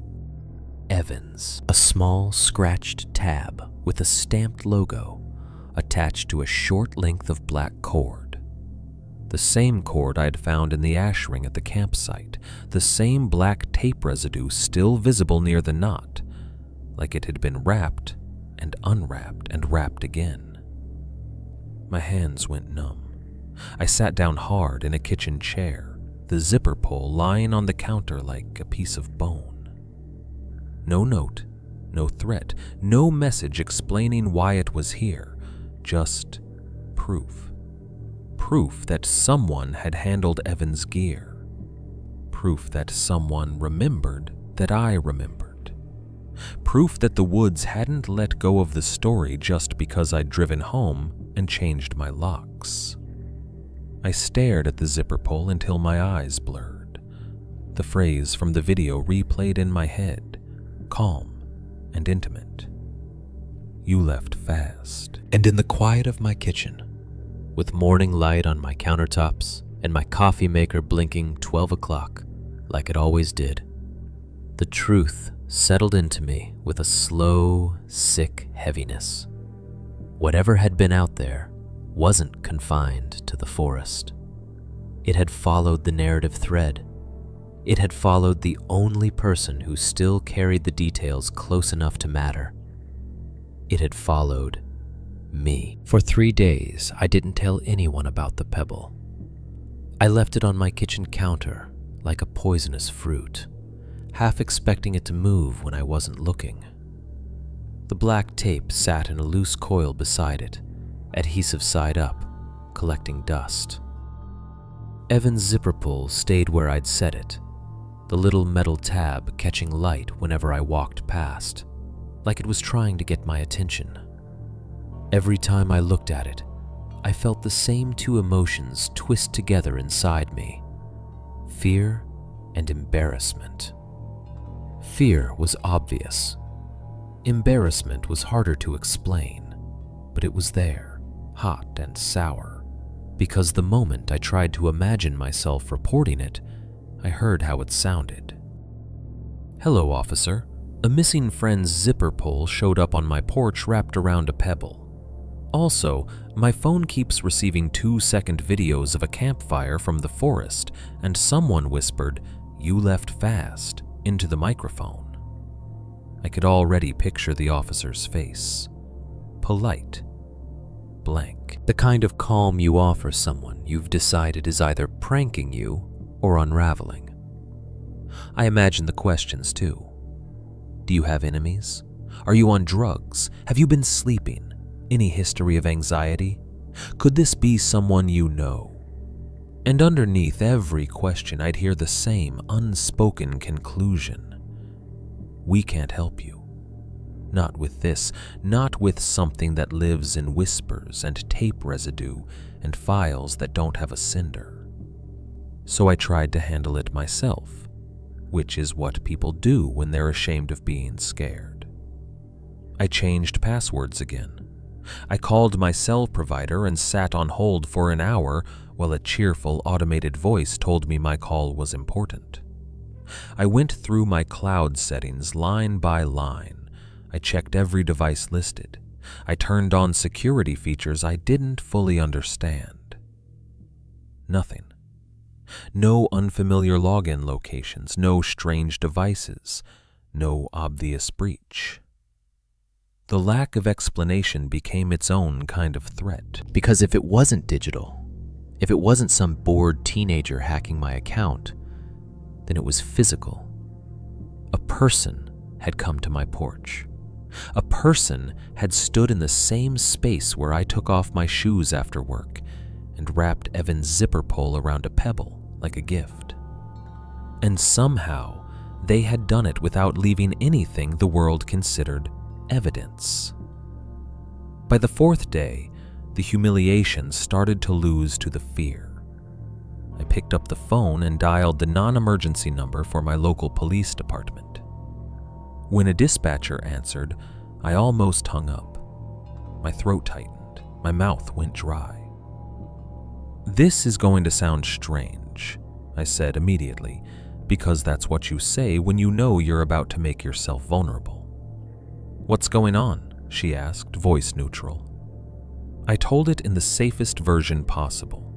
I kept it clinical. "I had a friend go missing in a national forest a few weeks ago," I said. "Search and rescue was involved. Yesterday I found a small item belonging to him left on my porch, wrapped in tape. No note. My doors were locked. There was no forced entry." There was a pause on the line, the kind of pause where you can feel someone deciding what category to put you in. "Okay," she said slowly. "And you're saying someone left it on your porch?" "Yes," I said. "I don't know who. I don't know how." "Do you have cameras?" she asked. "No," I said, and hated myself for it. "Not yet." "We can send an officer to take a report," she said.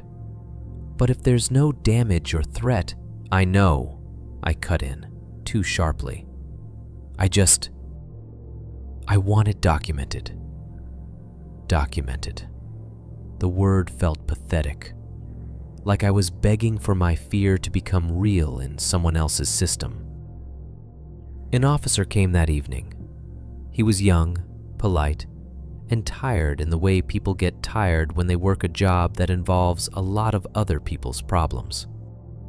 He stood in my kitchen and looked at the pebble, the tape, the zipper pull. He didn't touch it without gloves. He asked me where I found it. He asked me when I found it. He asked me if I'd handled it. "Yes," I admitted, because of course I had. It was on my porch. I wasn't trained. I was scared. He nodded like that was normal. He wrote notes on a little pad. His pen scratched softly. "Any suspects?" he asked. "No."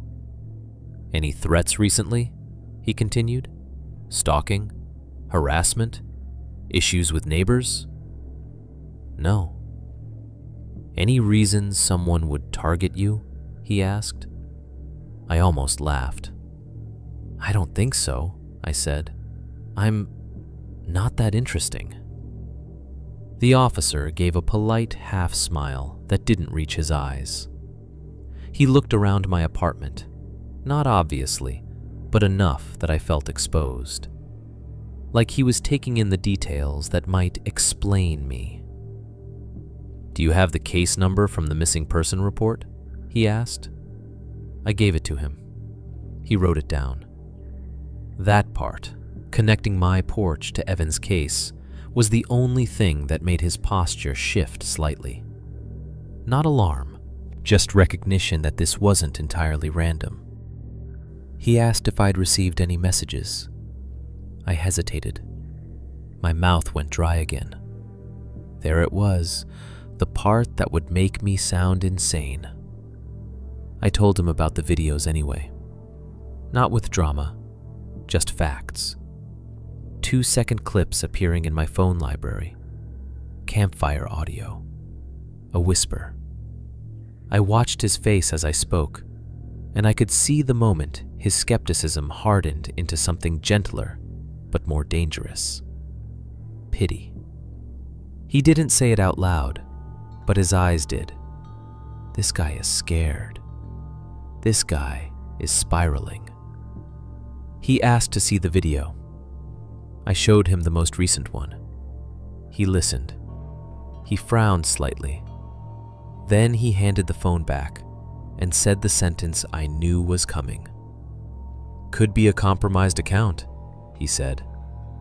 "I checked," I replied too quickly. "I changed everything." He nodded, still polite. "Could be someone you know messing with you." "It's not," I said, and my voice cracked on the last word, not because I was emotional, but because I was angry. Angry at him, angry at myself, angry at the fact that the only explanations available were the boring ones that didn't fit the feeling in my bones. He asked about cameras again. I said I didn't have them. He recommended I get them. He recommended motion lights. He recommended keeping doors locked, as if I hadn't been checking them 3 times a night. When he left, I stood in my kitchen staring at the zipper pull and felt something in me collapse. Not relief, humiliation. I had taken the most terrifying thing that had happened to me since Evan vanished and placed it in front of a stranger in uniform, and the best he could offer was a report number and a suggestion to buy a camera. I was angry enough to shake. So I did what Americans do when we feel unsafe and powerless. I spent money. The next day, I bought motion-activated floodlights and installed them on my porch. I bought a doorbell camera with a monthly subscription I resented. I bought extra locks. I bought a cheap window alarm that chirped like a bird when a window opened. I bought a baseball bat I pretended was for just in case, even though I'd never swung one in my life. My apartment began to look like a person lived there who expected a break-in. And then I started checking.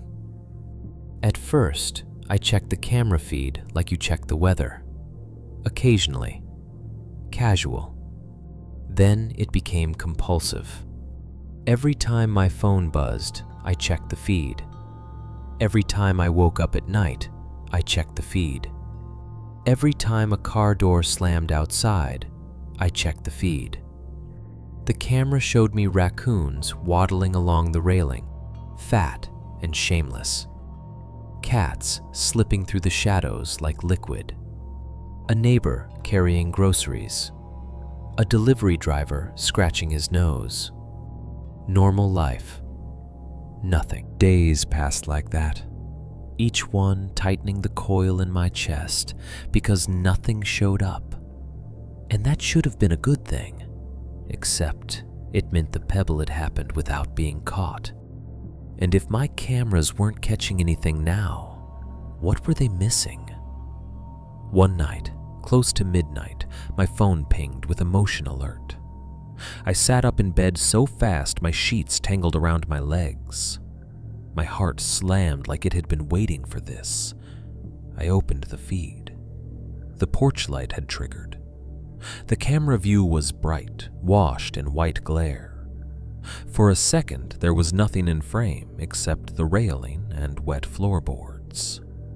Then, at the extreme edge of the picture, just where the light fell off into darkness, something shifted. Not a raccoon, not a cat, too tall. A vertical shape, half in shadow, half in blur, like someone standing just outside the range of the sensor. The camera image stuttered. pixelated, glitched for a fraction of a second. Then the feed stabilized again. And the porch was empty.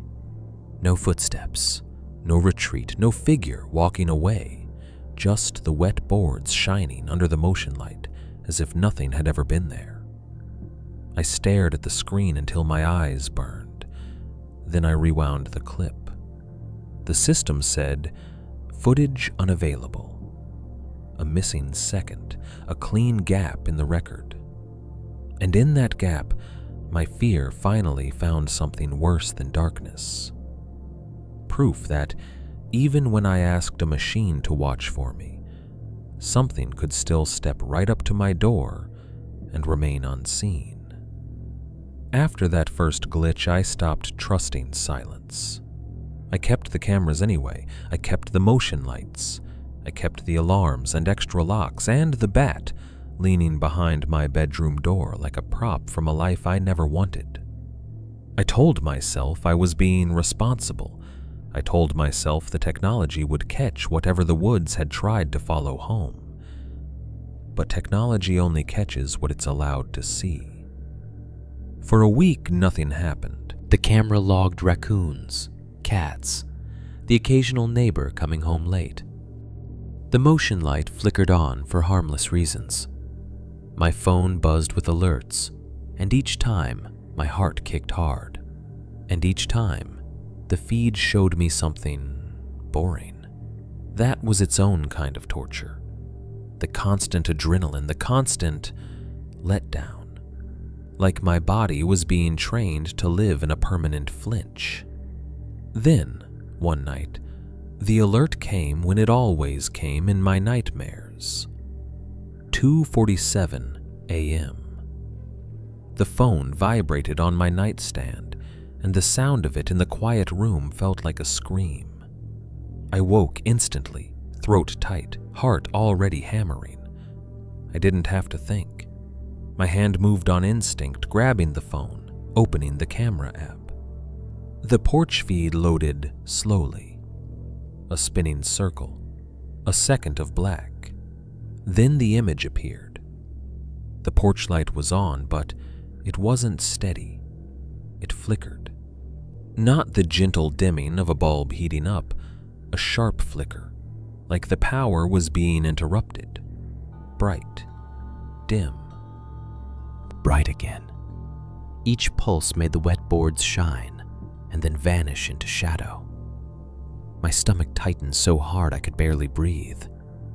The camera showed the railing, the doormat, the steps leading down. The parking lot beyond was dark, street lamp glow pooling in wet patches. At first, there was nothing else. Then, for a fraction of a second, so fast I wasn't sure my eyes had seen it, a shape appeared at the very edge of the frame. Not a face, not a clear body, just posture. A vertical line of darkness that wasn't a tree trunk and wasn't the railing. The suggestion of shoulders, the curve of a head. The way a person looks when they're standing still and watching, not moving enough to blur. My breath stopped. The flickering porch light brightened again, and the shape was gone. I blinked hard because my eyes burned.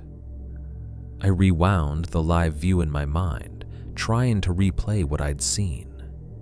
The posture, the height, the way it occupied that thin strip of frame where the camera's vision fell off into darkness. My hands started to tremble, and I gripped the phone harder to steady them. The porch light flickered again, slower this time, like it was breathing. My chest tightened. I whispered, "No," and hated myself for making sound. The camera feed stuttered. The image pixelated for a beat, blocks of color sliding out of place like a bad streaming connection. Then it froze completely. A buffering icon appeared. My stomach dropped. Not again. Come on. The app blinked, then refreshed. The porch feed came back. Normal. The porch light was steady now. The boards gleamed wet and empty. The railing cast clean shadows. There was no silhouette, no movement, no lingering shape at the edge. I stared at the feed until my eyes watered. Then I did what fear always makes you do. I searched for proof. I pulled up the event timeline. The app showed a motion alert at 2:47 a.m. It offered a 1-minute clip. I tapped it. The loading circle spun. The screen went black. Then an error message appeared. Footage unavailable. I tried again. Same result. I went into the settings. I checked the Wi-Fi strength. I checked storage. I checked the cloud subscription. Everything looked fine. But only that minute, only that 1 minute was corrupted. My mouth went dry. My hands felt cold and useless. I sat on the edge of the bed in the dim light, phone glowing against my palm like a wound. The bedroom felt too quiet, too still. I could hear the refrigerator humming faintly in the kitchen. I could hear my own blood in my ears. I wanted to get up and check the door. I wanted to look through the peephole. I wanted to throw the door open and shine a flashlight into the night and demand a normal explanation. I didn't, because I remembered the woods. I remembered how every time I moved, the darkness moved too, just out of reach. So I stayed in bed with my phone, watching the empty porch until dawn bleached the sky gray and the app stopped sending alerts. When morning came, I forced myself to act normal. I made coffee. I ate toast without tasting it. I checked my locks like a ritual. I told myself that daylight would shrink the fear the way it was supposed to. Then I opened my door. The air outside was cold and wet. Rain had fallen sometime in the early hours. Fine, steady, leaving a sheen on everything. The parking lot asphalt glistened. The steps were dark with moisture. And right there, in the wet soil patch beside the bottom step, where the ground turned to mud, were footprints. 2 sets. My stomach dropped so fast I felt dizzy. The first set was mine. Smallish, familiar tread, the pattern of my own boots. I recognized it because I'd been seeing versions of it in every damn place lately, checking my own tracks like a paranoid animal. The second set was larger, deeper. The heel sunk into the mud with more weight. The tread was aggressive, clean, and the print edges were sharp, as if it had been made while the soil was still soft and fresh. I crouched slowly, breath shallow, and traced the shapes with my eyes without touching them. The larger prints weren't random. They weren't scattered like someone walking by. They were positioned in a way that made my skin crawl.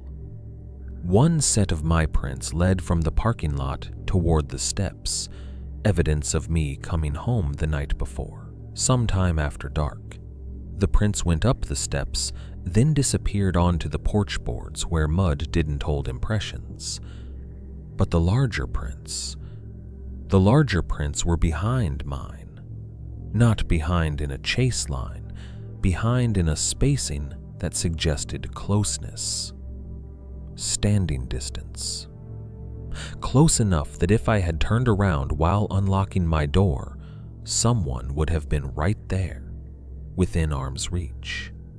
Close enough that I would have felt their breath if the night had been still. I stared at the arrangement until my stomach turned, because I remembered coming home the night before.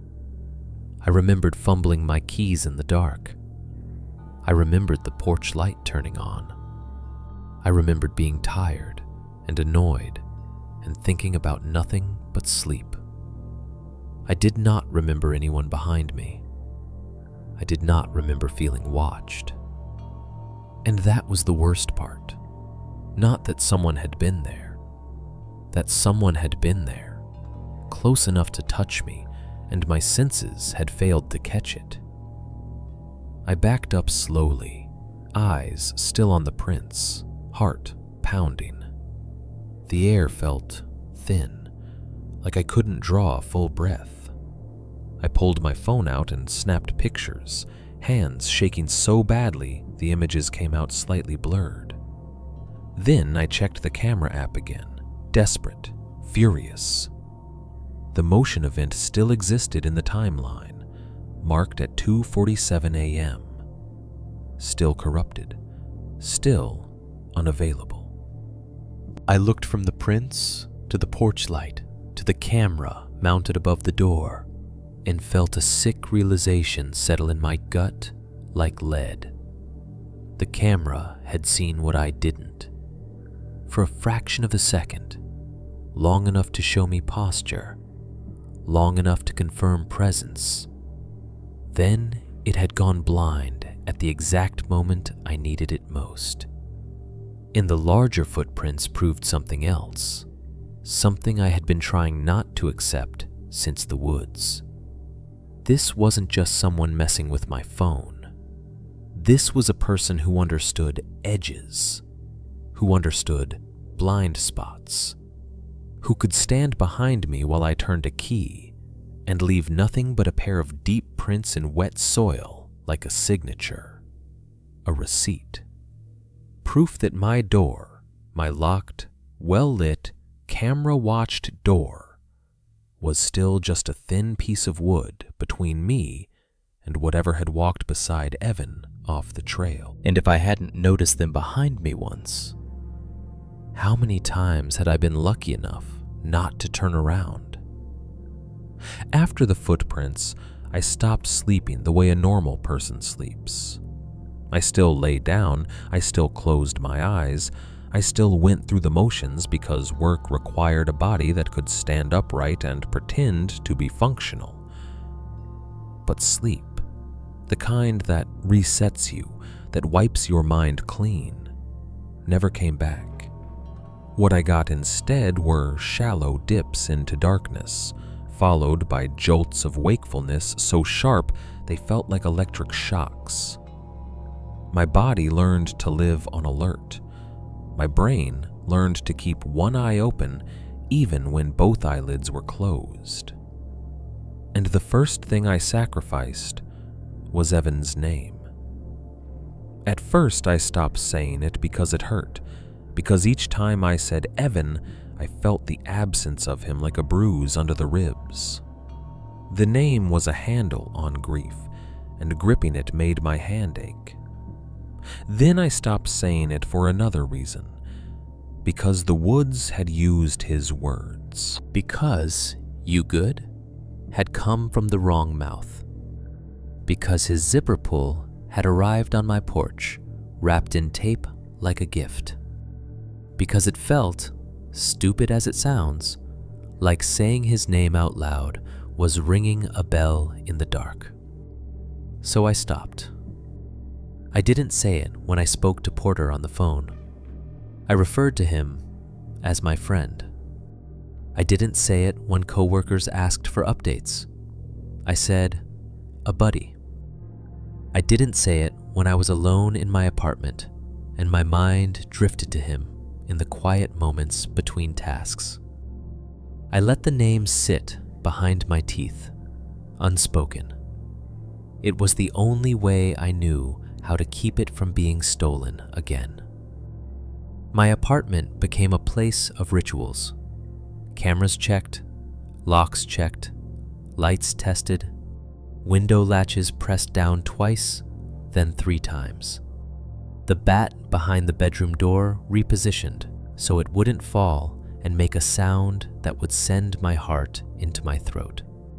I watched the porch feed obsessively until raccoons and cats started to feel like personal insults. I saved clips of nothing.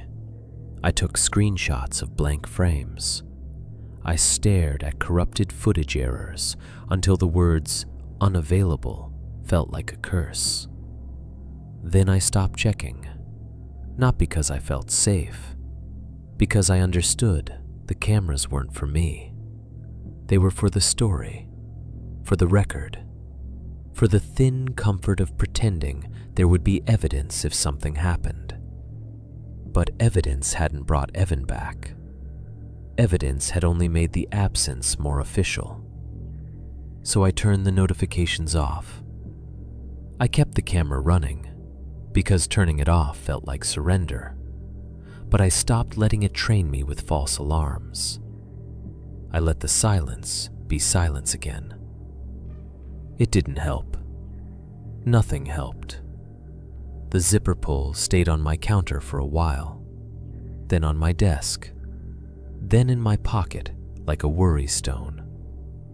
I'd find myself touching it without realizing it, thumb rubbing the scratched metal tab, as if friction could grind away the memory. Eventually, I did what I always do when something becomes too heavy to look at.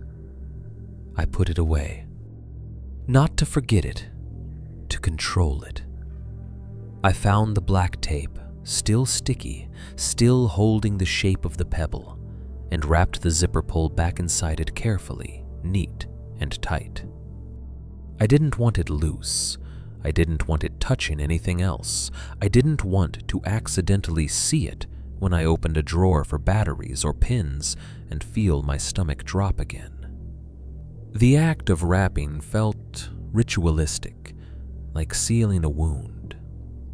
Then I slid the little taped parcel into a drawer in my dresser, the one I rarely used, the one that held old cables and spare buttons and a passport I never traveled with. A drawer for things that existed just in case. I closed it gently until it clicked. The sound was small, final.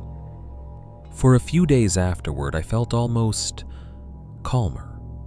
Not safe, not healed, just slightly less exposed. Because if the zipper pull was in the drawer, it wasn't staring at me from the counter. It wasn't catching light. It wasn't demanding I acknowledge it every time I walked past. I told myself it was a receipt I didn't need to read anymore. Work weeks blurred again, but not in the old way. They blurred like a fever dream. Emails, meetings, grocery runs, empty jokes with coworkers. People asked less and less about my friend. Porter stopped calling unless I called first. The case didn't close officially, but it stopped being active in a way that mattered. The world quietly moved on. I didn't.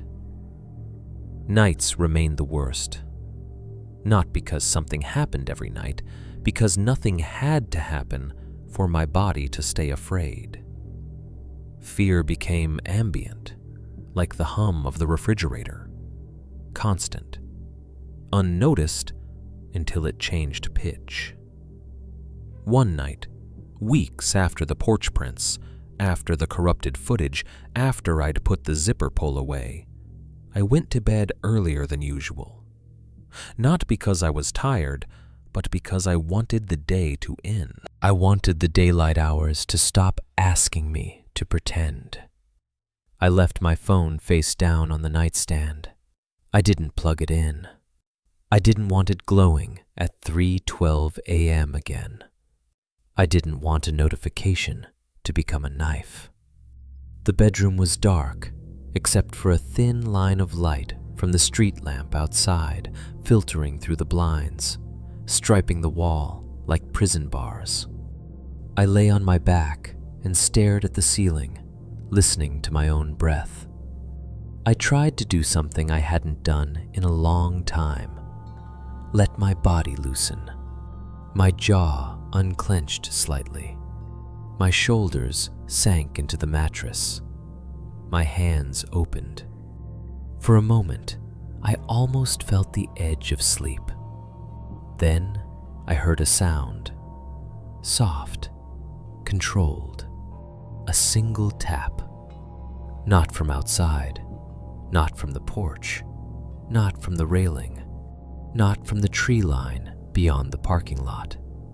From inside the apartment, it came from the direction of my kitchen.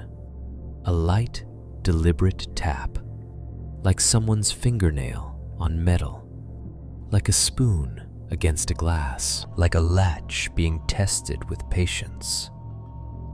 My entire body froze. Every muscle tightened at once, so fast it felt like being struck.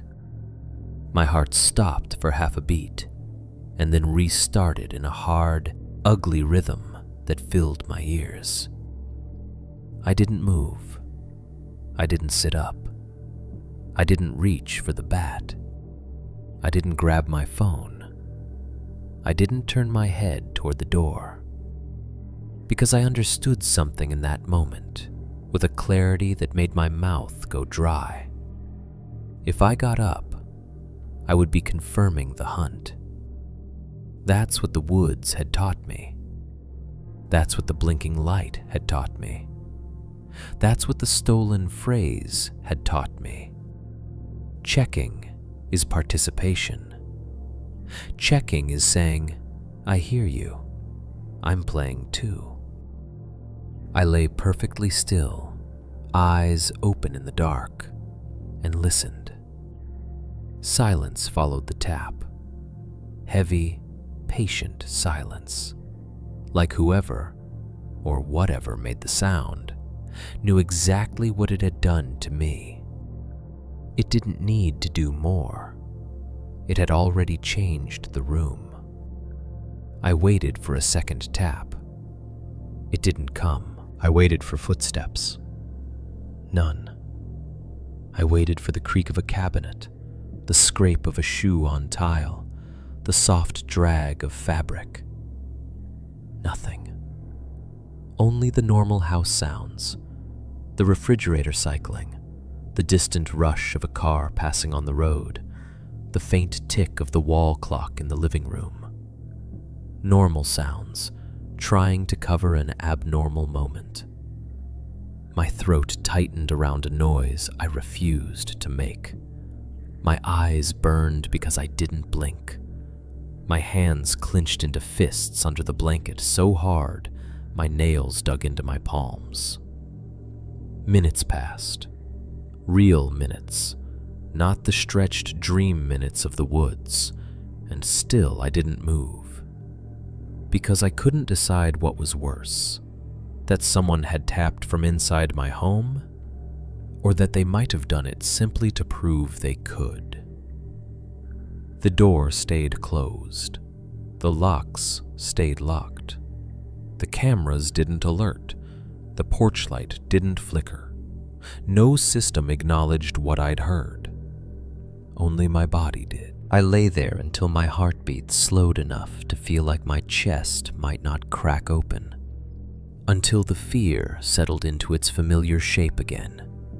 Ambient. Constant. Waiting.